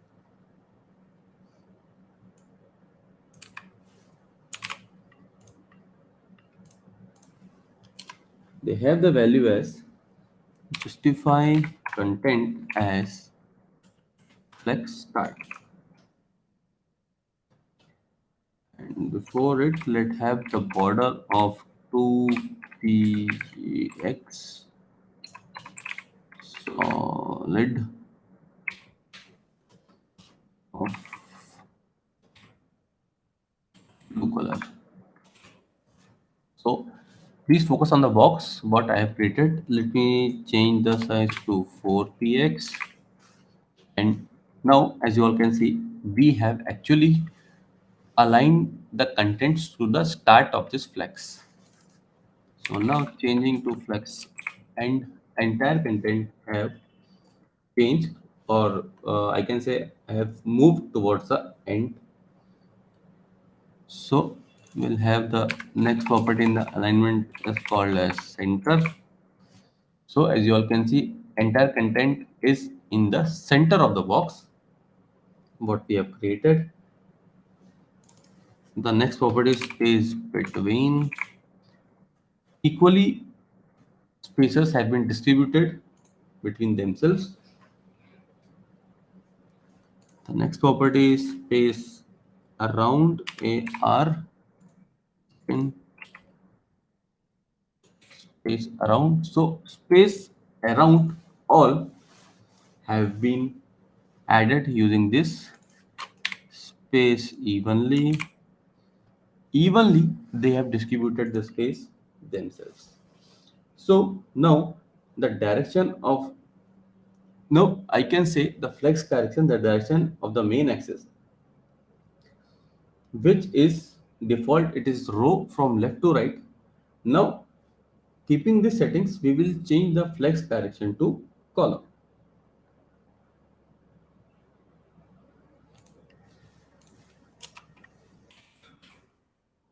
Flex direction column.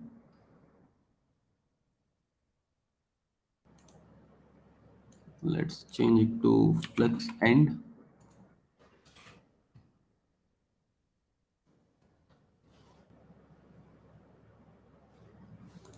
We have the height minimum height of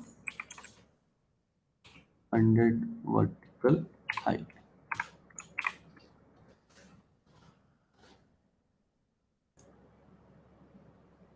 So here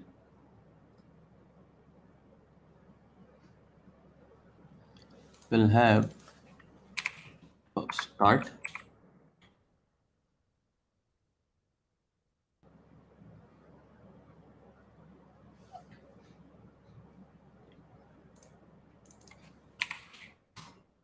end. One second.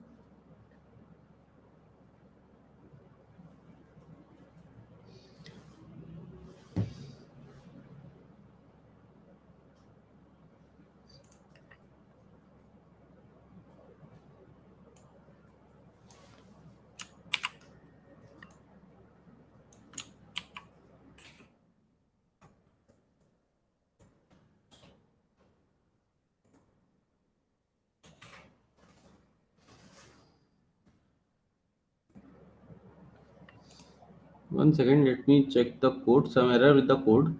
One second.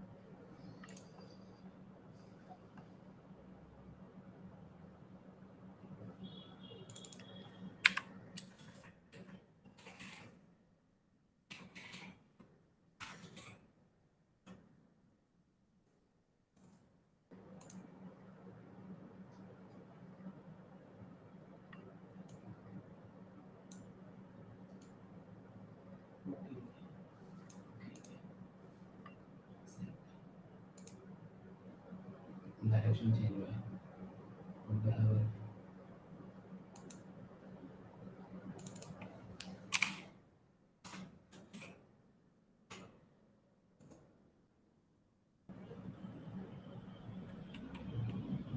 towards direction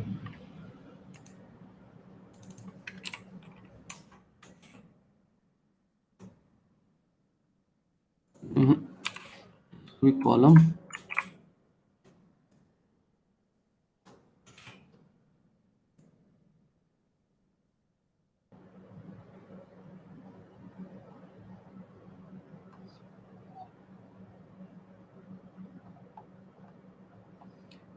One second, I'm checking the code.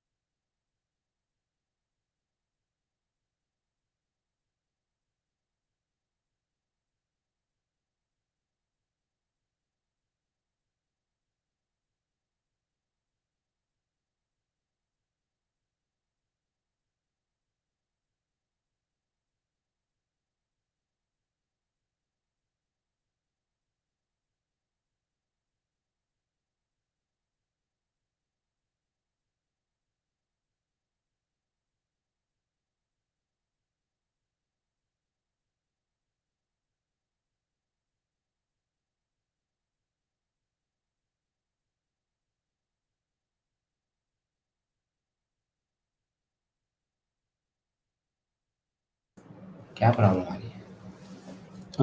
Actually, the alignment.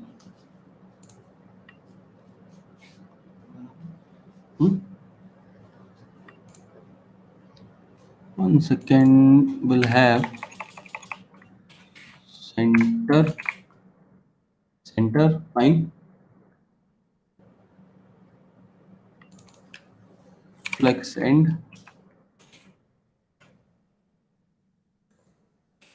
flex start. So now moving on to the next property, which is called as the align content. Similar to justify content, we'll have the align item also. So in order to use it, it is actually on the cross axis, the opposite of justify content.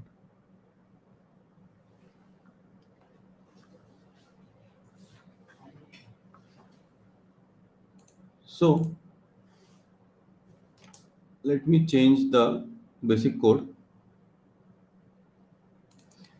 Displays flex, border is there, flex direction not required, minimum height is not required, height is there, fine, perfect. One second.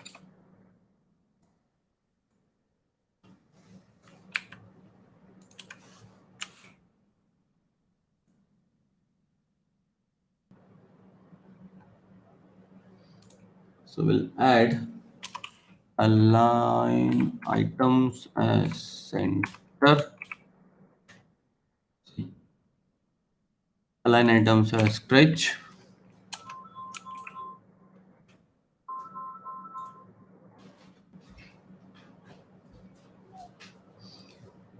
align items as flex end,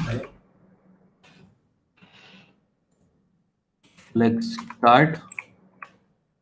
These are the values of align items.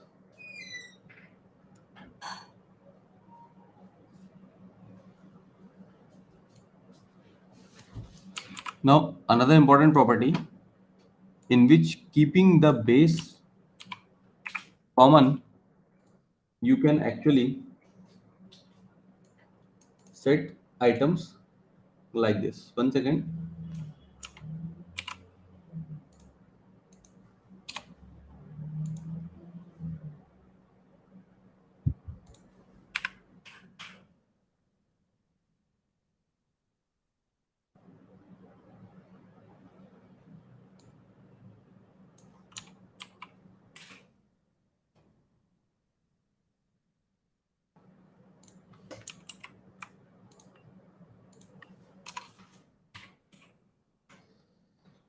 See, using this property which is called as baseline, as you notice the base of all the content is common, irrespective of the size of the content, the position, but the base of all the content is same.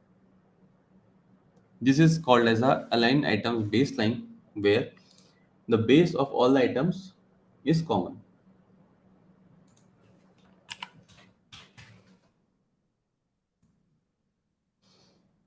So moving on to the next property of Flexbox, where we will be using the line content property. Let me have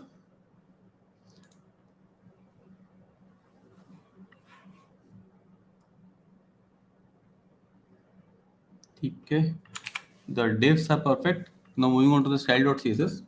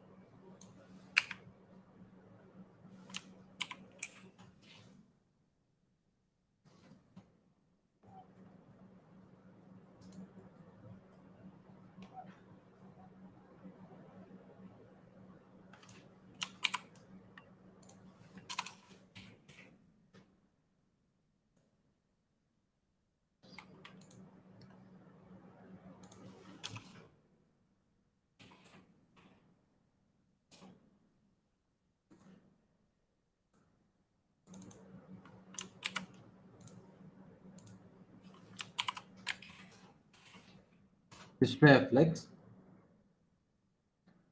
will have the border of 3px solid of black color. Did now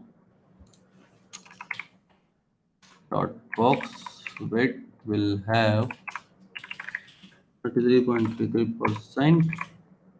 Perfect. So now you have the height also of 100 vertical height. And so now, as you all can see,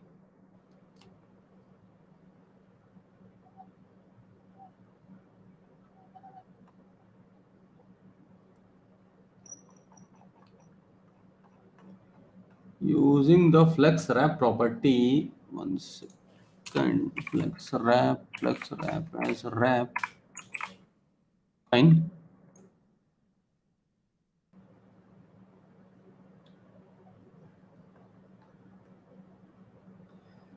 Now we have actually created the basic structure. Now we will be using the align content property. One second. We'll have the align content property as flex start. By default, it's in the start, flex end,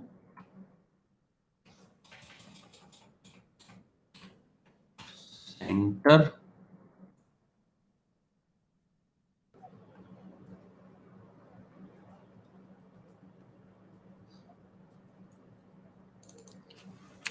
space between,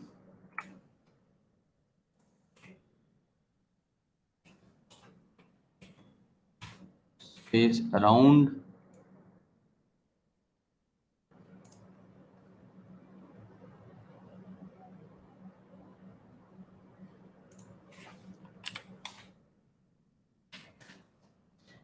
so using the four values flex start, flex end, space between, and space around, you can actually align the contents in display flex property.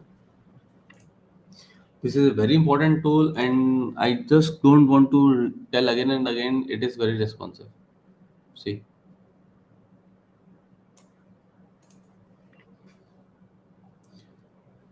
so moving on to the next property, which is actually a single item property, which is called as align self.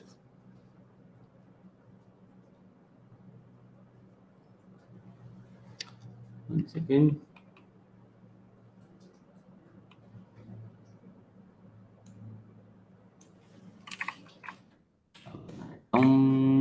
Flex start.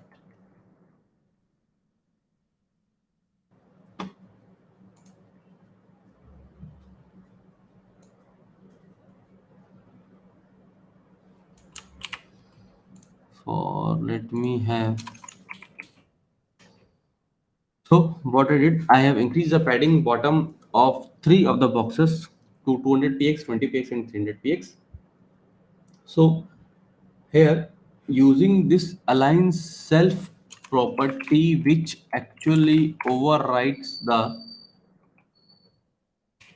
property what we have given to the parent, they have override it. So as you all can see, we have actually moved an item to from flex start to the flex end, and let's use it center. Again, we can use to flex and as per our requirement. Irrespective of the sizes of the items, you can use it. So moving on to the next property, which is called as flex grow, flex shrink, and flex basis property, which let me use some emojis now, as emojis are into trend now. One second.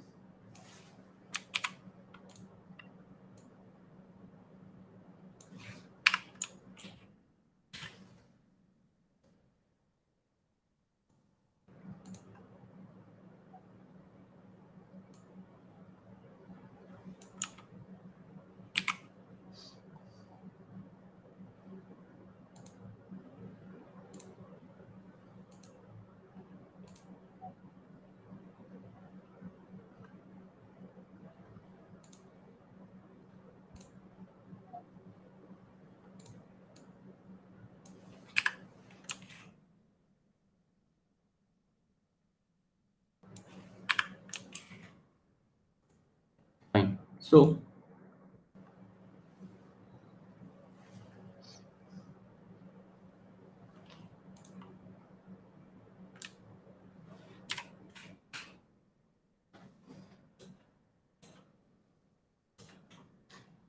perfect. So as you all can see, we'll have dot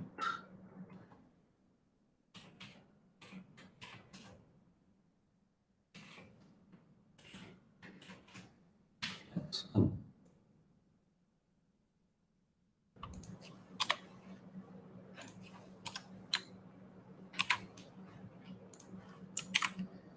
So we'll have the dot box as flex1.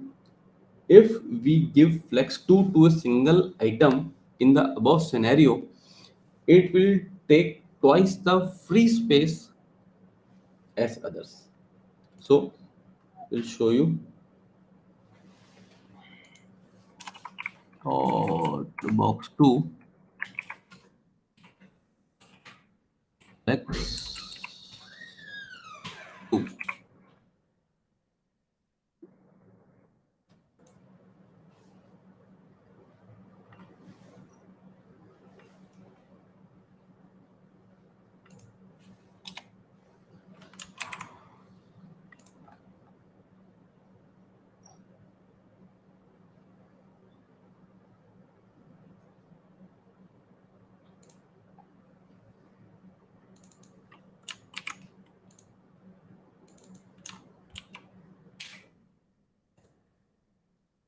Fine.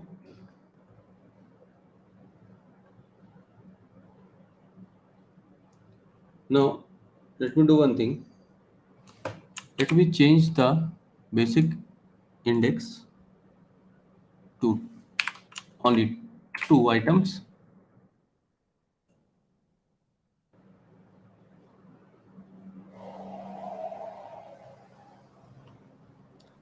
Now let me add the flex basis and flexing property. So this is a very shortcut method. By default, it works like this, which have flex grow as 1, flex shrink as again 1, and flex basis as 0. Here we have written 1, 1 and 0. So in case if we want to give this separately, we can use that also. So let me have dot box 1 and have the flex basis as 400 px, dot box 2 flex basis as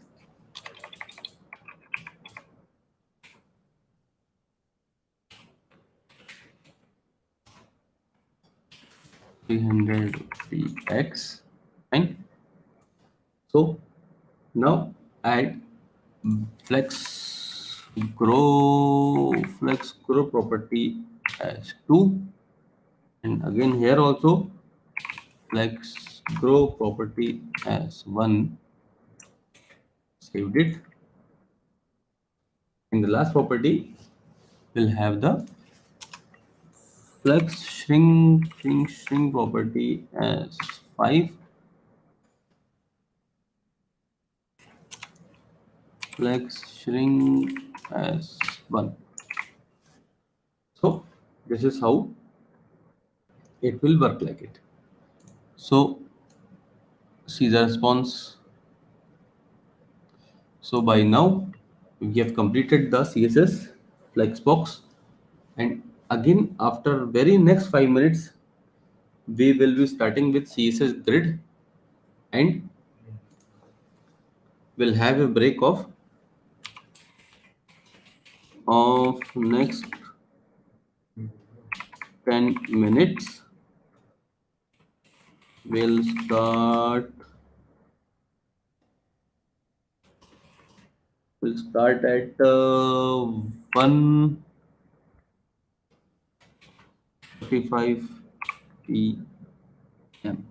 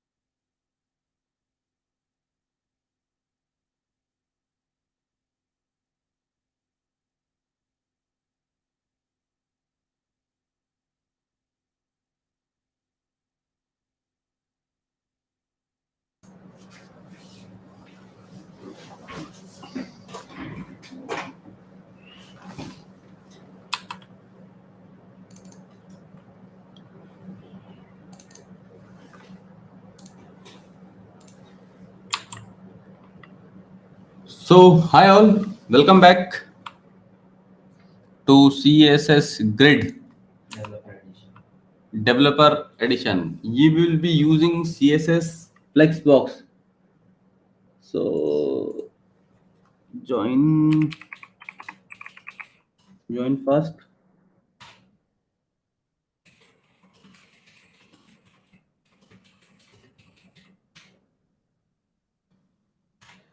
After CSS Grid, we will be having a 30 minutes of lunch break. So, I can say around 2 p.m. Oh, sorry, 3 p.m.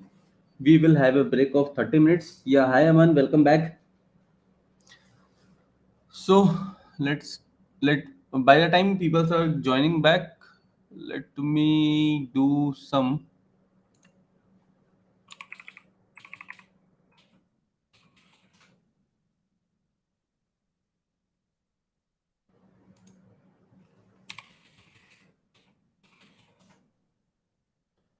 screen adjustment.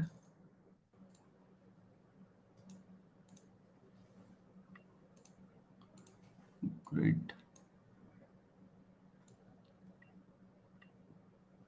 I hope you all will be able to see my screen properly and able to hear my voice.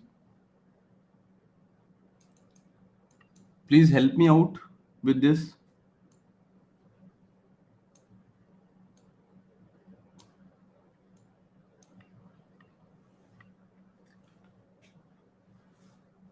So can anyone tell me that my voice is clear, fine, audible or not?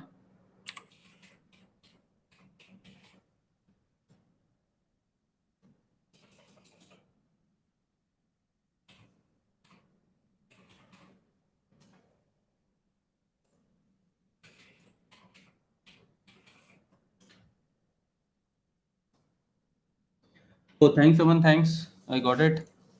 So, moving on to CSS Grid. One second, one second.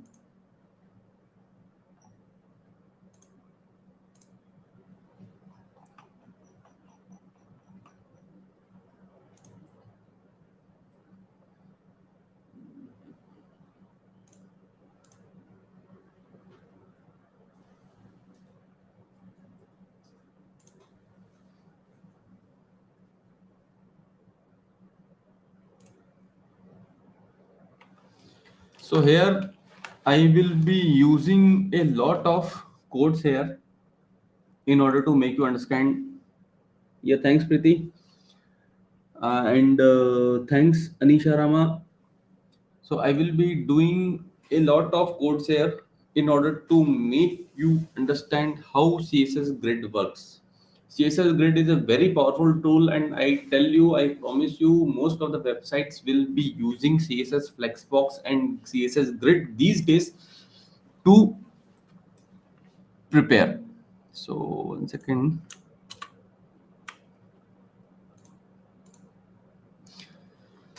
So, what is CSS Grid? CSS, as I have told you, CSS Flexbox is actually works on one directional at a time. CSS Grid works on both the directions. So here, in order to tell you what is CSS Grid, how CSS Grid is working, what is the functionality of CSS Grid, I will be using the Firefox Developer Edition in order to show you this. I have opened the Firefox Developer Edition. So I request you all also to when you will be practice the CSS Grid. Yeah, thanks Tarun for replying. Thanks Karun Teja. So I request you all, when you will be practicing CSS Grid, please make a note that you open the live server in in Firefox Developer Edition. Why? I will tell you in some time. So let me start with Grid. So earlier, before 2015, when CSS Grid has been invented by the W3 schools, so actually it has actually helped the developers to come out of the bootstrap trap, because bootstrap is again a different language. But after the invention of CSS Grid, it has had the developers to come out of this bootstrap. So as I told you, Flexbox works in Flexbox works in one direction, but CSS Grid works on both the direction. It actually divides the whole page into columns and rows easily, and there are many ways in which you can place the elements, like what we have seen: align item, justify item, align content, justify content. There are so many values like this here also. So let me have a basic structure here, and one second. CSS Grid control S, open with live server. Save the live server. One second, let me copy it.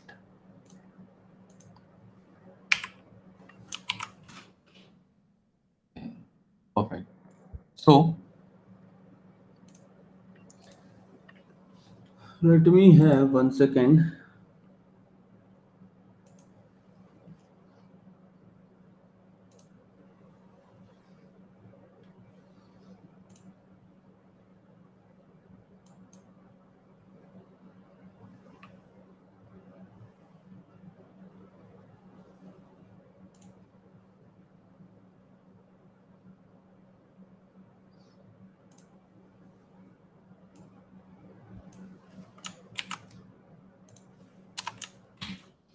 I've created a basic div, a parent div.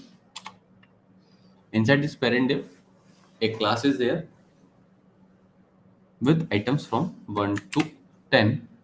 And let me link the CSS also. So now,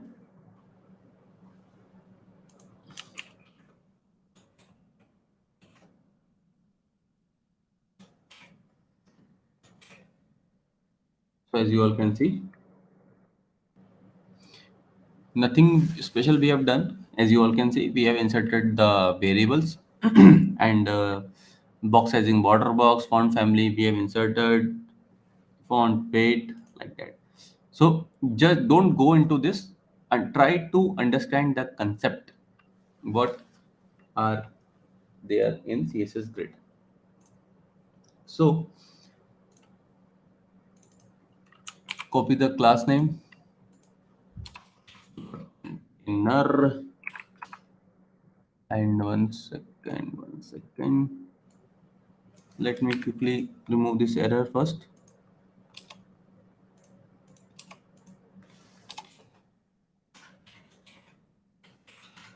So we will have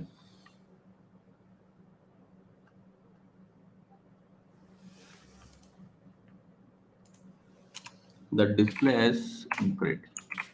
So nothing will happen. Why nothing will happen? Because as I told you, grid works on both the directions and it divides the whole page into rows and columns. So we have to actually tell the grid what to do. So we'll have, for this functionality, we have to use grid template column. I will be using the shortcut here. Please focus once again. I typed GTC. So it comes as grid template column of 200p x and 500p x. So what I did, I told grid to insert two columns, one of 200px and another of 500px. So now the main part will come, why I told you to use the Firefox Mozilla Edition. One second, let me adjust it.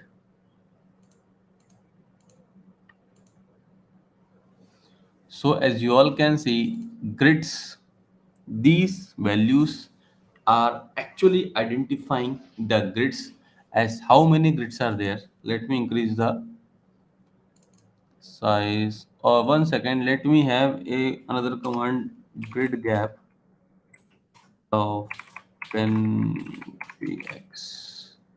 Fine. Now we'll enlarge it and show you.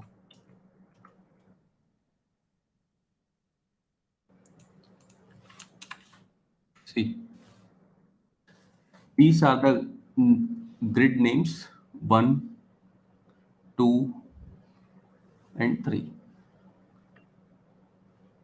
In row wise 1, 2, 3, 4. So as you go from left to right in a positive node, which is called 1, 2, 3, 4. Similarly, in the negative pattern, you can move from right to left, which is called as -1, -2, -3, -4. Fine. So this is how the numbering will happen. Now, one more thing I would like to show you here the tracks. Here two type of tracks are there. One second. Some are separated by dots and some are separated by dash. Fine. So I will tell you what are dots and what are dash.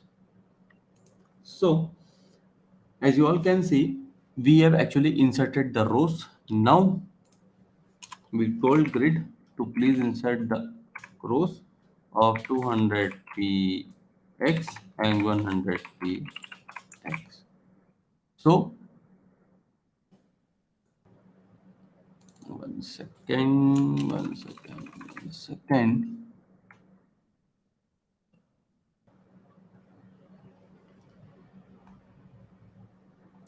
See, -3, -2, -1.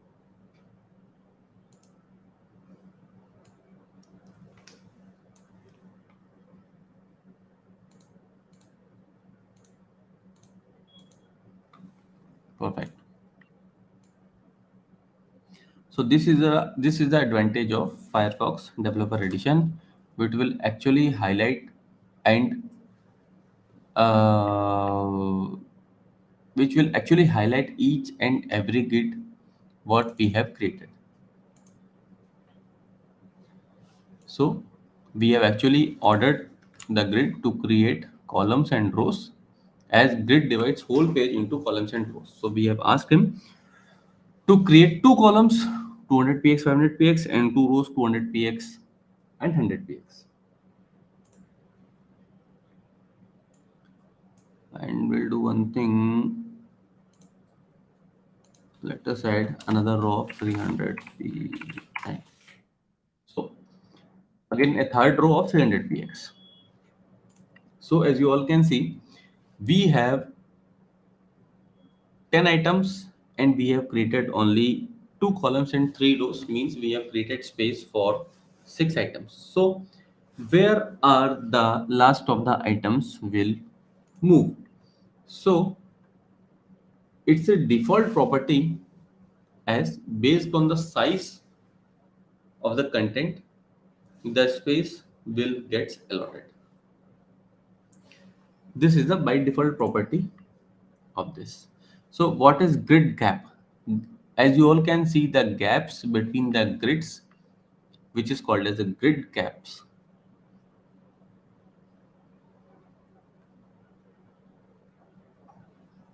You can use this grid gap in columns and rows in both the direction. So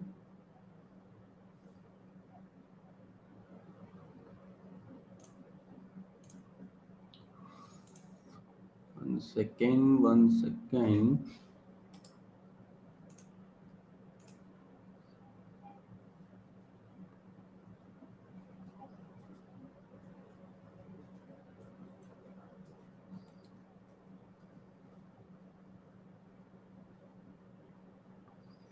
So as I've told you, when I have actually enlarged the screen size, there are two type of tracks: implicit and explicit.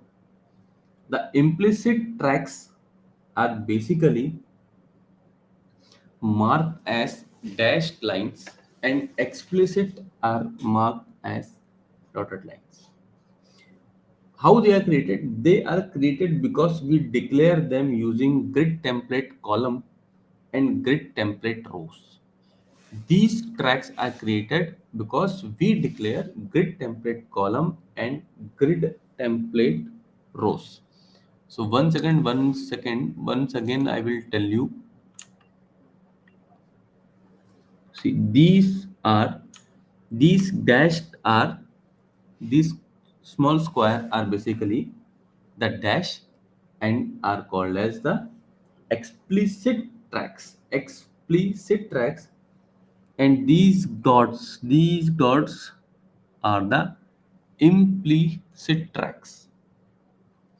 These are created because we have actually declared the grid template rows and grid template column property.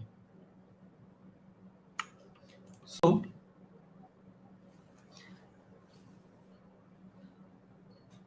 as I have told you, this 7, 8, 9, 10 have actually used the space depending upon the size of the content being available. So in order to change or give some size, we have the property of grid auto row. I have typed as GAR and I've given 150 px to them to use the size of 150 px. So as you all can see, these 7, 8, 9, 10 uses size of 150 px, irrespective of the size of the content being placed here. So moving on to the next property of grid, which is called as the auto flow property, in which by default if we uh, add anything in the grid, it will by default moves to the row column. But if we want something to be insert in the column, there is a property called as grid auto flow. So here, as you all can see, earlier we have two items. Now we have inserted the item number 3, and here you can see by default the item number 3 have come in the row property. So once again, let me change the basic structure now to 400 px and 200 px. Saved it and have the grid gap of 15 px. Okay, looking nice. So now if we want the item number 3rd to come in the column level, will have a property of grid grid auto flow as column. So by default, if we use this property and insert an additional item, by default the next item will come in the column part.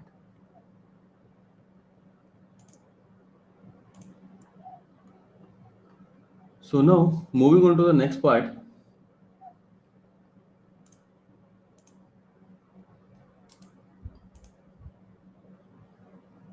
For this, 1 second.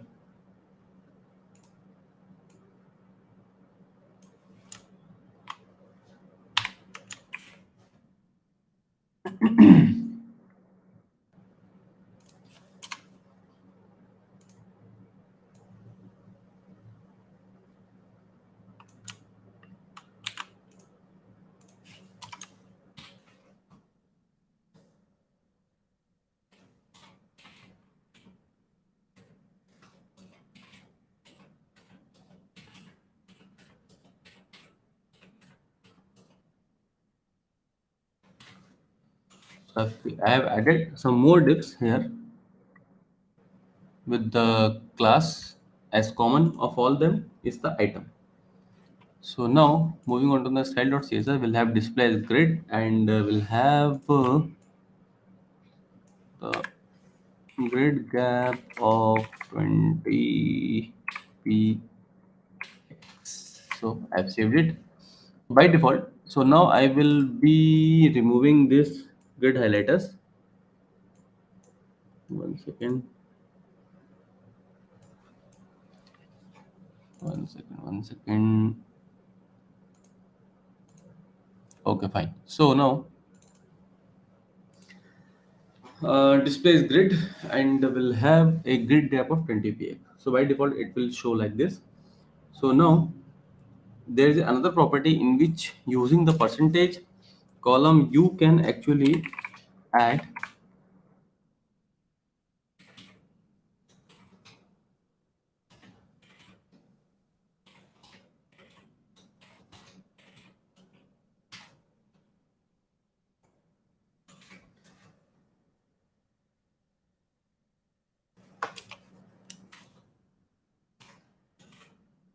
see, we have actually created 4 columns using the using the size of the column set as 25%. But there is an issue with this. As you can see, 25% into 4 is 100% plus 20 px grid gap what we are given.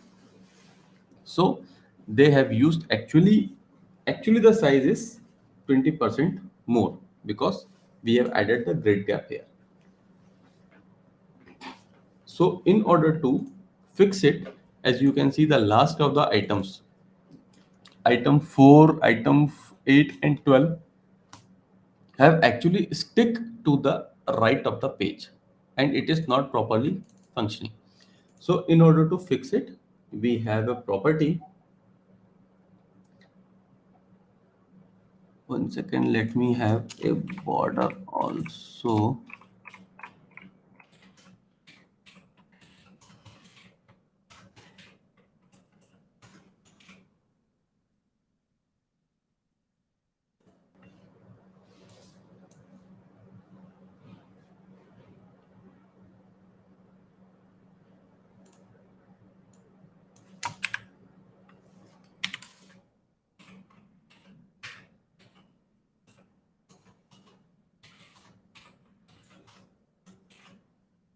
See,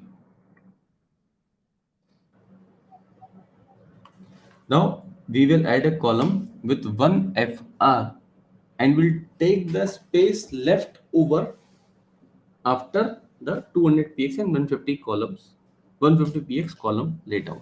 So using the functionality of one FR,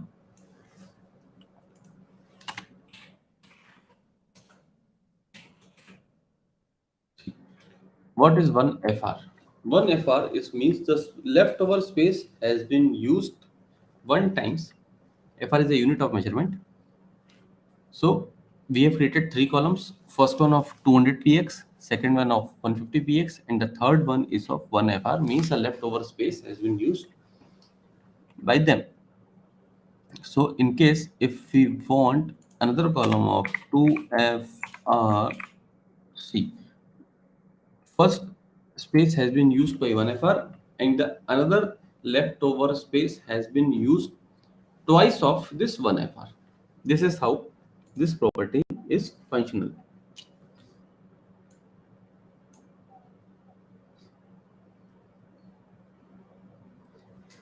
Now let's look at the auto use to size a track. The auto property gives the column width of the content. Now we are having 3 column of auto 1FR and 2FR size. Let me change it.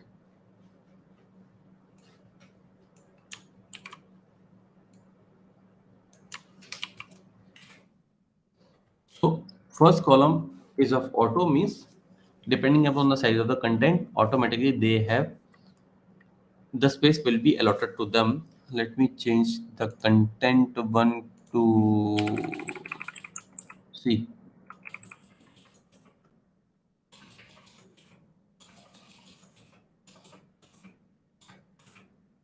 Depending upon the size of the content, automatically they have the space will be allotted to them.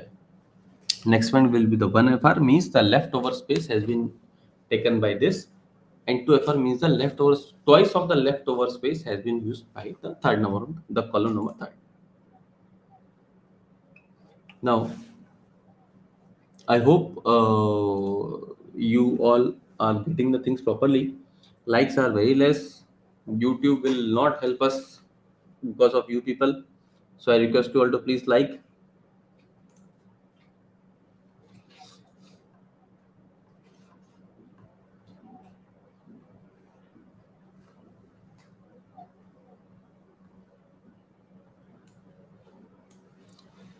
So repeat function is also used here, and let me tell you one thing, using this auto and repeat function, it becomes very powerful and a time consuming.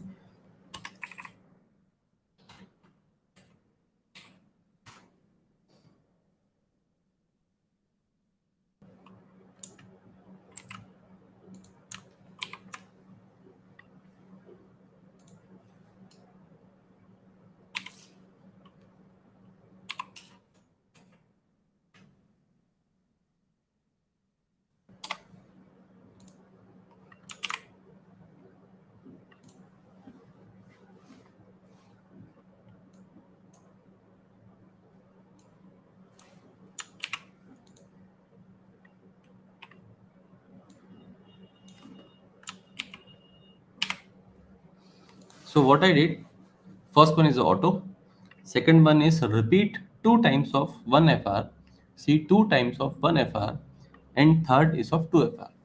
Means first column is the auto column, second one is the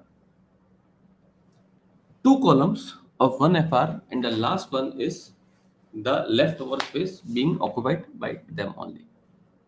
This is how the repeat function and the auto function is being used in order to make this very powerful. So as I told you, grid is also responsive. One second. See.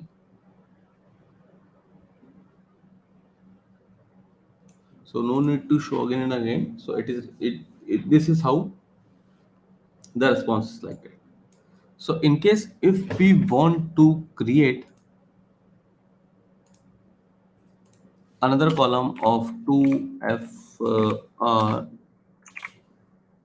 see how we can read auto. First column is auto, second is repeat 2 columns, means repeat 2 times 1FR 2FR. So 1FR 2FR 1FR 2FR, and the last one is again of 2FR. This is how you can read this.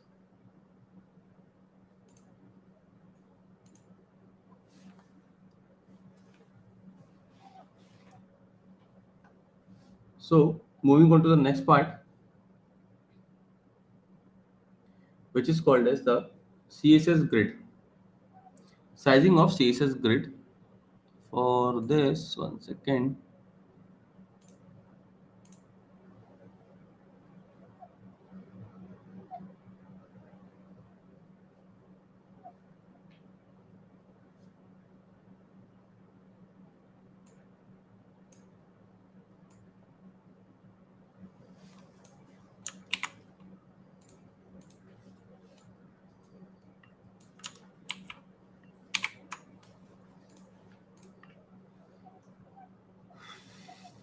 So as you all can see, this is not perfect. One second.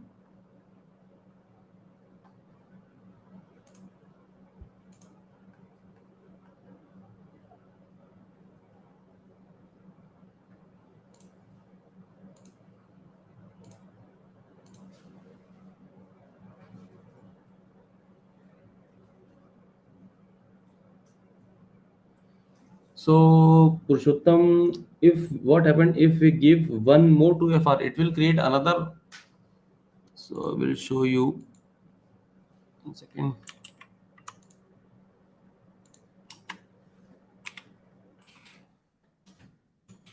See. Another column has been created, so you can read it, like see. So auto, first one is auto, repeat 2 times of 1 FR, 2 FR, 1 FR, 2 FR, 2 FR, 2 FR. It's very simple. I hope it is clear.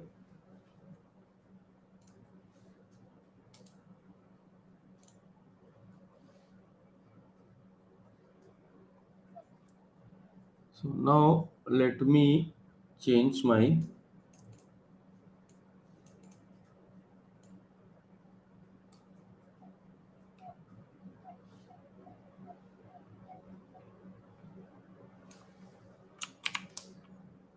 basic div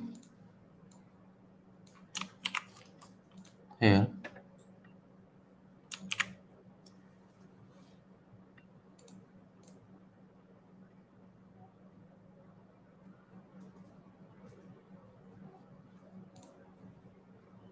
We'll have the display as grid width of 5 times of.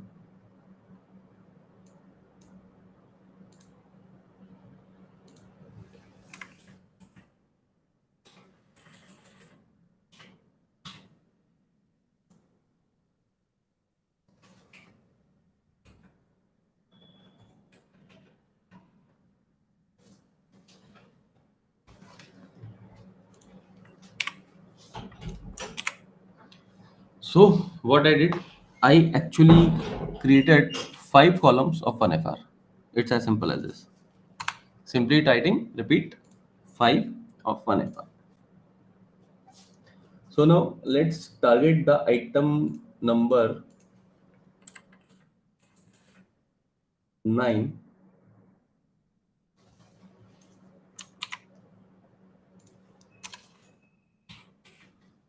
So I have changed the color of item number 9 and have increased the width to 500 px.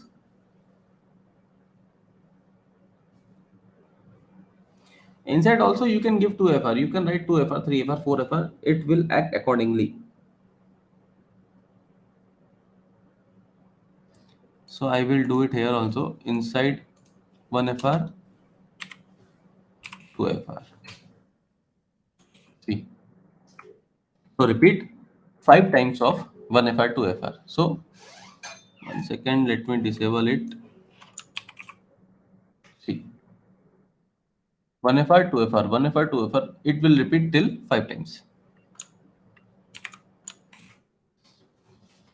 So where am I?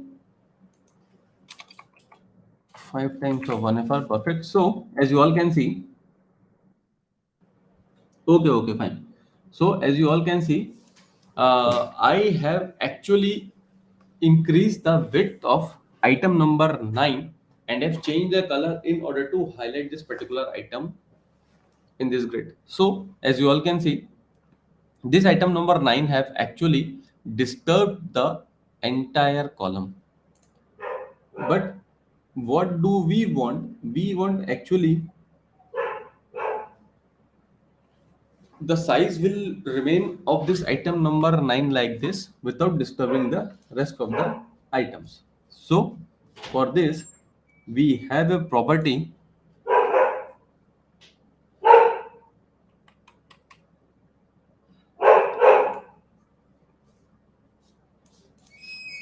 to use grid column span of 2. See.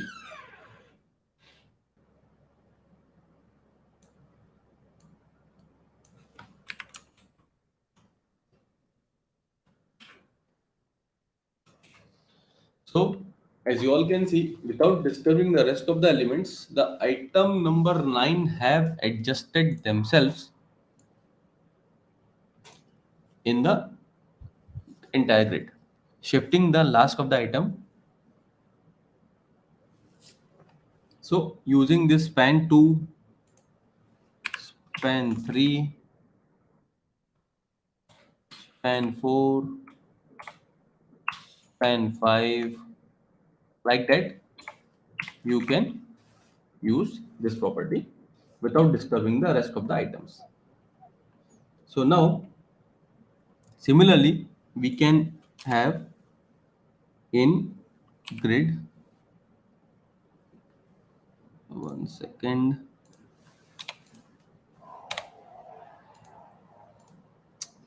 Oh shit.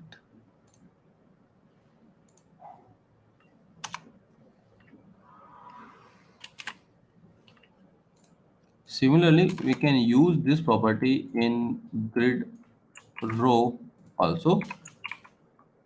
Here you can write row grid row.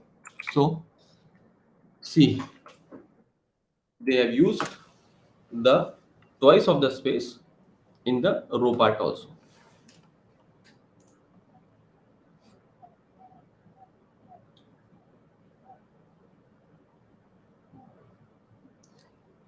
Another way to use this, you can use, one second,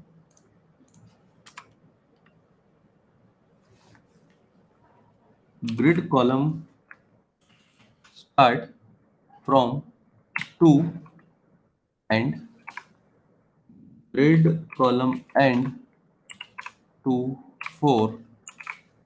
See, starting from 2 till 4, as this is the start of 2, third and fourth till 4, they have merged it.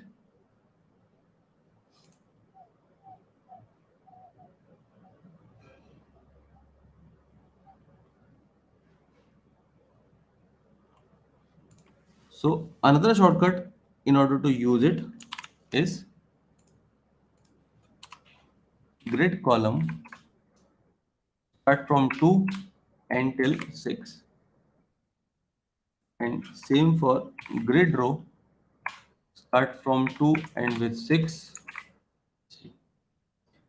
Using oblique, you can actually use it.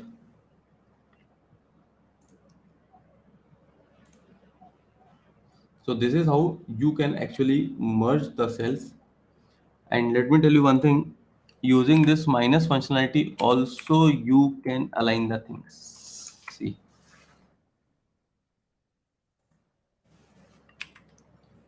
minus, see. Either you go from left to right, you use a plus. If you go from right to left, you have to use minus.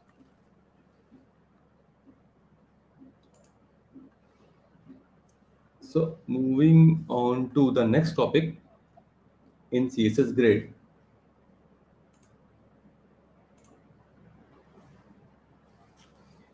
which is called as the autofill and autofit property. Autofill and autofit property are a very important property of CSS Grid, which actually, as the name suggests, fill the entire content in the leftover space or the available space. Autofill property is always used with repeat function, and it is used by the grid to fit as many as possible items in the row before items being moved to the next row. It is great for responsive designs where items recognize themselves. So for this, let me have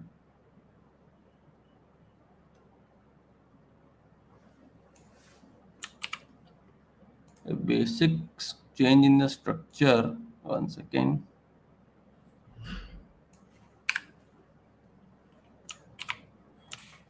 Saved it. Now we'll have the container. Where is the container? Okay, fine.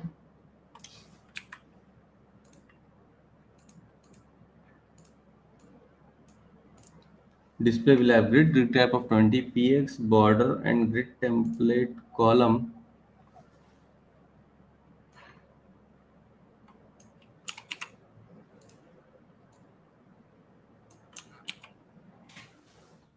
So as I've told you, autofill property, without moving on to the next row, they have filled the as much as items in the same row. This is called as the autofill property. So now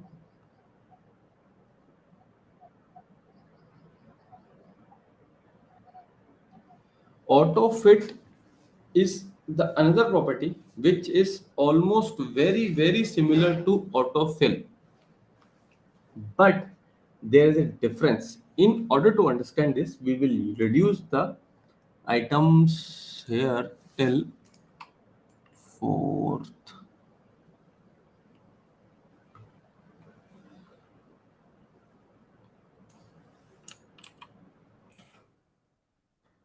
Okay, so we have reduced the items in order to understand the concept of auto fit.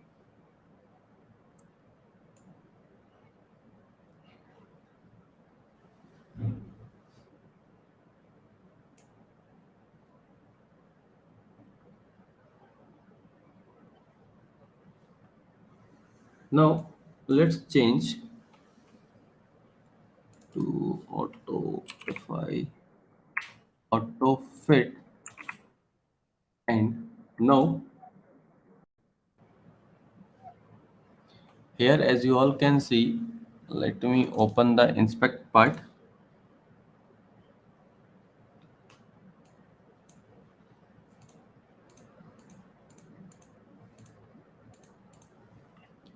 So as you all can see in this auto fit, where the grid ends, the item ends. This is called as auto fit. In autofill, in the same row, they try to fill as much as items in the same row, but in autofit, it ends where the grid ends. Now let's add a property to the item 4.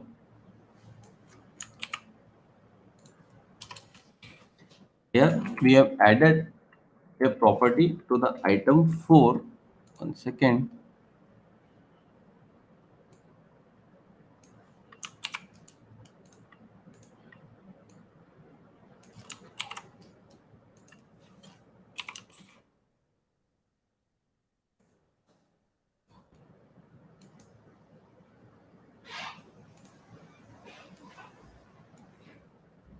Where is item 4? Here.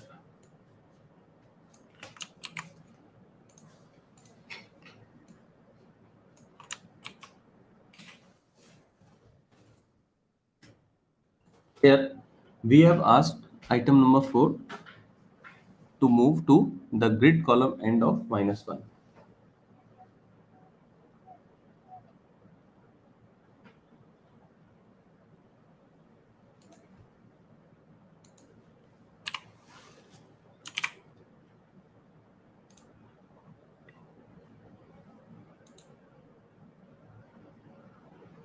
So here you can see, one second.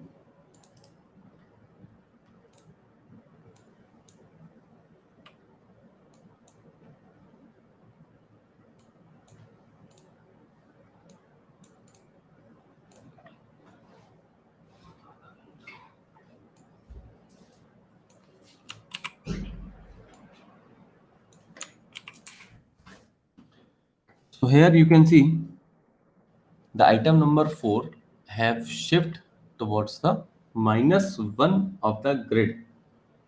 As I've told you, either I can give in the plus way or in the reverse direction, I can give in the minus way.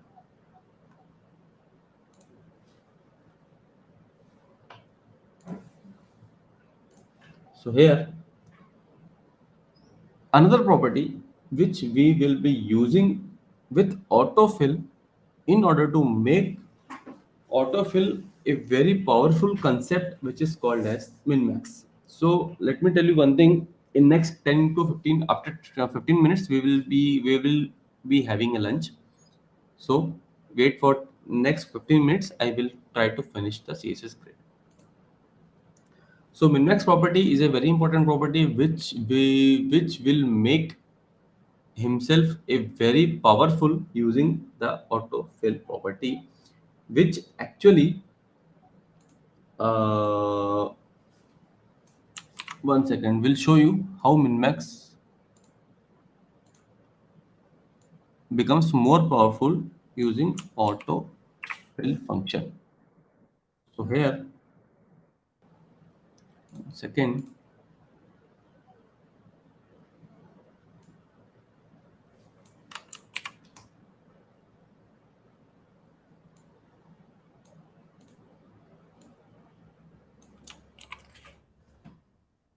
So as you all can see, now this is not required. Fine. Now how min-max with auto and repeat function will work. So here you can see,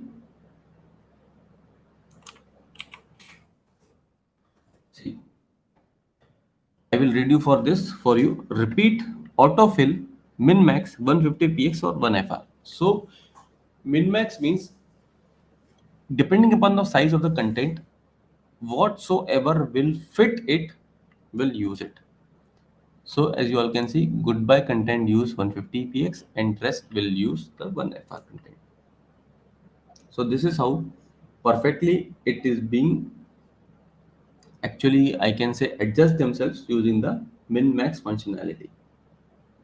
So here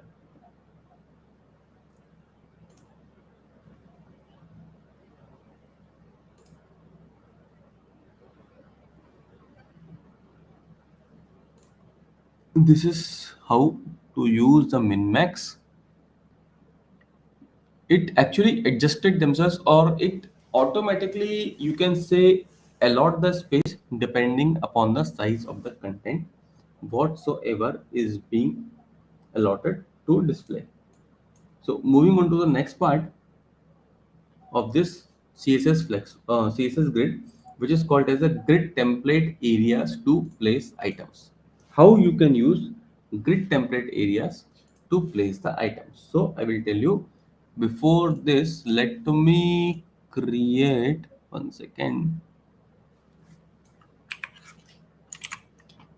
Let me create a basic div.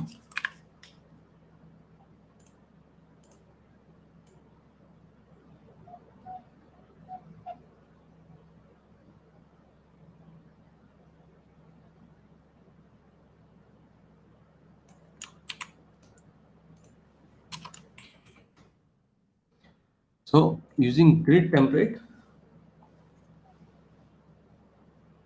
areas, I will show you how to actually place the items. So let me close this developer edition. So here you all can see I am sidebar 1, I am sidebar 2, I am the main content, and I am the footer. So that himself tells us that who are they and where to place them. So moving on to the style part, I have actually them in grid and grid wrap of 20 px and 3 columns and 3 rows. So now I will add actually the grid template areas which will actually place the items where the requirement is there, because sidebars need to be placed to sidebars, footer in the footer, and the content in the content. So one second, let me inspect it. See, the labels have actually been occurred here, which highlights where the sidebar, where the main content, and where is the footer. So now we will actually target the grid template items what we have created here, and where we want them actually to place. So for this, we will be using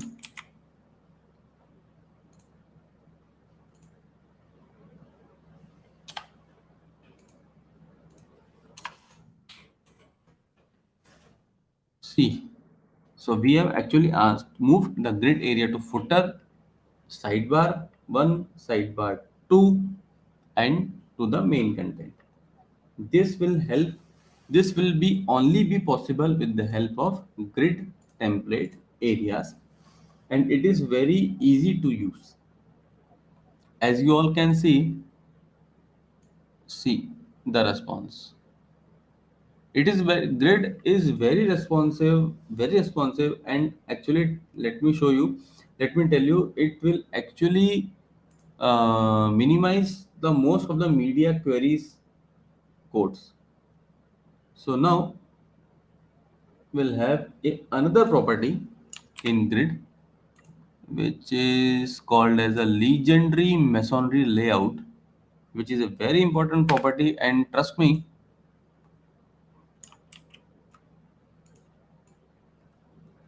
you can do wonders with this property, but it has a limitation. I'll show you what is the limitation here, but first let me close this.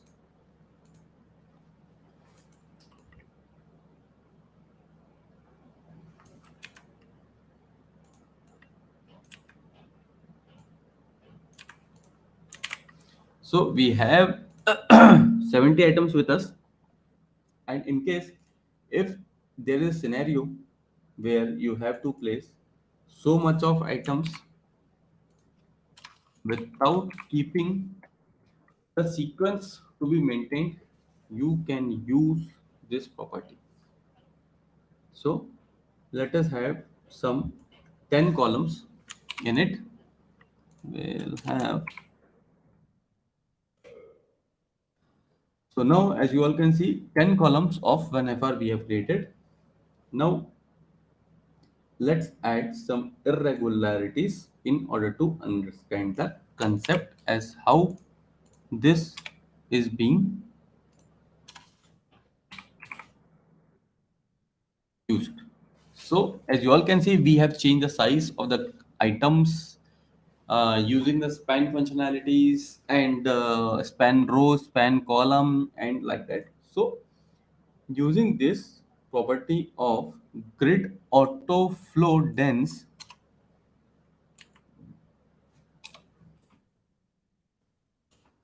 grid auto flow dense, the entire content will align themselves in the available space, but the only drawback is sequence. You cannot guarantee the sequence. This is the only drawback here. The sequence will mismatch.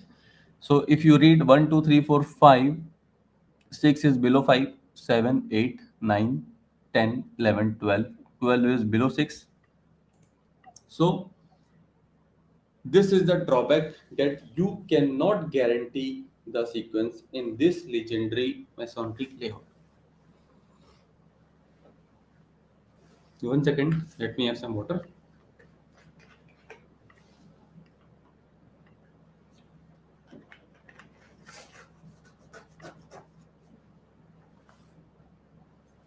Yeah. So we will be going for a break after 5 minutes, after 5 to 7 minutes.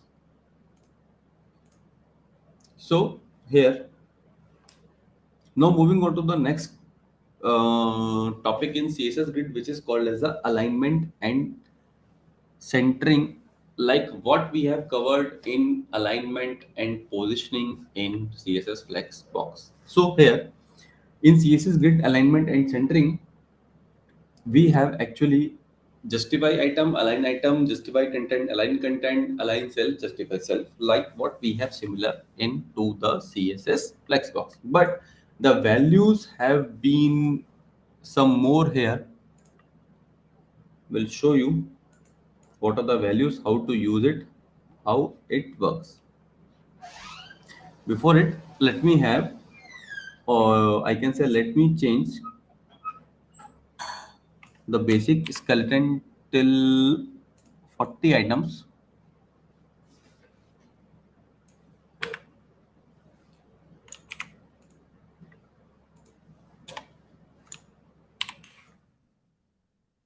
As you all can see, now we will start with justify item, as justify item will work on row level and align item will work on column level.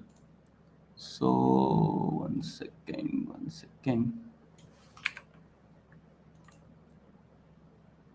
We'll have the display as grid template column will have, we have actually 10 columns of 1 FR. Perfect. So grid autoflow tense is not required because we don't want here to place the items.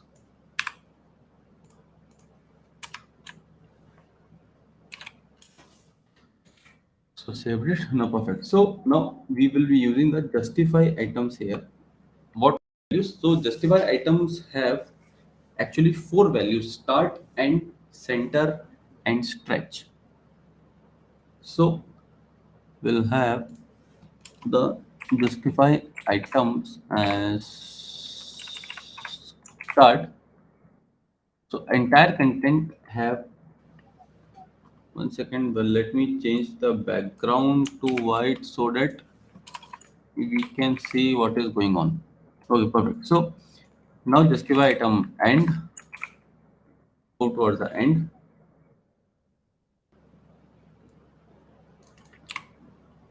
Center, and the last one is stretch. So these are the 4 values of justify items which works on row level. Now moving on to the next property, which is called as the justify, which is the align item. Align item works on column level and it have similar 4 values like the justify item, which is start, end, center, and stretch. So for this, let me have some rows property also.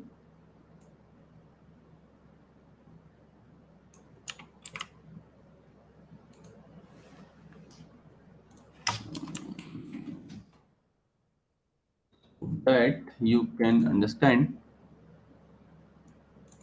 We'll change to end.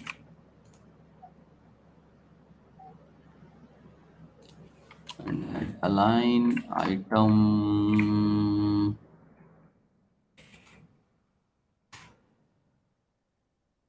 not flex start, it is actually start.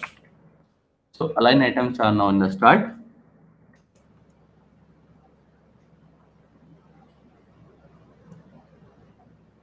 Align item end. So it works on column level. So focus on the column side. Center,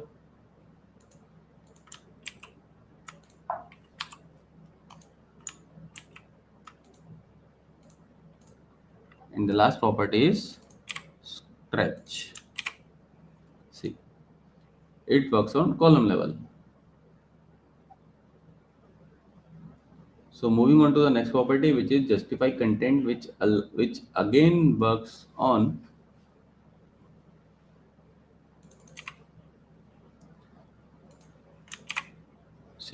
perfect center and perfect stretch. So next property is justify content property, which have 7 values as what we have in the justify content flexbox, which is called as start and center, space between, space around, and space evenly. So let me quickly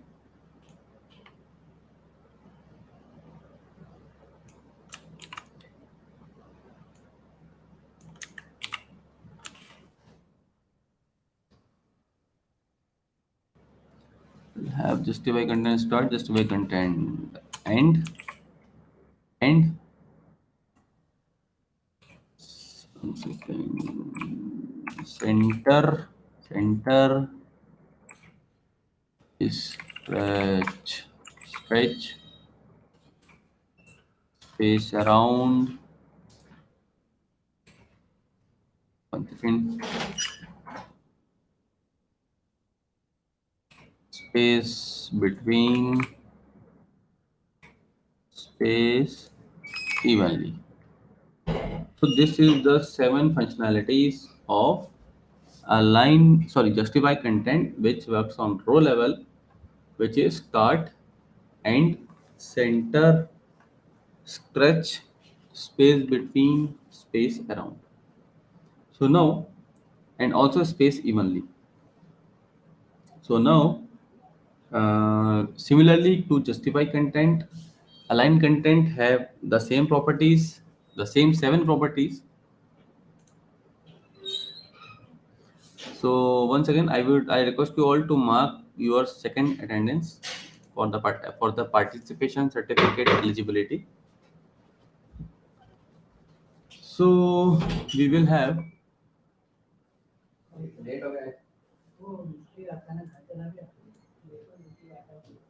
one second. In order to use this align content property, let me change it to one second. Let me change the basic div.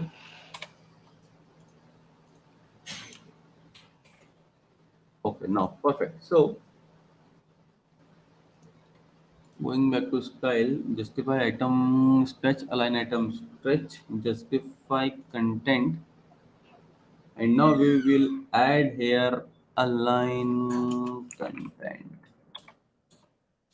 Second, why it is not coming?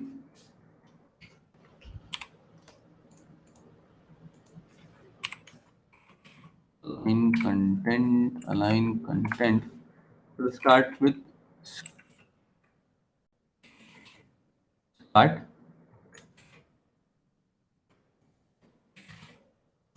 and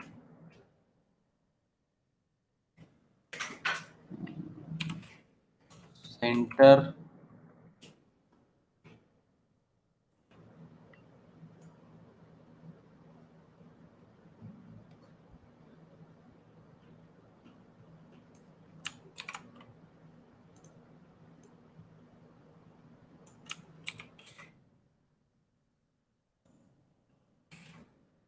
stretch,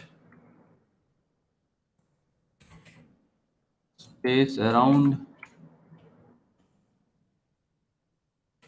space between, space, space evenly. So these are the 7 properties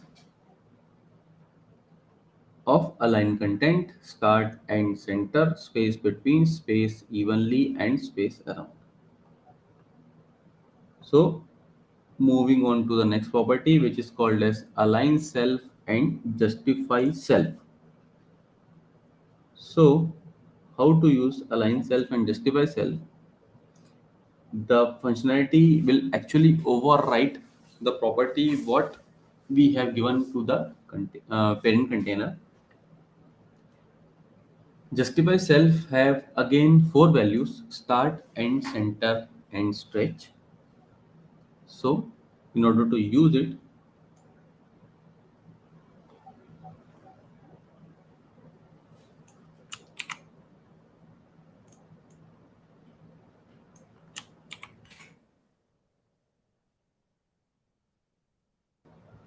we'll target the item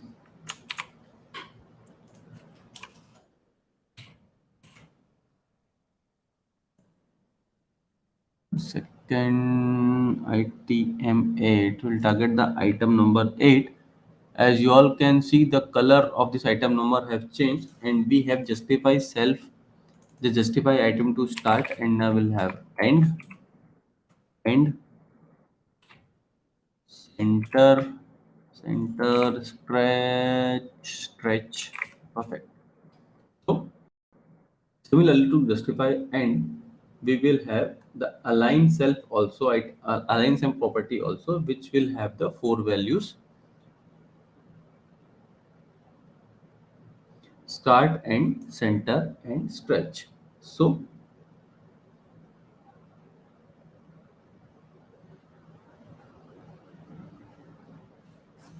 let's target the item number 9. We will have in align self as start. We'll change this to red and see start and center. So these are the four properties which is called as a justify, sorry, align self. So here we have concluded with CSS grid, and now we will be having 25 minutes of lunch break. After that, we will sharp start at 3:20 p.m. So please make yourself comfortable, have your lunch properly.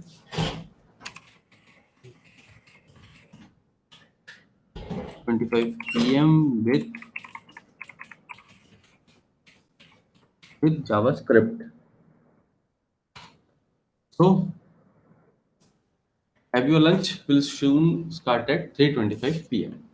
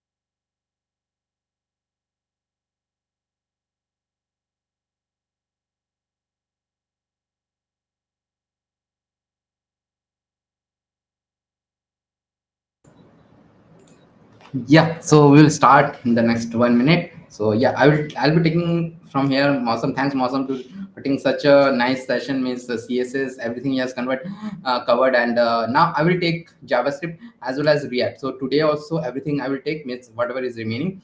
JavaScript we will not be able to complete today, and we need to wait till tomorrow to complete JavaScript, because JavaScript we have to learn four things. Recently, I did this JavaScript thing on my channel also. So exactly the same thing we'll cover, but here also we'll cover those things.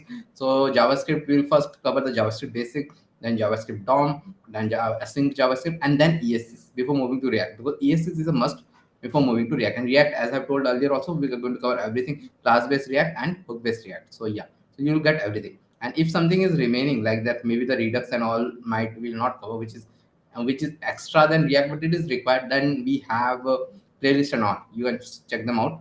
But you have to do this fourth thing, which is very much important. So yeah. So yeah. So JavaScript. Let's get started. Now, me share my screen. Yeah, and JavaScript. We're going to learn on a code editor. Okay, what is a code editor exactly? So code editor is something like this. A lot of people also ask me a lot of time that, sir, we don't have a laptop, so where we can practice and all. So the good news is that you don't need a laptop also nowadays, and this web development is very means it's very light. Okay, it doesn't require much. If you have a tablet, it is more than okay, because tablet you can get, I think, for 5,000-6,000 rupees. Laptop, a good laptop comes for 20,000 rupees. Okay, so that is, a lot of you might be watching it on the mobile also. I know that a lot of students are there for whom 20,000 is a lot of money. Okay, so you can do this on a tab. And tab, what you will do? So there are online code editors for HTML, CSS, JavaScript. Although you will not get that experience, but HTML, CSS, JavaScript, there are online code editor. In fact, for React also there are online code editor nowadays.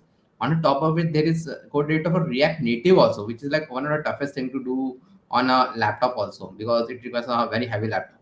So all these things you can go to this code editor like this. And JSBin is one of the top code editors, online code editors. And what happens, it gets saved also. Whatever I will write here, it will get saved also. And today in the description, we are going to provide all these things only. So JSBin is what? Here you come, you can see HTML, CSS, JavaScript, console. And console is something which is very important, which I'm going to tell soon. What is the console? And this output. Output is the output which Mawsam was showing, all the output, like those beautiful CSS boxes. Those are the output. So you can write all these things: HTML, CSS. If you want to write only HTML, CSS, write only HTML, CSS.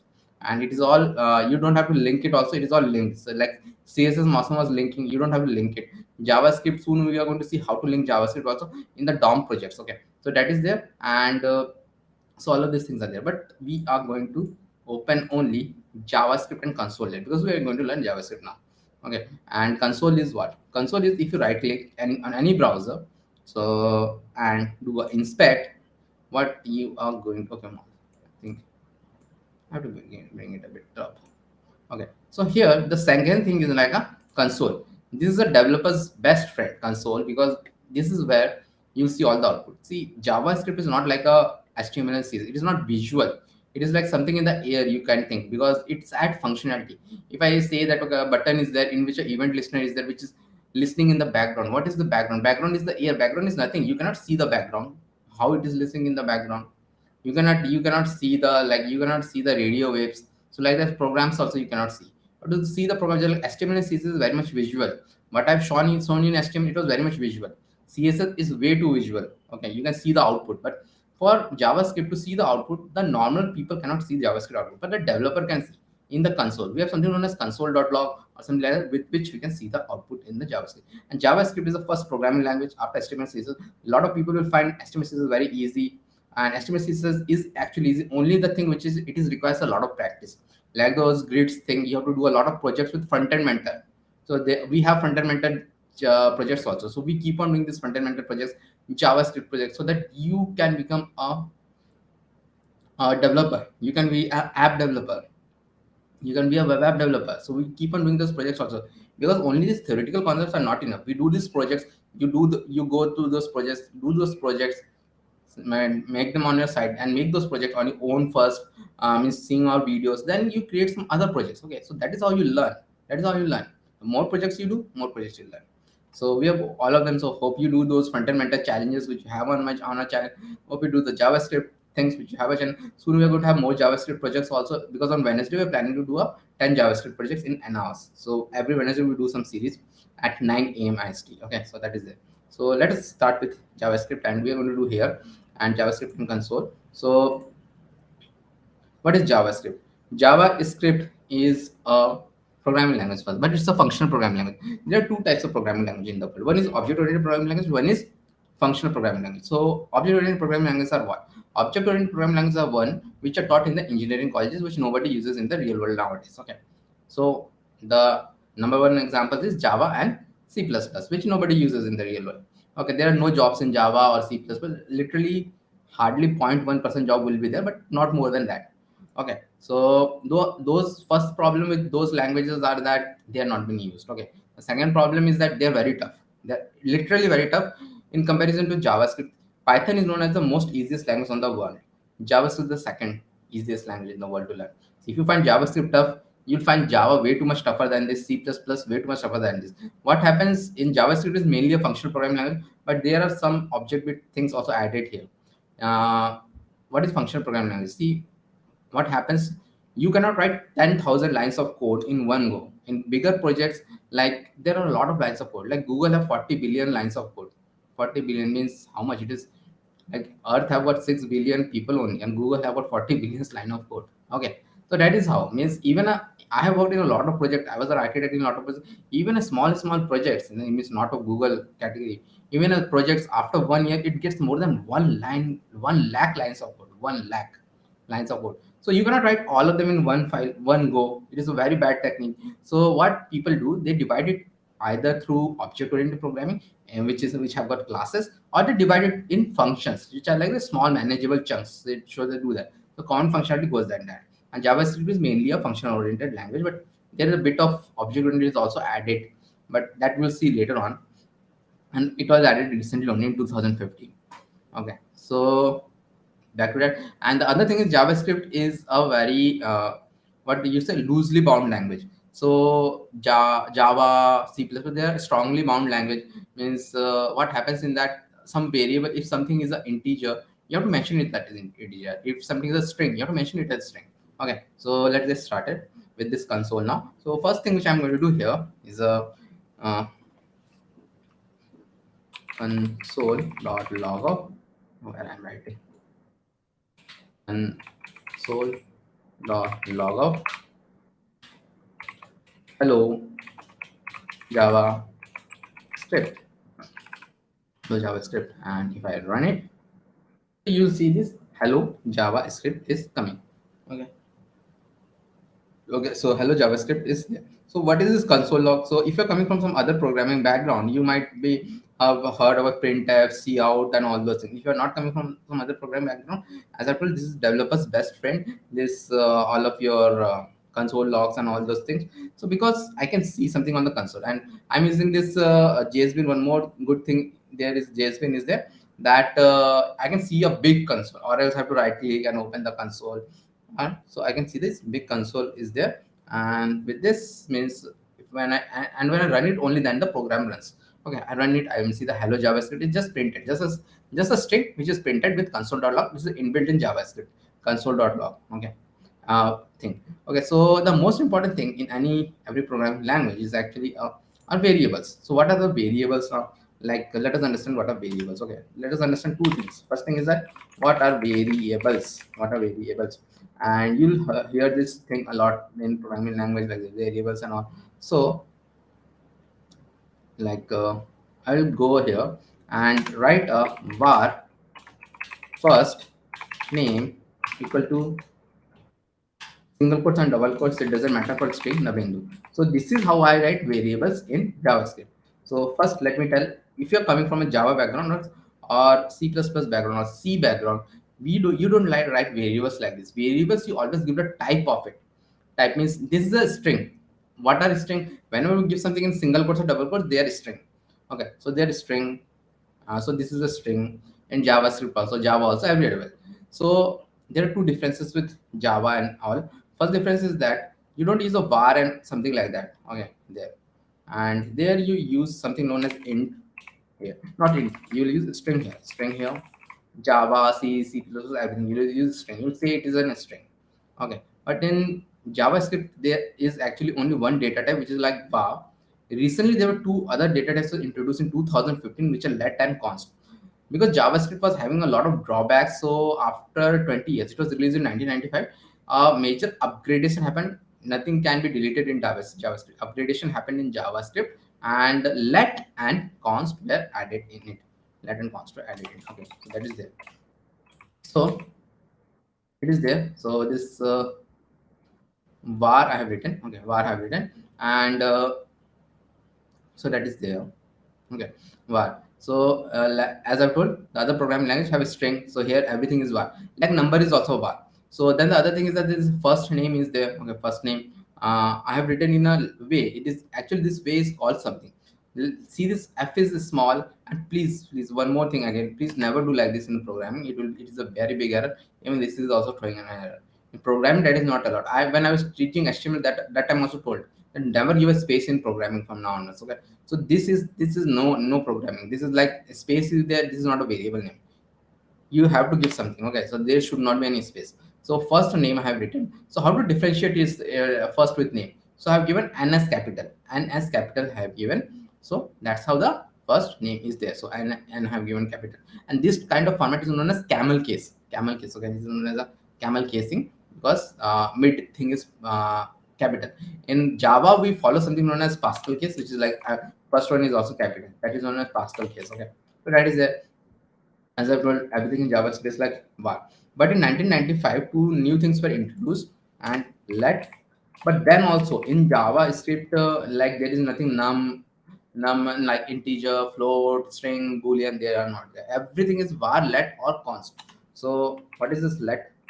Last name equal to source, and const full name equal to Mendu. It works like this. Is there? Okay, so you might see the, okay, there is no difference in there. So console.log of first name,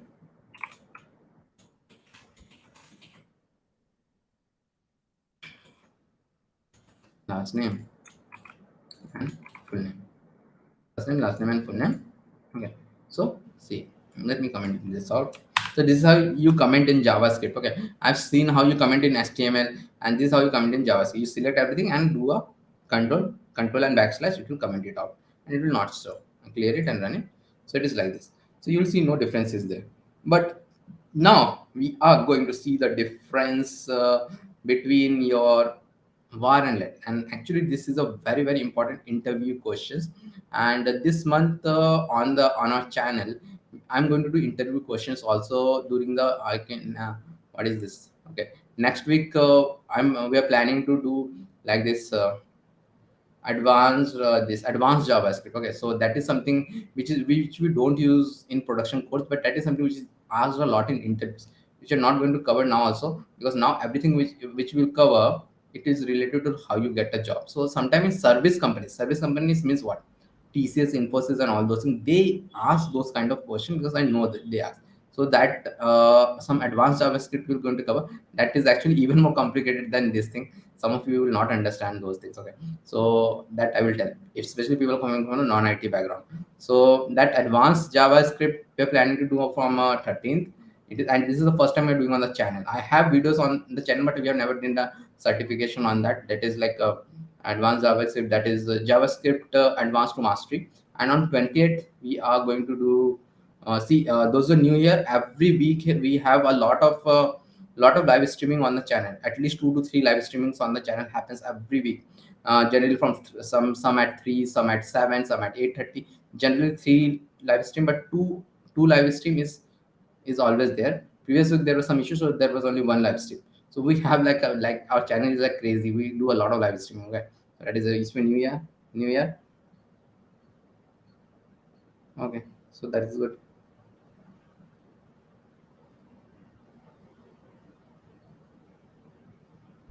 ready होकर video बनाया करो, TCS ने 16 साल में मुझे job नहीं दिया. Okay, so I'm not also going after TCS job. Okay, so that is that I never tell people to go after TCS job. Okay, I always tell people to go after startup jobs. Okay, so कुछ राय कुछ कुछ. Okay, so even I didn't work in TCS, and I also don't ask my student to join TCS. But yeah, some of the interview questions, maybe someone can ask those advanced JavaScript. If you don't want to do, you cannot you don't do next week. It is like way too advanced. Okay, so that is there. Just like the FANG companies ask way too advanced DS and algos, which nobody uses. Okay, so that is there. Okay, so let's get started now. Okay, so this is how we do. Then let us understand what is the difference between var and let. A very important interview, it is interview question also, and something which you should also know. What is the difference between a var and let, that you should also know. Okay, so we are going to start with this if statement. We are going to start with the if statement. If true.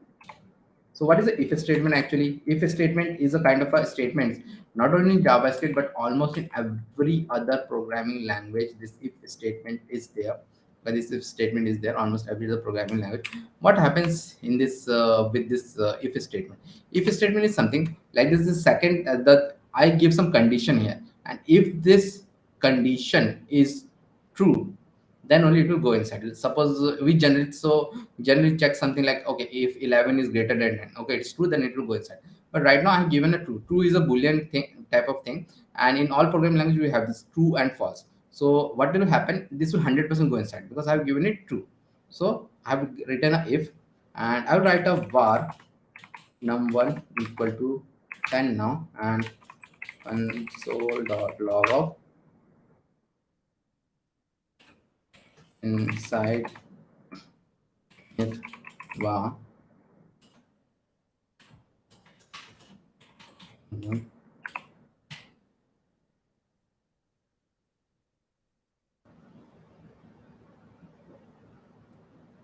Kunal, picture quality is pretty good. The problem is that you don't know how to use YouTube. So what you have to do, you have to go and increase the settings. Okay, then the picture quality will be good.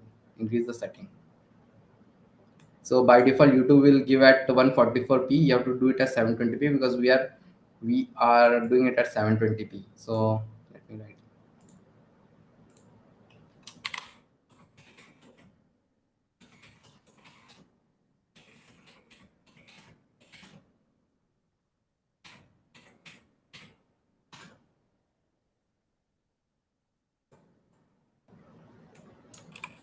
Okay. So now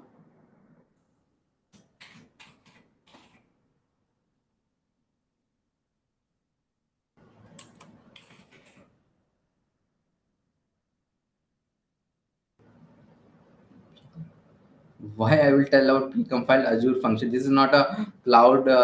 This is not a cloud thing. Okay, Kunal, please don't ask all these things. This is not a cloud computing thing. And why I will ask about that? If you want some cloud channel, I can give you some cloud channel, very good channels I know. So this is Azure. Anyways, Azure is something like it is like way too ahead of what we are telling here. Okay, Azure is it is like top end of the things. Okay, and that is belong to cloud, and frankly speaking I don't know cloud.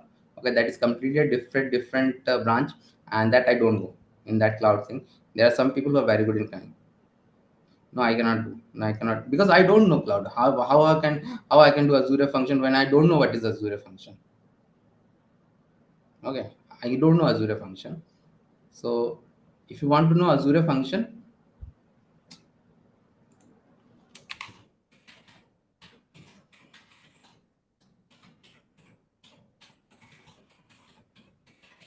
I don't know Azure functions, and one to one, what I will do if I don't know how I can teach Azure function. Okay, I don't know Azure function.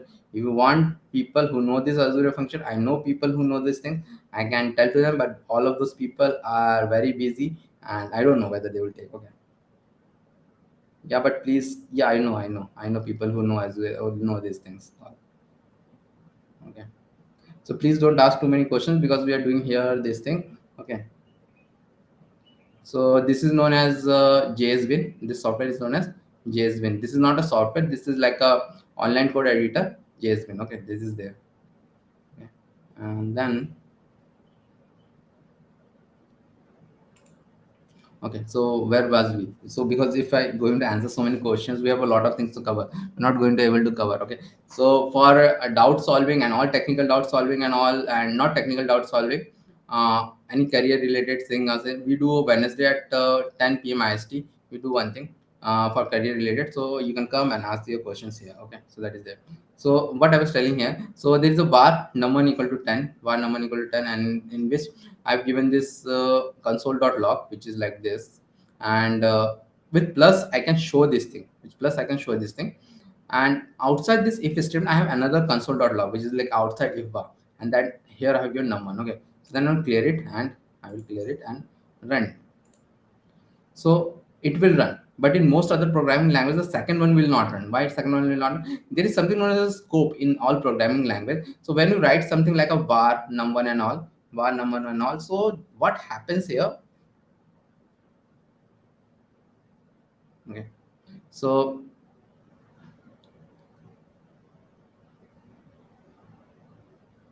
okay, so we are going to give you the exact part from where to start, because we are going to start from the start and till the end it will be there. So okay, so the complete one, that is the problem, people have too much information. Okay. So again, so let's get started now. So var num equal to 10 have given. So what happens? It's most other programming language. Suppose I have here a integer or something like in a Java, or suppose I write this code in Java, because if statement is there in Java also. So the scope of this num1 should end from here till here. Outside it, it should not go. But in JavaScript, outside it also it goes, because var is known as to have a functional scope. What is a functional scope? We're going to see now. And let is having a block scope just like any other programming language. So this will not give error, because outside this if also this var exists, this is not a good thing, because of this thing JavaScript a lot of global things were created. So this is a problem, but so and it is not giving me error. It should have given me error. This outside if var should have given me error, but it doesn't give, because in JavaScript var is a functional scope. Okay, so that is there. And then I'll do a C and do this here again. Now what I'm going to do here, I'm going to make it as a let. So I'm going to do it as a let num2 equal to 20, and inside if let, outside if let.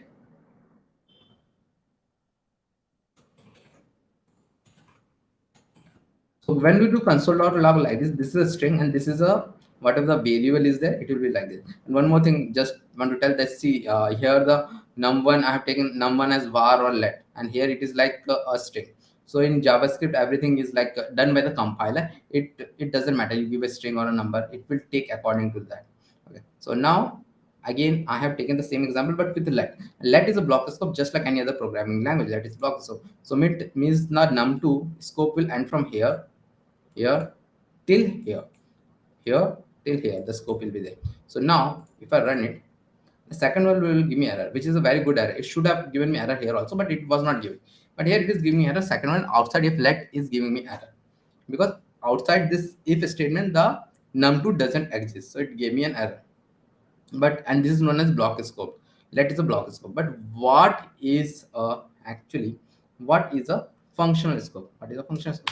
Let us understand what is a functional scope. Okay, so function scope, I have again uncommented it out. So function scope, as I told, JavaScript is a function oriented language. And what is function? We are going to learn more about function later. So functions are the small block of code, and in JavaScript we write function with function keyword. There are other ways also, but this is the most common way. Function keyword. If you're coming from some other programming background, you know that functions like we have to give the return type there, void or integer. In JavaScript we don't have to give. So function and var exp I'll give like this, and then I'll cut it and paste it inside it. So inside the function, I pasted it in this thing. Local file we'll see next. Yes, we can read local file document, everything we can do. But so much complicated thing we are not going to do. Maybe I have some project, you can see those projects. Yeah. So function var exp I have done, and inside this function. So this is functions are small blocks. Small blocks are there. Function are the small blocks in which, as I've told earlier, also in this small blocks, you can put a lot of things. But if I do it like this, nothing will happen because nothing will run here, because function, this is not function definitions. As I told earlier, function are used to divide everything into small chunks. So I put this inside a function.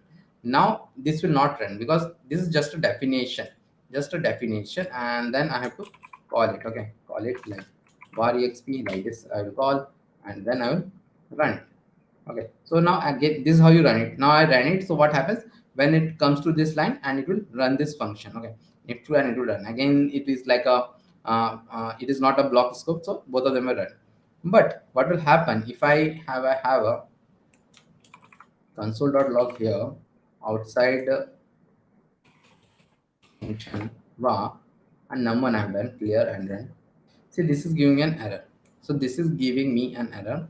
So this is giving me an error because var is a function scope. The creator has created it like that, function scope. So what is there here? Okay, so the num1 scope is not ending from here till here. Num1 scope is ending from here till here. Outside that, num1 doesn't exist.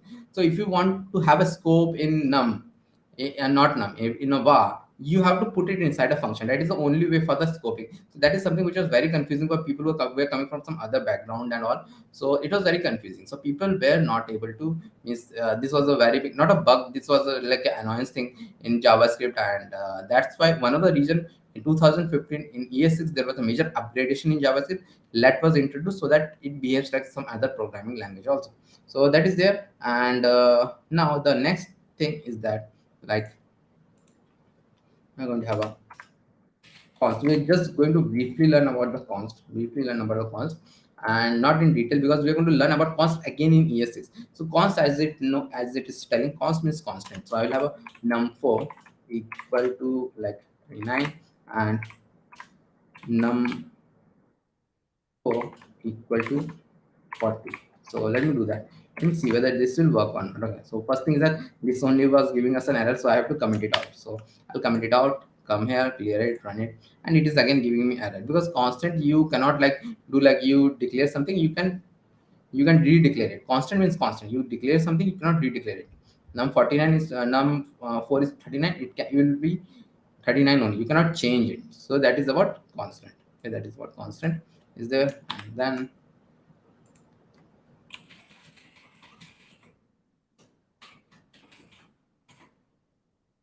it will work. So now it will work. So now,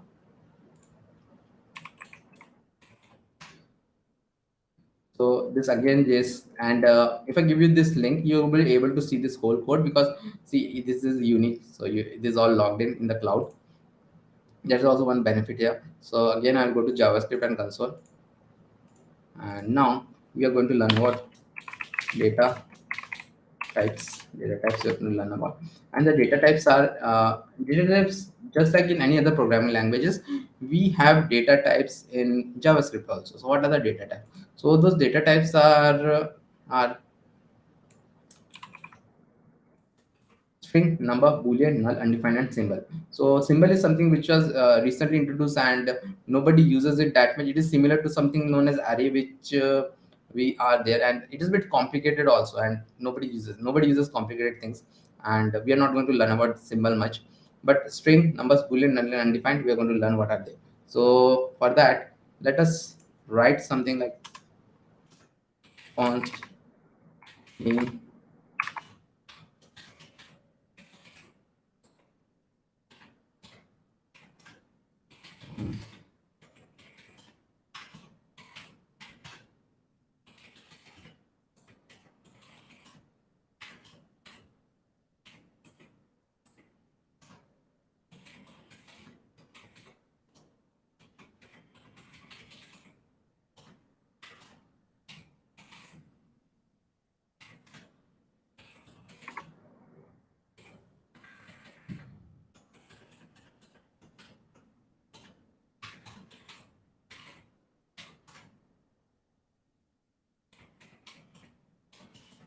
So I've written this.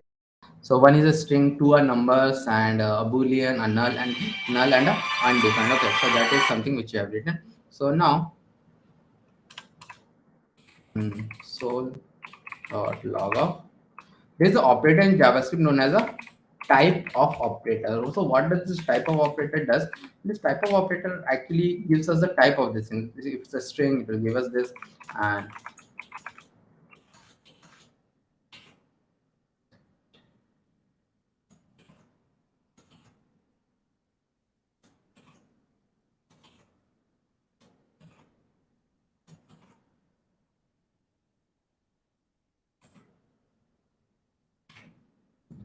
so we will have these things. So type of operator, if I run it, it will give me the type of everything. So first thing, let us come one by one. First thing is a string. So name is a string. So what is a string in Java? Is just like any other programming language, anything in a single quotes or double quotes is a string. But as you can see, everything have taken const or a let like that, because we don't have that something like in Java, like string, number, and all those things we don't have. So in Java, if you write the same thing, this will be string. This will be, second one will be int, third one will be float. Okay, in Java and C++, numbers are also different. So if we have a whole number, it is like we give the integer or something, and if we have a floating number like point is there we give it as float. So here in JavaScript we don't have, everything is a number, everything is a number. And then the next one is a boolean, which is having two values only, true and false, which is there, which is like there in every other programming language also. Boolean is there. Next is a null, which is showing as an object. I will discuss about it later, about it in 2 minutes. So why it is taking it as an object? It should have been null. And then the last one, if we don't give anything, it is undefined. Okay, it is undefined. So there is a difference, because null and undefined is a thing. Again, it's a interview. It is an interview question also, and this is something which you should know also. Okay, so it is not like everything I will tell according to interview question, interview and all. But these are something which you should require, because everyone is confused between what is null and undefined. Okay, so null and undefined, both of them means empty values. But null is something which is assigned by the user. See, I am, as a programmer, I am assigning this null value to x. I'm assigning the null value to x. Okay, but if I leave something blank like this set, if I leave something blank like z, then what is there? Then it is like a undefined. The compiler, or the whether JavaScript has a compiler which runs everything, it will assign the undefined to it. It will assign the undefined to it.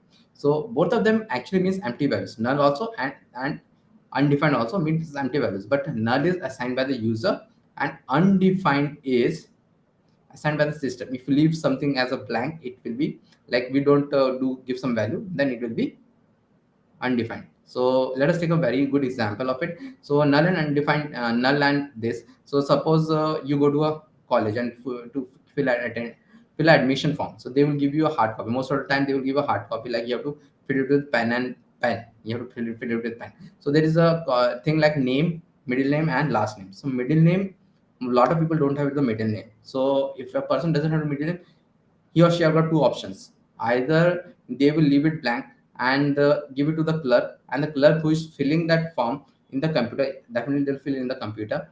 So computer they will fill. So what will happen? He or she will enter that as blank only, middle name as blank only in the computer.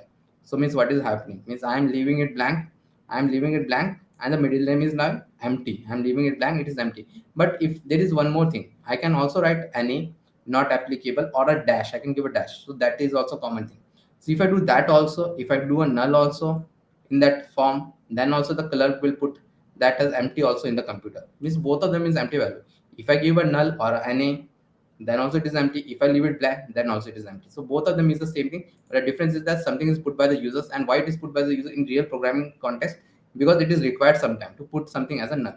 Okay, so that is there between null and this. And one more thing here, which I was going to tell, is that why the type of x is an object. Why the type of x is an object? Why it is not a null? Why it is not a null? So actually this is a very big bug in JavaScript. So what is a bug in JavaScript? Why there is a bug in JavaScript?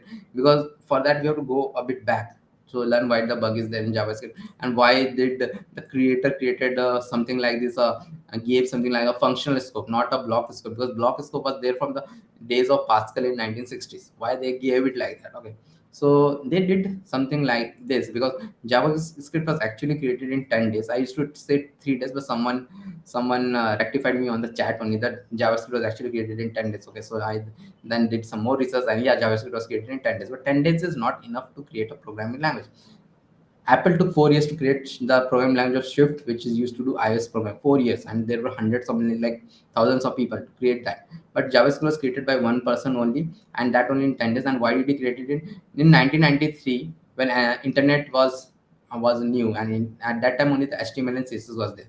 There was not even a browser in the internet, so everyone used to do FTP and all those things.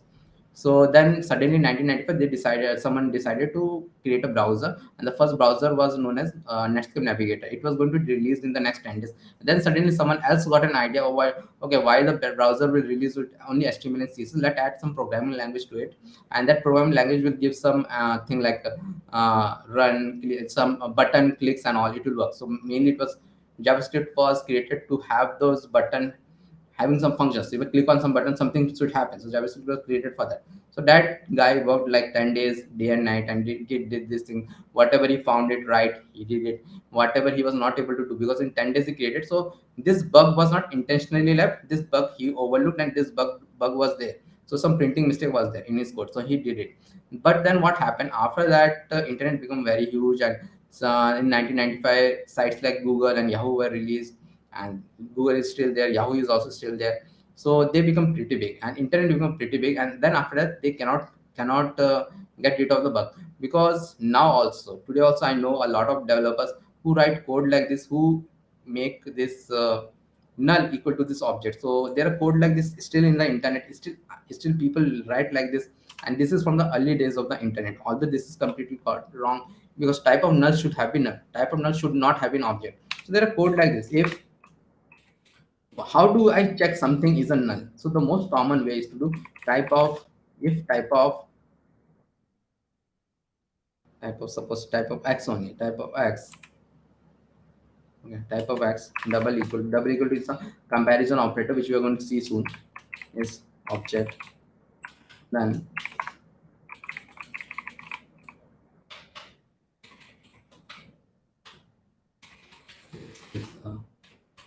in this. Okay. I did like this. We clear it and run it. So this is the bug in JSS that's been printed. So this kind of code are there from the early days of the internet. Like Google engineers have also written this kind of codes, and a lot of engineers write this kind of a code. So that's why this bug cannot be solved. So this is all about it, type of and all. Okay, so now the next thing which we are going to learn is string concatenation. Okay, so strings are again very important things like this, and let us learn about the string concatenation. So we'll come here and do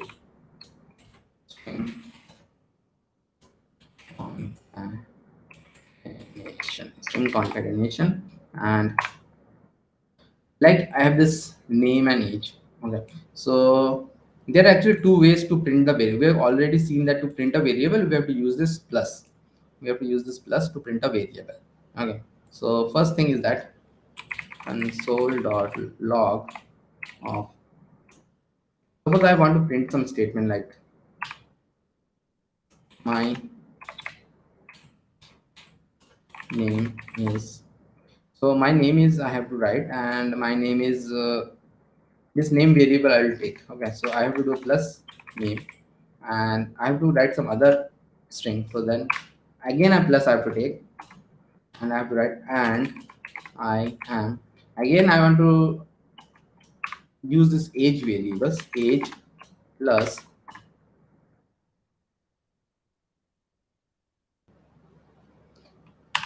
years old. I want to write years old, YEAR, but I'm not able to write it. It will give me error, because I'm using single quote. I cannot use it like this. It is giving me error also. So what I have to do to get rid of this error, I have to escape it like this. I have to escape it, and then the error will go. Okay, so this is how you do it. Hold, and if I do it now, let me run it. So okay, it is okay. Like now it is showing, but there is an issue here.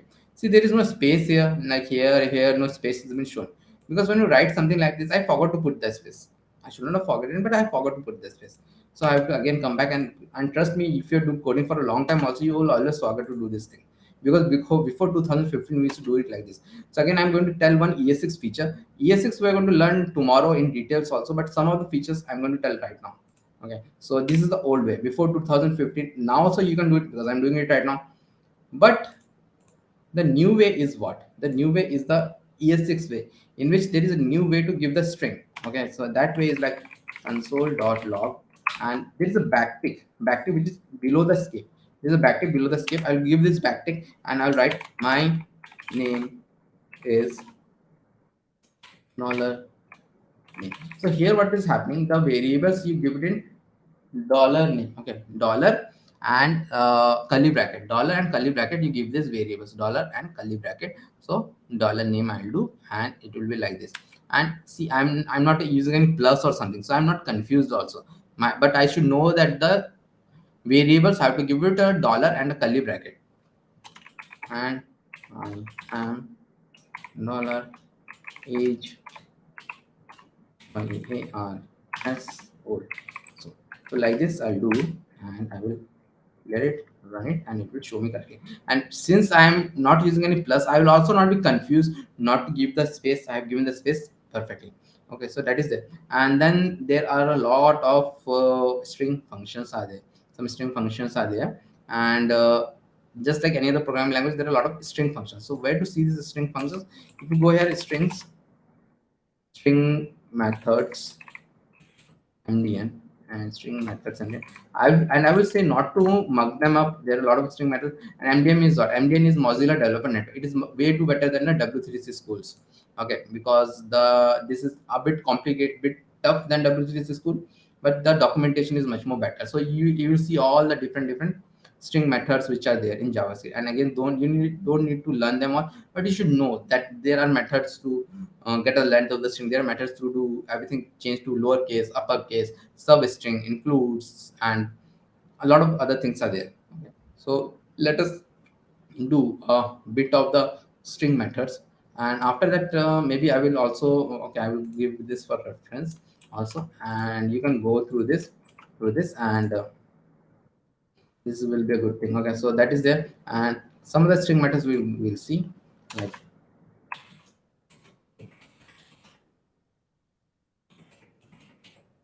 methods.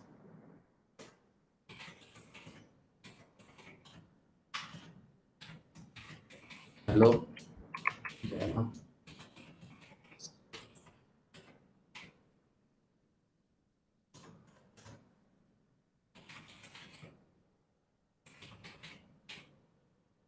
So first string method which I'm going to see is the str.length.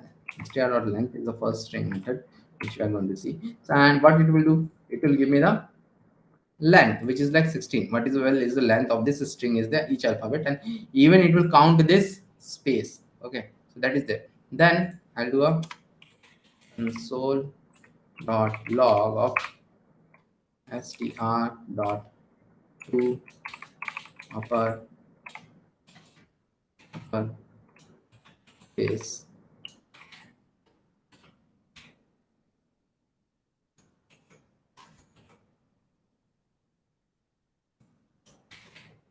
Like uppercase, there is a one thing for the two lowercase also. So like there's two uppercase is there, and then two lowercase is also there. So what is two uppercase will do? Two uppercase will change everything to uppercase, and two lowercase will change everything to a lowercase. So that is it. And then there is something known as a substring is there. Substring is, with substring we can take out some substring from here, which is actually a very important method which we use a lot in programming. Okay, so like this console dot log of str dot sub string 0 comma 7. I'll do, and if I clear it and run it, so it is like hello J is coming. So one more thing, strings, there are something known as array which you're going to learn next. Strings also start with 0. Strings start with 0. So 0 1 2 3 4 5 6 7. 7 was thing A, but this method actually returns 1 before that. So 0 till 6 it has returned. So that is there. And then there is one more important method, like console.log str dot includes and Java, all right, and other includes global, all right. So this Java will give me true because includes what it does, it checks if the string is there. So okay, yeah, Java string is there, so it will give me true. Global string is not there, so it will give me false. So like this, true and false, it will be written. Okay, so this is there, this is done. Now the next thing, as I've told, we are going to learn is the arrays. We are going to learn the arrays. So JSBin again, I'm going to do JavaScript console, I'll done, and here I'm going to do array. What are array? Array are again a very common format to store data. So array, we do it like suppose I have a const lang equal to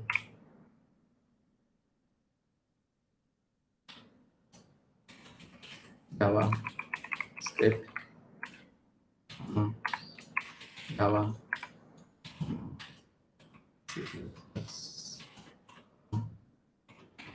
lang.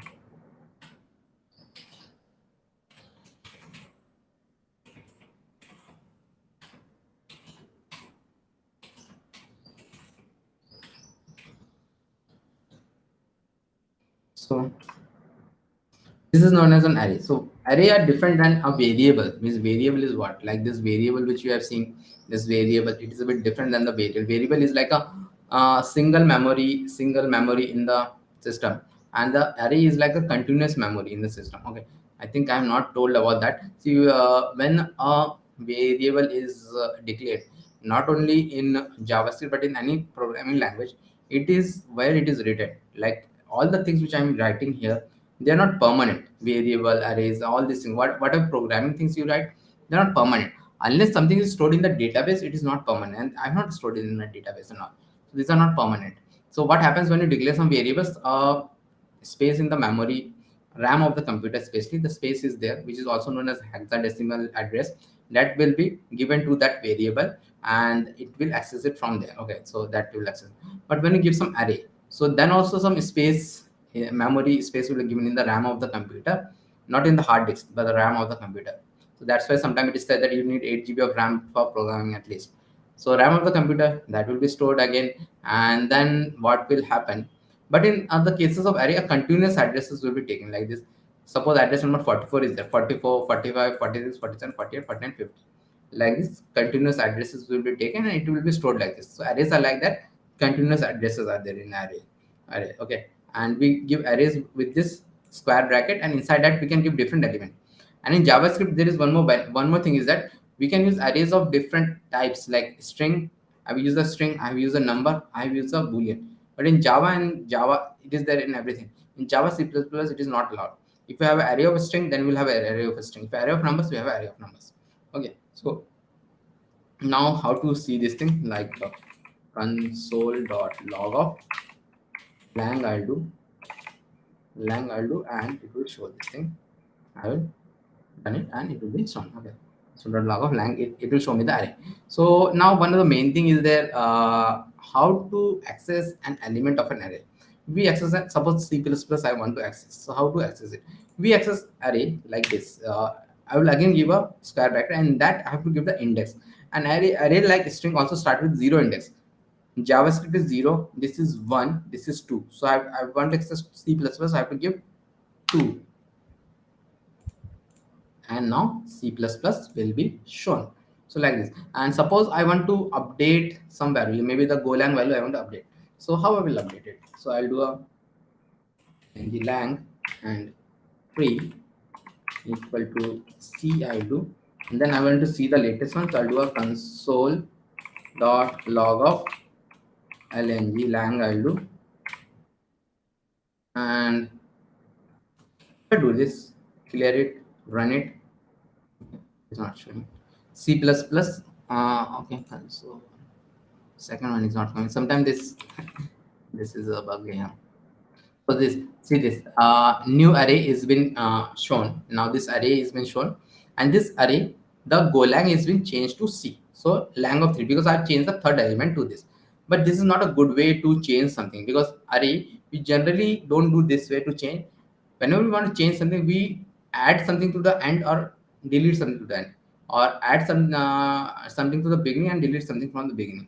And for that we have methods in JavaScript. So they are JavaScript methods, and most other programming languages also have similar kinds of methods, because array methods are very important. Array is one of the major data types for everything, and especially in the internet, it is one of the most important data type.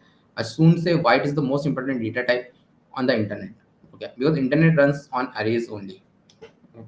So like this, lang dot pop, I'll do lang dot pop and again a lang dot pop.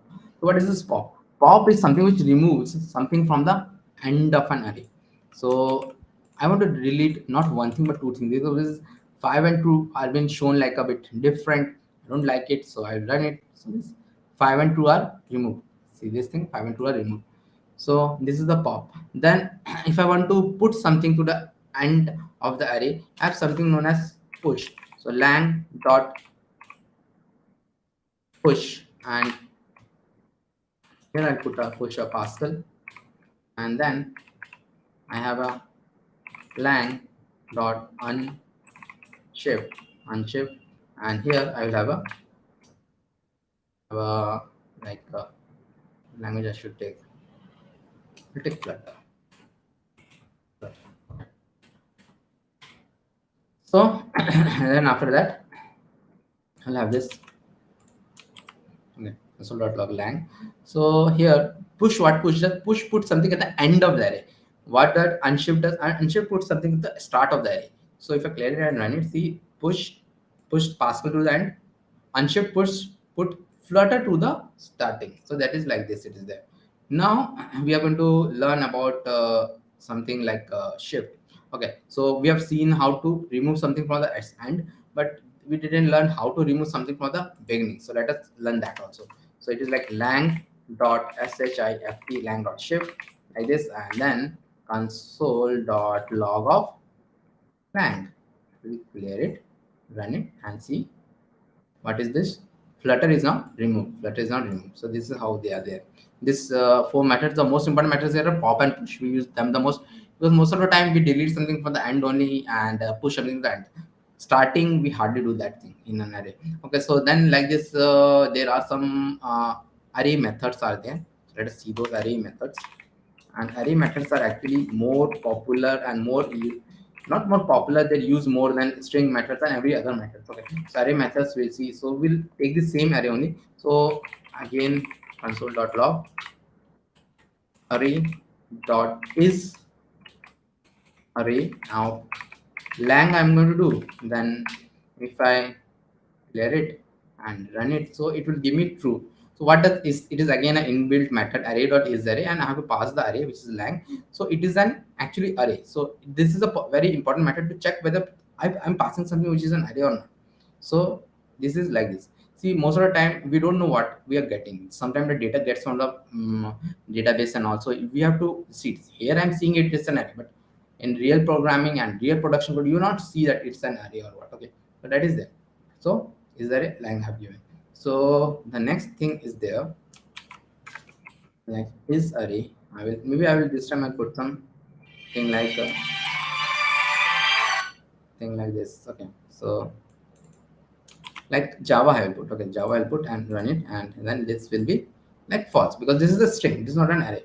And similar to this, your str.includes. We have this includes here also.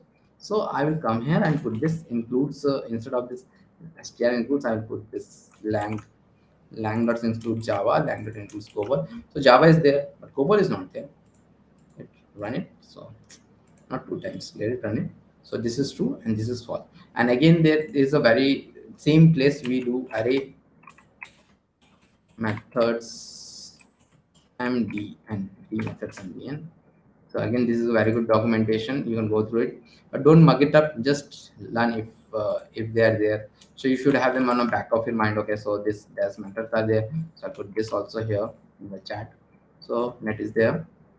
Now we are going to learn about one more important thing, one more important data type. Okay, and array is an object known as non-primitive data type. The data types like all those data types which we are seeing, they are known as data type. They are known as non-primitive data types, but they are actually more important than string and all those things. Okay, arrays and objects are very important. String is also very important. Arrays and objects are too much important. JSBin I will again do, and let's go console I'll do, and then we're going to learn about objects. Objects. Objects are very important in JavaScript. This is different than if I come from a object, this your Java background or C++ background. You think object as a classes object. They're there in JavaScript also, but this is the different object, and this is a type of data type. Okay, so suppose I have a const person equal to like this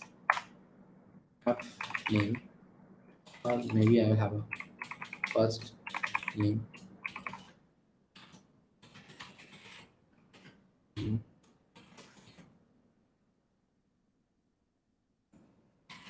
last name, age. Yeah. Right now let us have this much only, so I'm giving another. So like this, three things are there. Okay, and let me have one more thing is true. So we have all these things like this, and then I'll have a console.log of person. So what is objects? Objects are different than array, and they are given with curly bracket. First thing, they are given with curly bracket, and they have something like a key value pair. This is known as key, this is known as value. So key should always be a string. Although it's a string, we are not giving it like this. We can give it, but we are not giving it.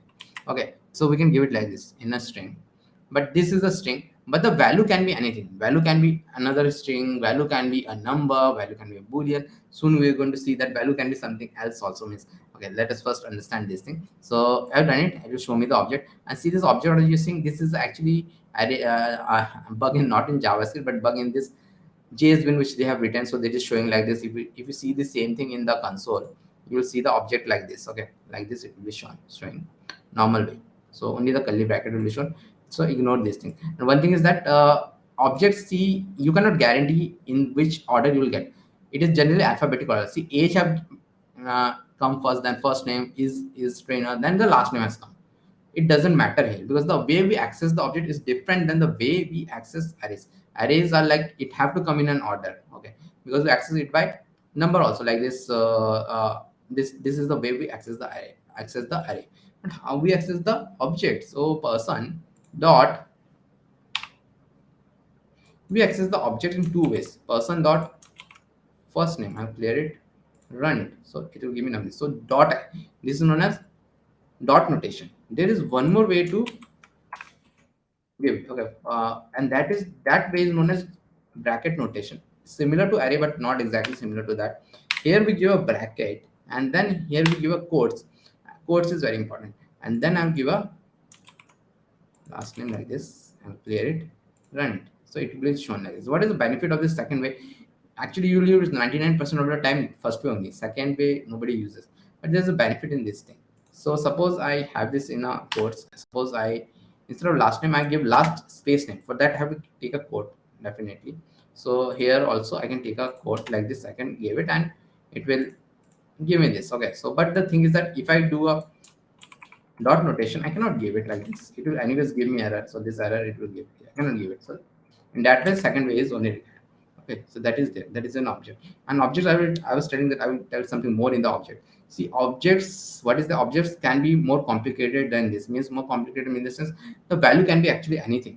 Like values can be like I will have a hobbies. It is not required that values have to be a number, boolean, or a string. It can be something else also. Like this hobbies I'll do, and I'll do a coding, coding, nothing, and I'll do. Okay, so this I'll do, and then I'll have another thing like address address. See, here the value is an array. Here the value is an array, and the value can be another object also. That is also quite possible. So like h, I know, and 5 city,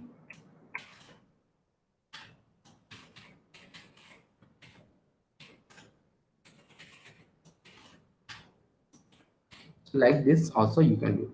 Okay. And now if you want to access something here, so how do we access something here? So we access something here means suppose I want to access this blogging. So how do I do that thing? Okay. So for doing that thing, what I'm going to do, person dot hobbies I have to come first, and person dot hobbies will give me this array. Then I have to write one because I want to access the blogging. Suppose I want to access Bhopal here, so how do I do that? Okay, so person dot first thing is that address, and I will use the dot notation because that is much used. Person dot address dot city. I'll do this thing. It will be coming like this. And there are not many inbuilt methods in objects, but two important methods, like not important, but they are used at a lot of places I've seen. One is I can get all the keys of the object in an array, or I can get all the values of the object in an array. Array is a very important data type because you can iterate over it very easily. What is iterating means you can loop over it very easily. We're going to see that also soon. Okay, how to iterate over an array. So we'll see only two of them: console.log and object dot keys and person and object dot values person, let it run it. So keys will put all the keys like first name, age, is trainer, hobbies, address in an array, and values will put all the values like Nabendu, Bishwas, 40, true. This also as an and this also this thing inside a array. So again, ignore this thing. So this is how it is done. Okay, so this is done. Now we are going to quickly move into to cover a lot of things JSBin, and we are going to look into loops. We're going to look into loops now. So loops, what are these loops? Loops are there from the starting of the programming language time, like from 1960s in COBOL and Photon also they have loops, and it has not changed since then. But every programming language have added something over the traditional for loop. There is something known as a for loop. Okay, so loops are one of the main loops is like a for loop, and we are going to see that for loop and the traditional for loop first. And this is very important to understand the traditional for loop. Okay, so I have a for. Let me write it first, then I'll explain it. For let I equal to 0, I is less than equal to 10, I plus plus, and then console dot log loop. So I'm using this template string because we have already seen that thing. Loop number is color I. And why do we require loop? If you were not using loop, and suppose I want to print this loop number 10 times, so let me tell how it will look. It will print okay, not equal to is way too much dash I will do. Okay, loop number I'm going to print it 10 times. If I was not using this loop, I have to write this statement 10 times with console.log 10 times. Suppose I have to write this statement 100 times, then I have to individually write it 100 times. But in this loop, I will just increase it to 100. I just increase this to 100, and I can do it, and it will be 100 times. It will be done. So this is how the loop is there. Loop is useful, and this is a without loop you will not get any program. So any common thing is that you can loop it and you show it multiple times, and there are many other things are there inside the loop. Generally there are not one statement, there are at least 10-15 statements are there, so that is there.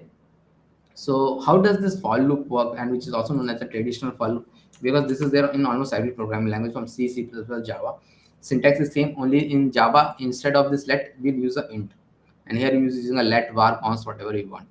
So let I am using let I equal to 0. So let us understand how this works. Okay, so let I equal to 0. Give me one sec.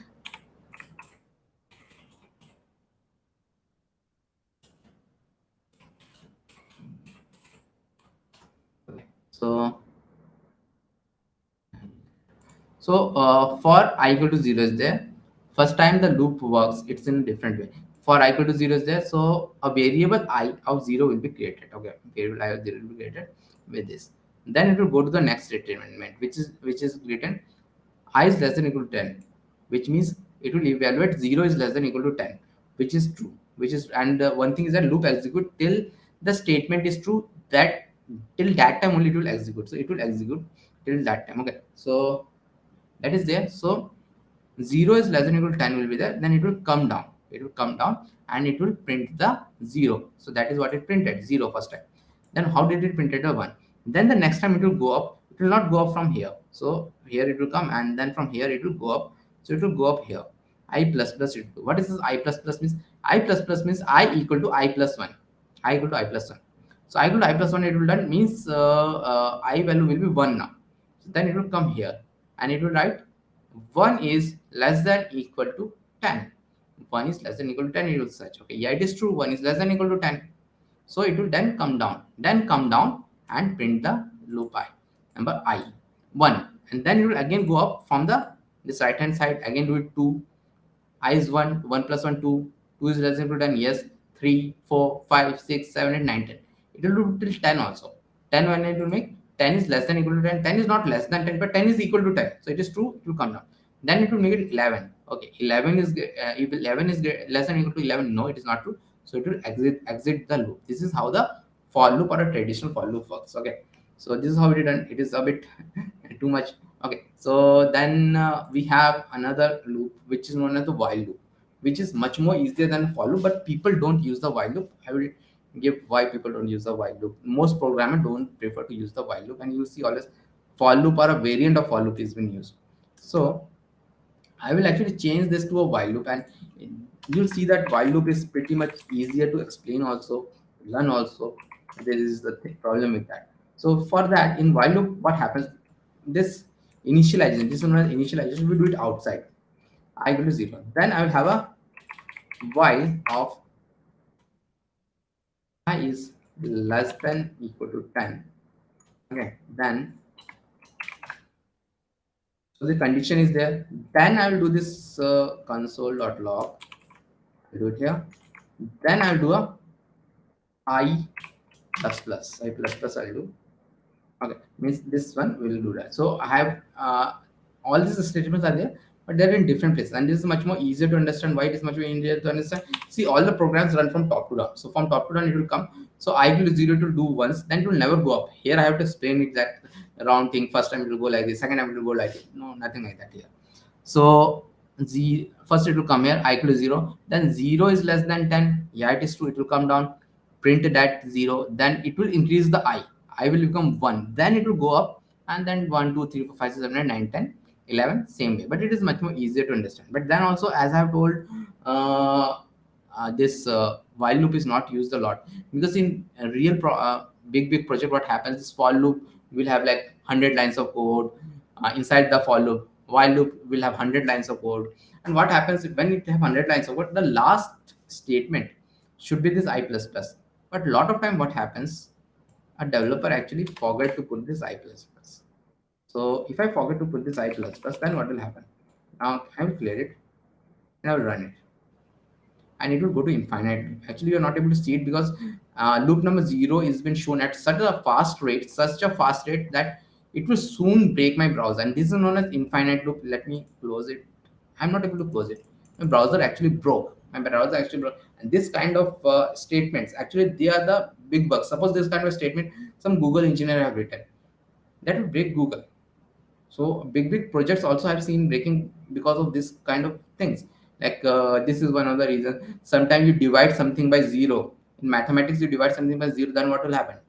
It results in infinite, and it results in the programming also. It results in infinite loop is will be there. So this is the infinite loop because it was never able to I equal to 0. 0 is less than equal to 10.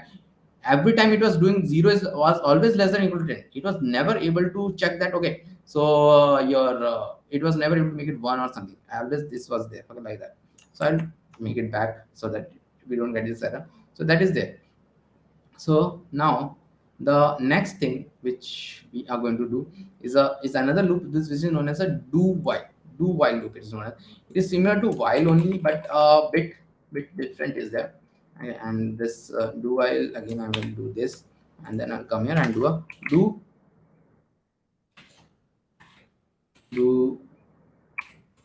while, and here I print this thing again. Okay, so because it is similar to that while, so let is there, and then after that what will happen, I will cut this thing while, and here I will have a do. So here I will have a do, and then here I'll put a while and do this, and I will now run it, and it will be shown like same only the thing is that you might be seeing that okay, do is at the start, and it is actually, it is not checking the condition.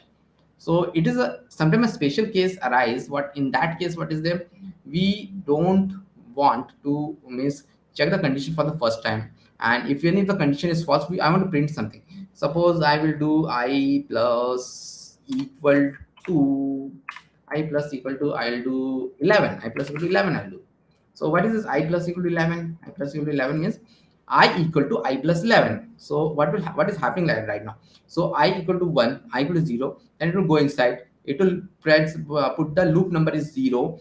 Then it will do I equal to I plus 11 means I will become 11. So it will check the condition 11 is less than equal to 10. No, it is not true. So it will not means go again inside. But if I do the same thing in a while loop, what will happen? Nothing will be printed. But in the do while, it is not even checking the condition the first time, so loop number 0 will print it. So this is a special case which is required sometime to do. Okay, so that is there. Now, okay, so before moving forward, we are going to see one more thing. I uh, I told some recently that okay, the internet works like an something like an array, and objects are there, very important. The internet works like an array of objects. There is array of object is there. See, we are soon going to see maybe tomorrow that the backend engineers creates and give us something known as a API endpoint. We are going to see that tomorrow in starting with JavaScript. So this is what the backend engineer actually gives, something like this, maybe like this post. So this is not a website, actually this is a API endpoint. This is not a website, this is an API endpoint, and it gives us the data. And from where this data comes, this comes from the database. We never interact directly with the database most of the time, means a front-end engineer directly don't interact with the database. They will interact with something known as this API endpoints, and these API endpoints are done by backend engineers who writes this code in a language like Node.js, Java. Java is still used in the backend at a lot of places, but Java was earlier used in everything 12 years back.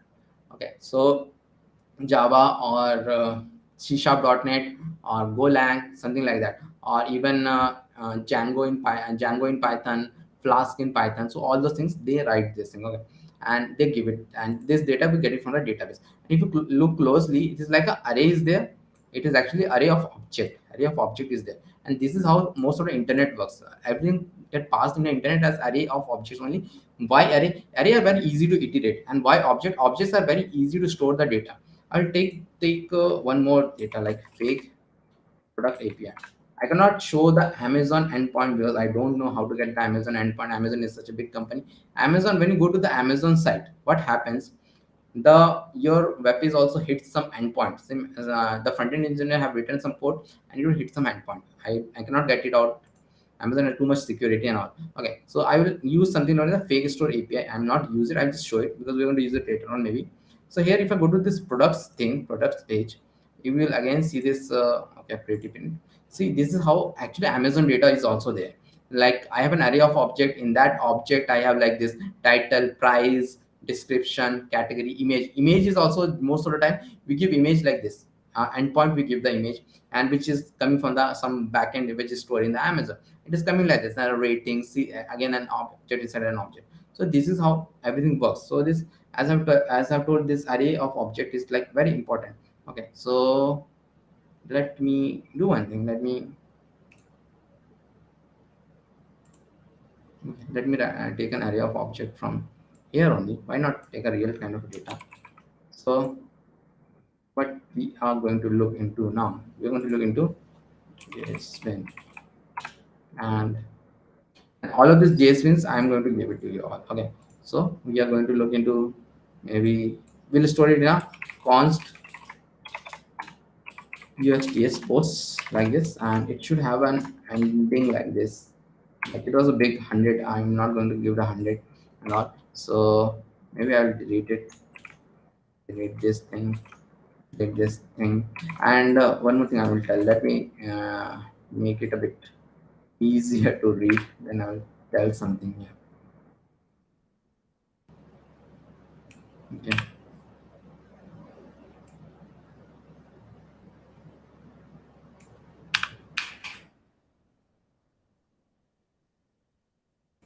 Yeah, right. Okay. So why to remove it too much? Okay, so that is okay. So ID is there, title body, ID title body. I have taken it like this. Okay, maybe I'll delete one of them because I want some space here. Okay, so three only I've kept. Okay, so that is there. And one more thing I want to tell, this kind of object, see, this object is a bit different than the object where I declared the object. So here I declared an object. Here, as I've told this is a JavaScript object. In that, the key, it is not required the key to be written like an string, but this is known as a JSON object, JavaScript object notation. Full form is JavaScript object notation. This is how the data moves in the internet. A bit different from JavaScript object. The bit different is that always the key will have a double quotes and not also single quotes, double quotes. They are string, but you have to use double quotes. If it is a number, it is okay to give it as a number. But again, if the value is a string, you have to give a double quotes. Double quotes are very important here. And there in the key especially, you cannot, you means it is not required you to give a double. You can give it, but it's not required to give a anything. Like it is assumed that it is a string. So that is like that. So I have this thing. Now what I am going to do here, I am going to tell how to loop through this thing. Because okay, and one more thing, this thing is known as a array of object. Array of object, this thing is known as array of object. And for this I will, there are the way to loop over it and how way to iterate over it. Again, I will use a traditional for loop. I'll use three things. First, the traditional for loop, like I equal to 0, I is less than lang dot length, and I plus plus, like this. Okay, then console dot log of lang I dot, suppose I want to get the title of it, DIELE. I don't want to get everything on title one. I want to get a title of each of the posts. So each of the post is an object. First thing, each of the item is an object. Array of objects, known as array of objects. Okay, there are objects. Each of the item is an object. So I'm using a for loop here. Lang dot length will return me 3. Length of the array is 3. So array start with 0. So when it will iterate for the first time, lang of 0, which will give me this whole object, dot title will give me the title. Okay, I'll run it. Okay, something is wrong here. Okay, it is not lang, it is actually posts. Posts.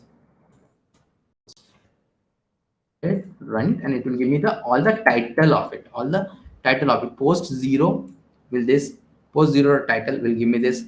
Then the second iteration, post 1 title, post 2 title, because and then I will be 2, and then the next iteration 3 is less than equal to 3. No, it is not true. So next iteration will not happen. So this is how the traditional for loop we do. Okay, so but it is a lot of code I have written. So this is there in almost all languages, but all languages have their own form of for loop also. They have introduced that. JavaScript has two major form, and the second form is, which I'm going to tell, it is much more important. So this is like traditional for loop, and the other one is for of loop. And in for of loop, what happens, there is a this is only in JavaScript. Okay, every program language have some other implementations. If for, I will take a variable like let, and I can take like item. Let me take item. Let item of post. Let item of post. I will take anything you can take. You can take I also. You can take post also. I'll take item. Let item of post, and console dot log item dot body. Item dot body. So I will do like this. Okay, so item, what is this item? So it will also iterate over it. How it iterates over it internally, they have written this thing. So it will iterate over it. So item, it will first time it will come here. So item will this thing. So item dot body I'll give. So item dot body will give me this thing. Then second time it will come. Item dot body will give this. Third iteration it will give me this thing. So clear it, run it, and see it. Okay. So again some JSBin problem. So I will refresh it. Okay. So it will be the next three things are been shown because of that. Okay. So that is the, this is the second way, and the other way is like that is known as the most important way, and this is something which you are going to use tomorrow in React and a lot of other places for each loop. It is the latest, it is in ES6 this was introduced, and it use something known as arrow function. Maybe today or tomorrow we are going to see what is arrow function, because we have to close it at 5 because we are doing it for a long time. Okay, so here what we have to do, post, and write post. Post is this array. Post dot for each I will write, and then again I have to give an item, and again the item can be anything. This time I will give it a post, not required to give it post, it can be anything. And then this is something known as the arrow function. It's another way of to write a function. We'll learn about it tomorrow. This is known as the arrow function. So this is the format, it is like that. And I will write console.log of post. I'll write this console.log of post. I will clear it, run it, and okay, I will not do post. I don't want the whole post. Post dot maybe post dot id I'll do, and I will clear it, run it. Okay, again it is showing me everything. So post dot id is showing me 1 2 3 post dot id. So this is the third way. This is the third way is there. Okay, so that is done. Now we are going to move into conditionals.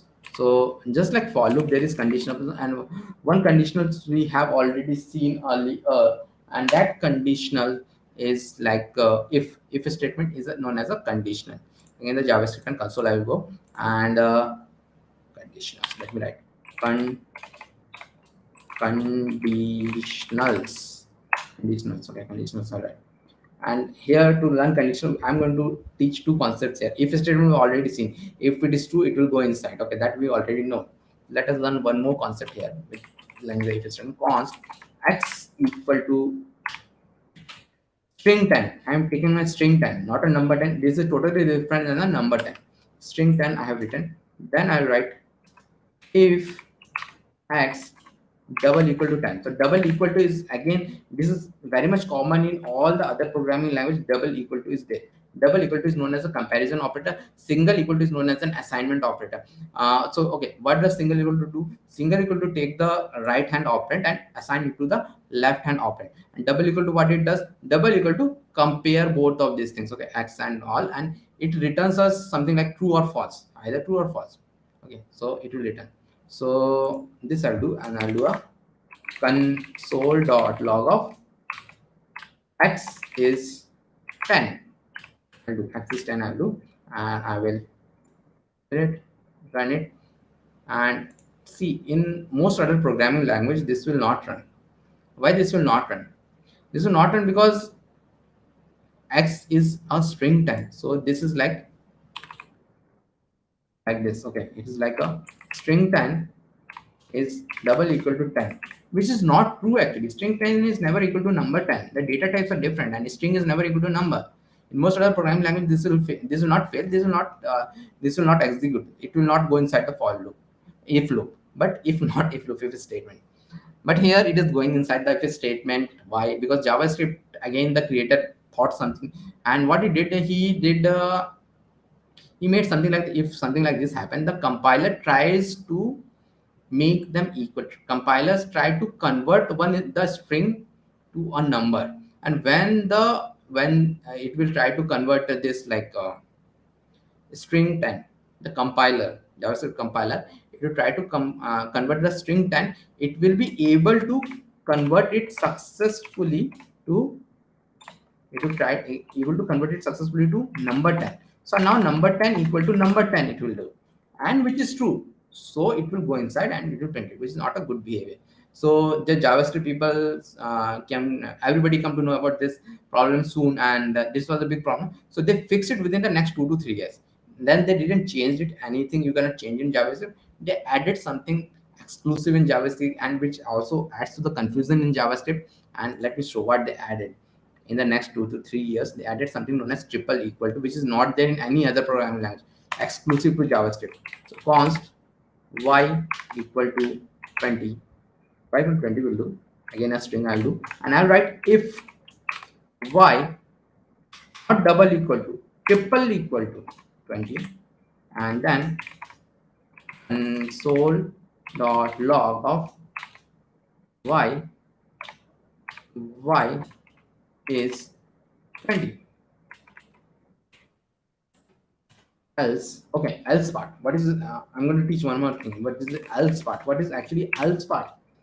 Else part is like if the if statement is false, then else part will automatically run. Here it was very difficult, like the if statement, if it doesn't run, I don't know, I will not get any output.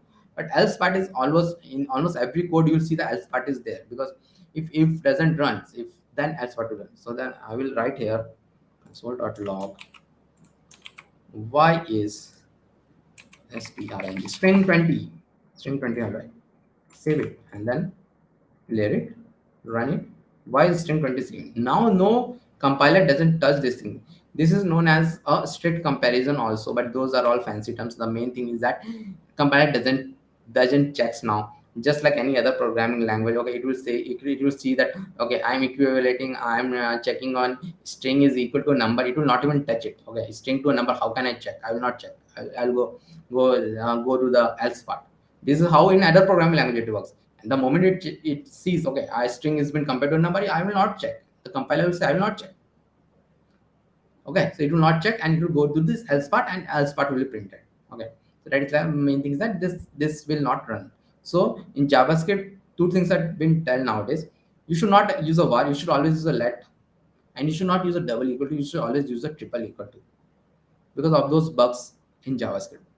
Okay, so that is there. So now there is something known as if else if statement also, and this is a very common stuff. Like this is like there in almost all programming language. This is known as if else, statement, if else statement. So there is another kind of statement which is known as if else statement. So here what will happen, const z equal to, I'll have something like 69, that equals 69, and then I'll have if z is greater than 100, which it is not, then console.log z is greater than 100. Okay, then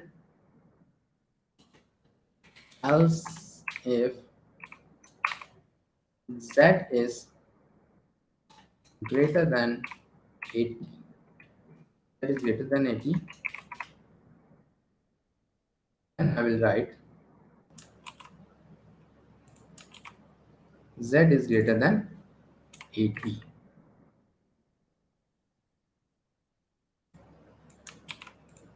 Else if z is greater than 60, then z is greater than 60, and last else is z is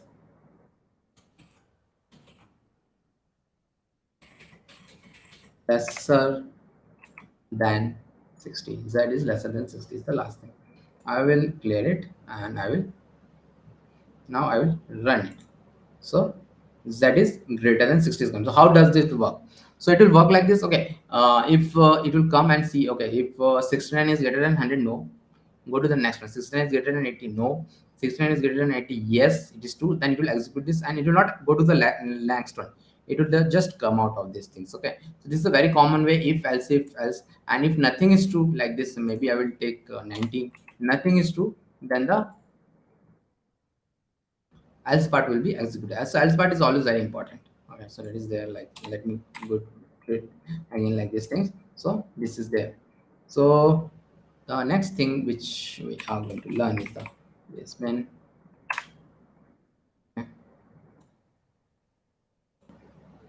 So this thing is that the or and operator or an and operator. So there are two operators in JavaScript, one known as and or operator. So const and const y equal to 20 and const const x equal to 20, const y equal to 30, and I'll have a if x triple equal to 20, there is an operator known as or operator, which is given by two like pipe.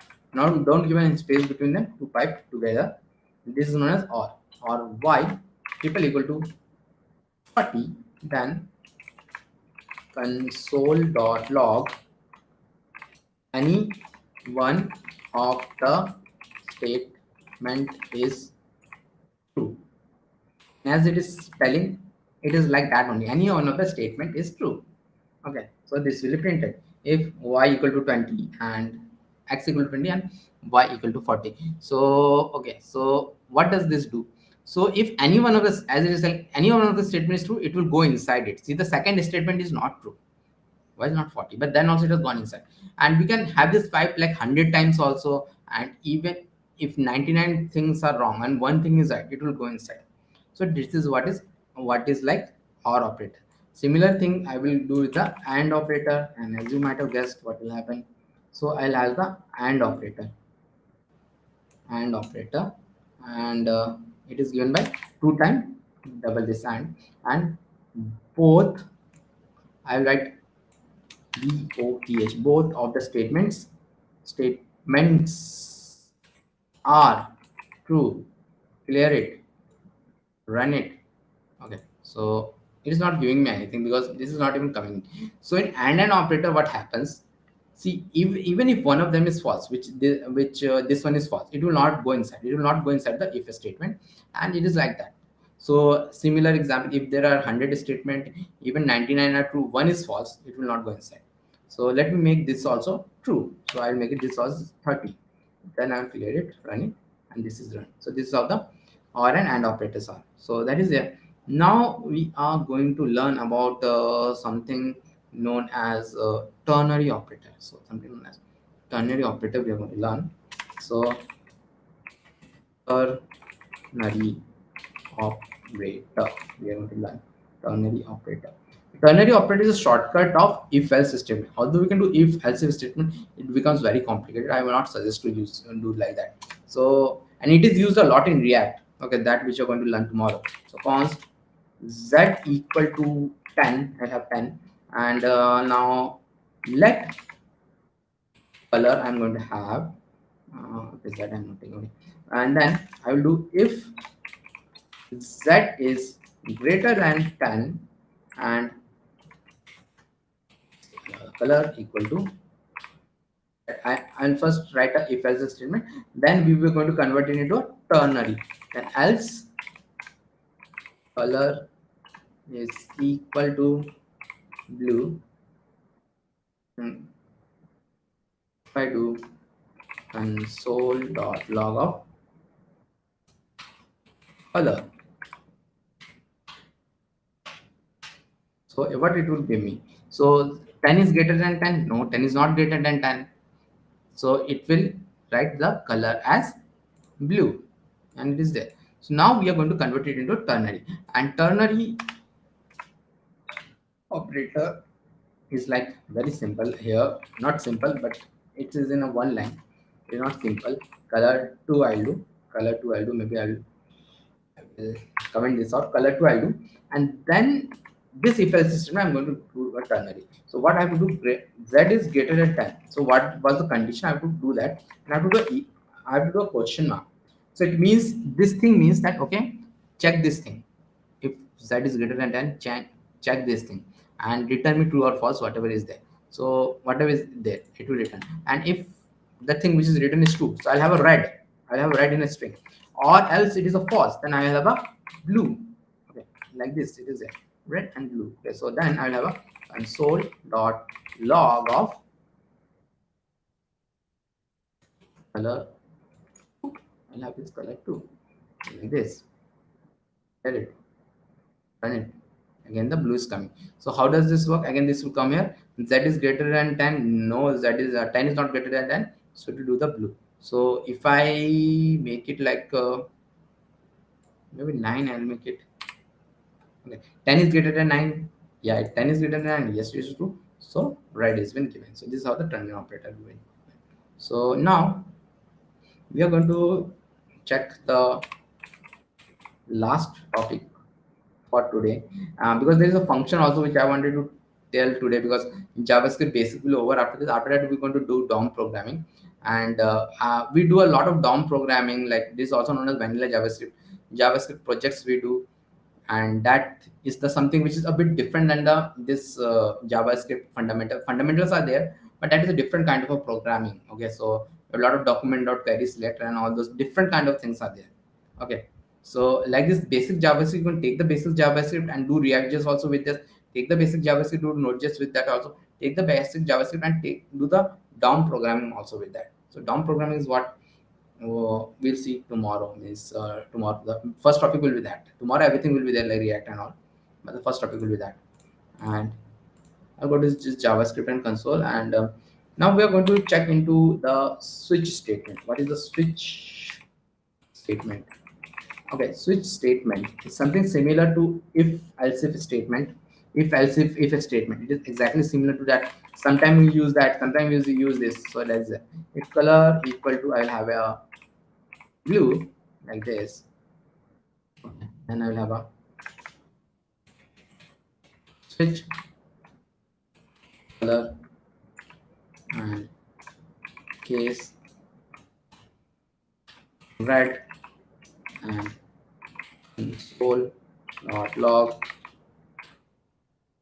color is red, and take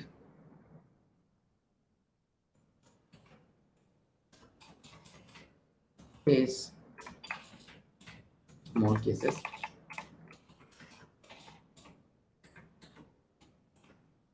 case red is there, then case green is there,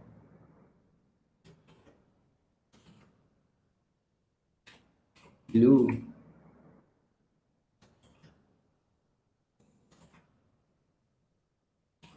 purple,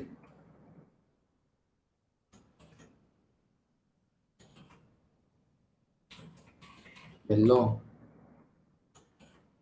and there will be a default case also, default default.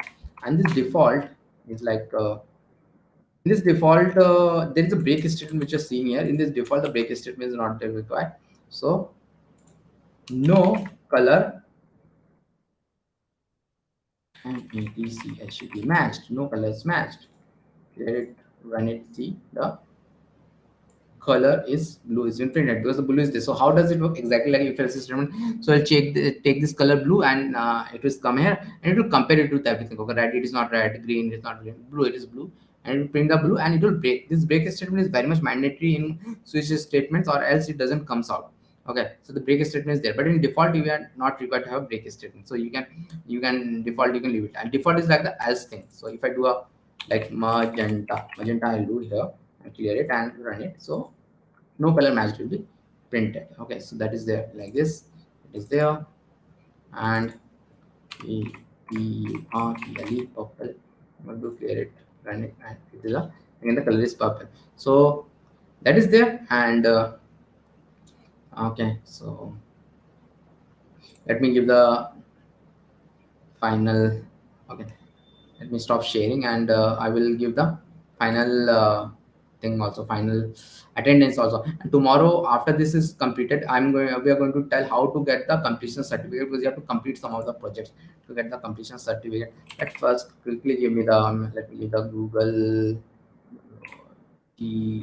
form. I hope you enjoyed it. Please do come tomorrow, learn something. This is how to learn, because we're teaching everything like JavaScript also we're teaching everything, and React also we're going to teach everything. And this is something which only happens once in a month. Okay, so if you're lucky, if you're attending this thing. Okay, so 1, okay, 3, okay.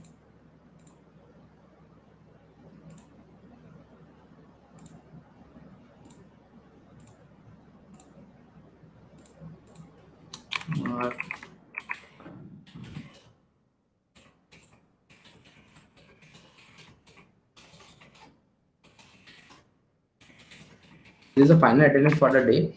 Tomorrow also there will be 3 attendances. Okay, so it is not like final attendance. It is like 3 attendances will be there tomorrow also, and you should fill it. And tomorrow also at 9 we will start, and we are going to start with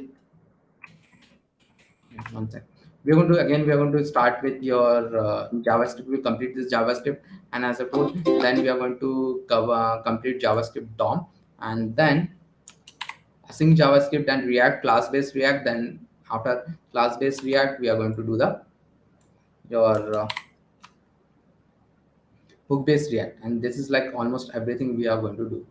So that is there, and so please do come tomorrow, and hope you like it what I have done and awesome. And then tomorrow I will only take everything like JavaScript and React from 9 to 5. So please do come tomorrow, and the link we are going to share in some time. The link we are going to share link for tomorrow, because we're not yet created. We're going to share, okay, in some time. Okay, and with this I'll end today's stream. See you all tomorrow. Bye.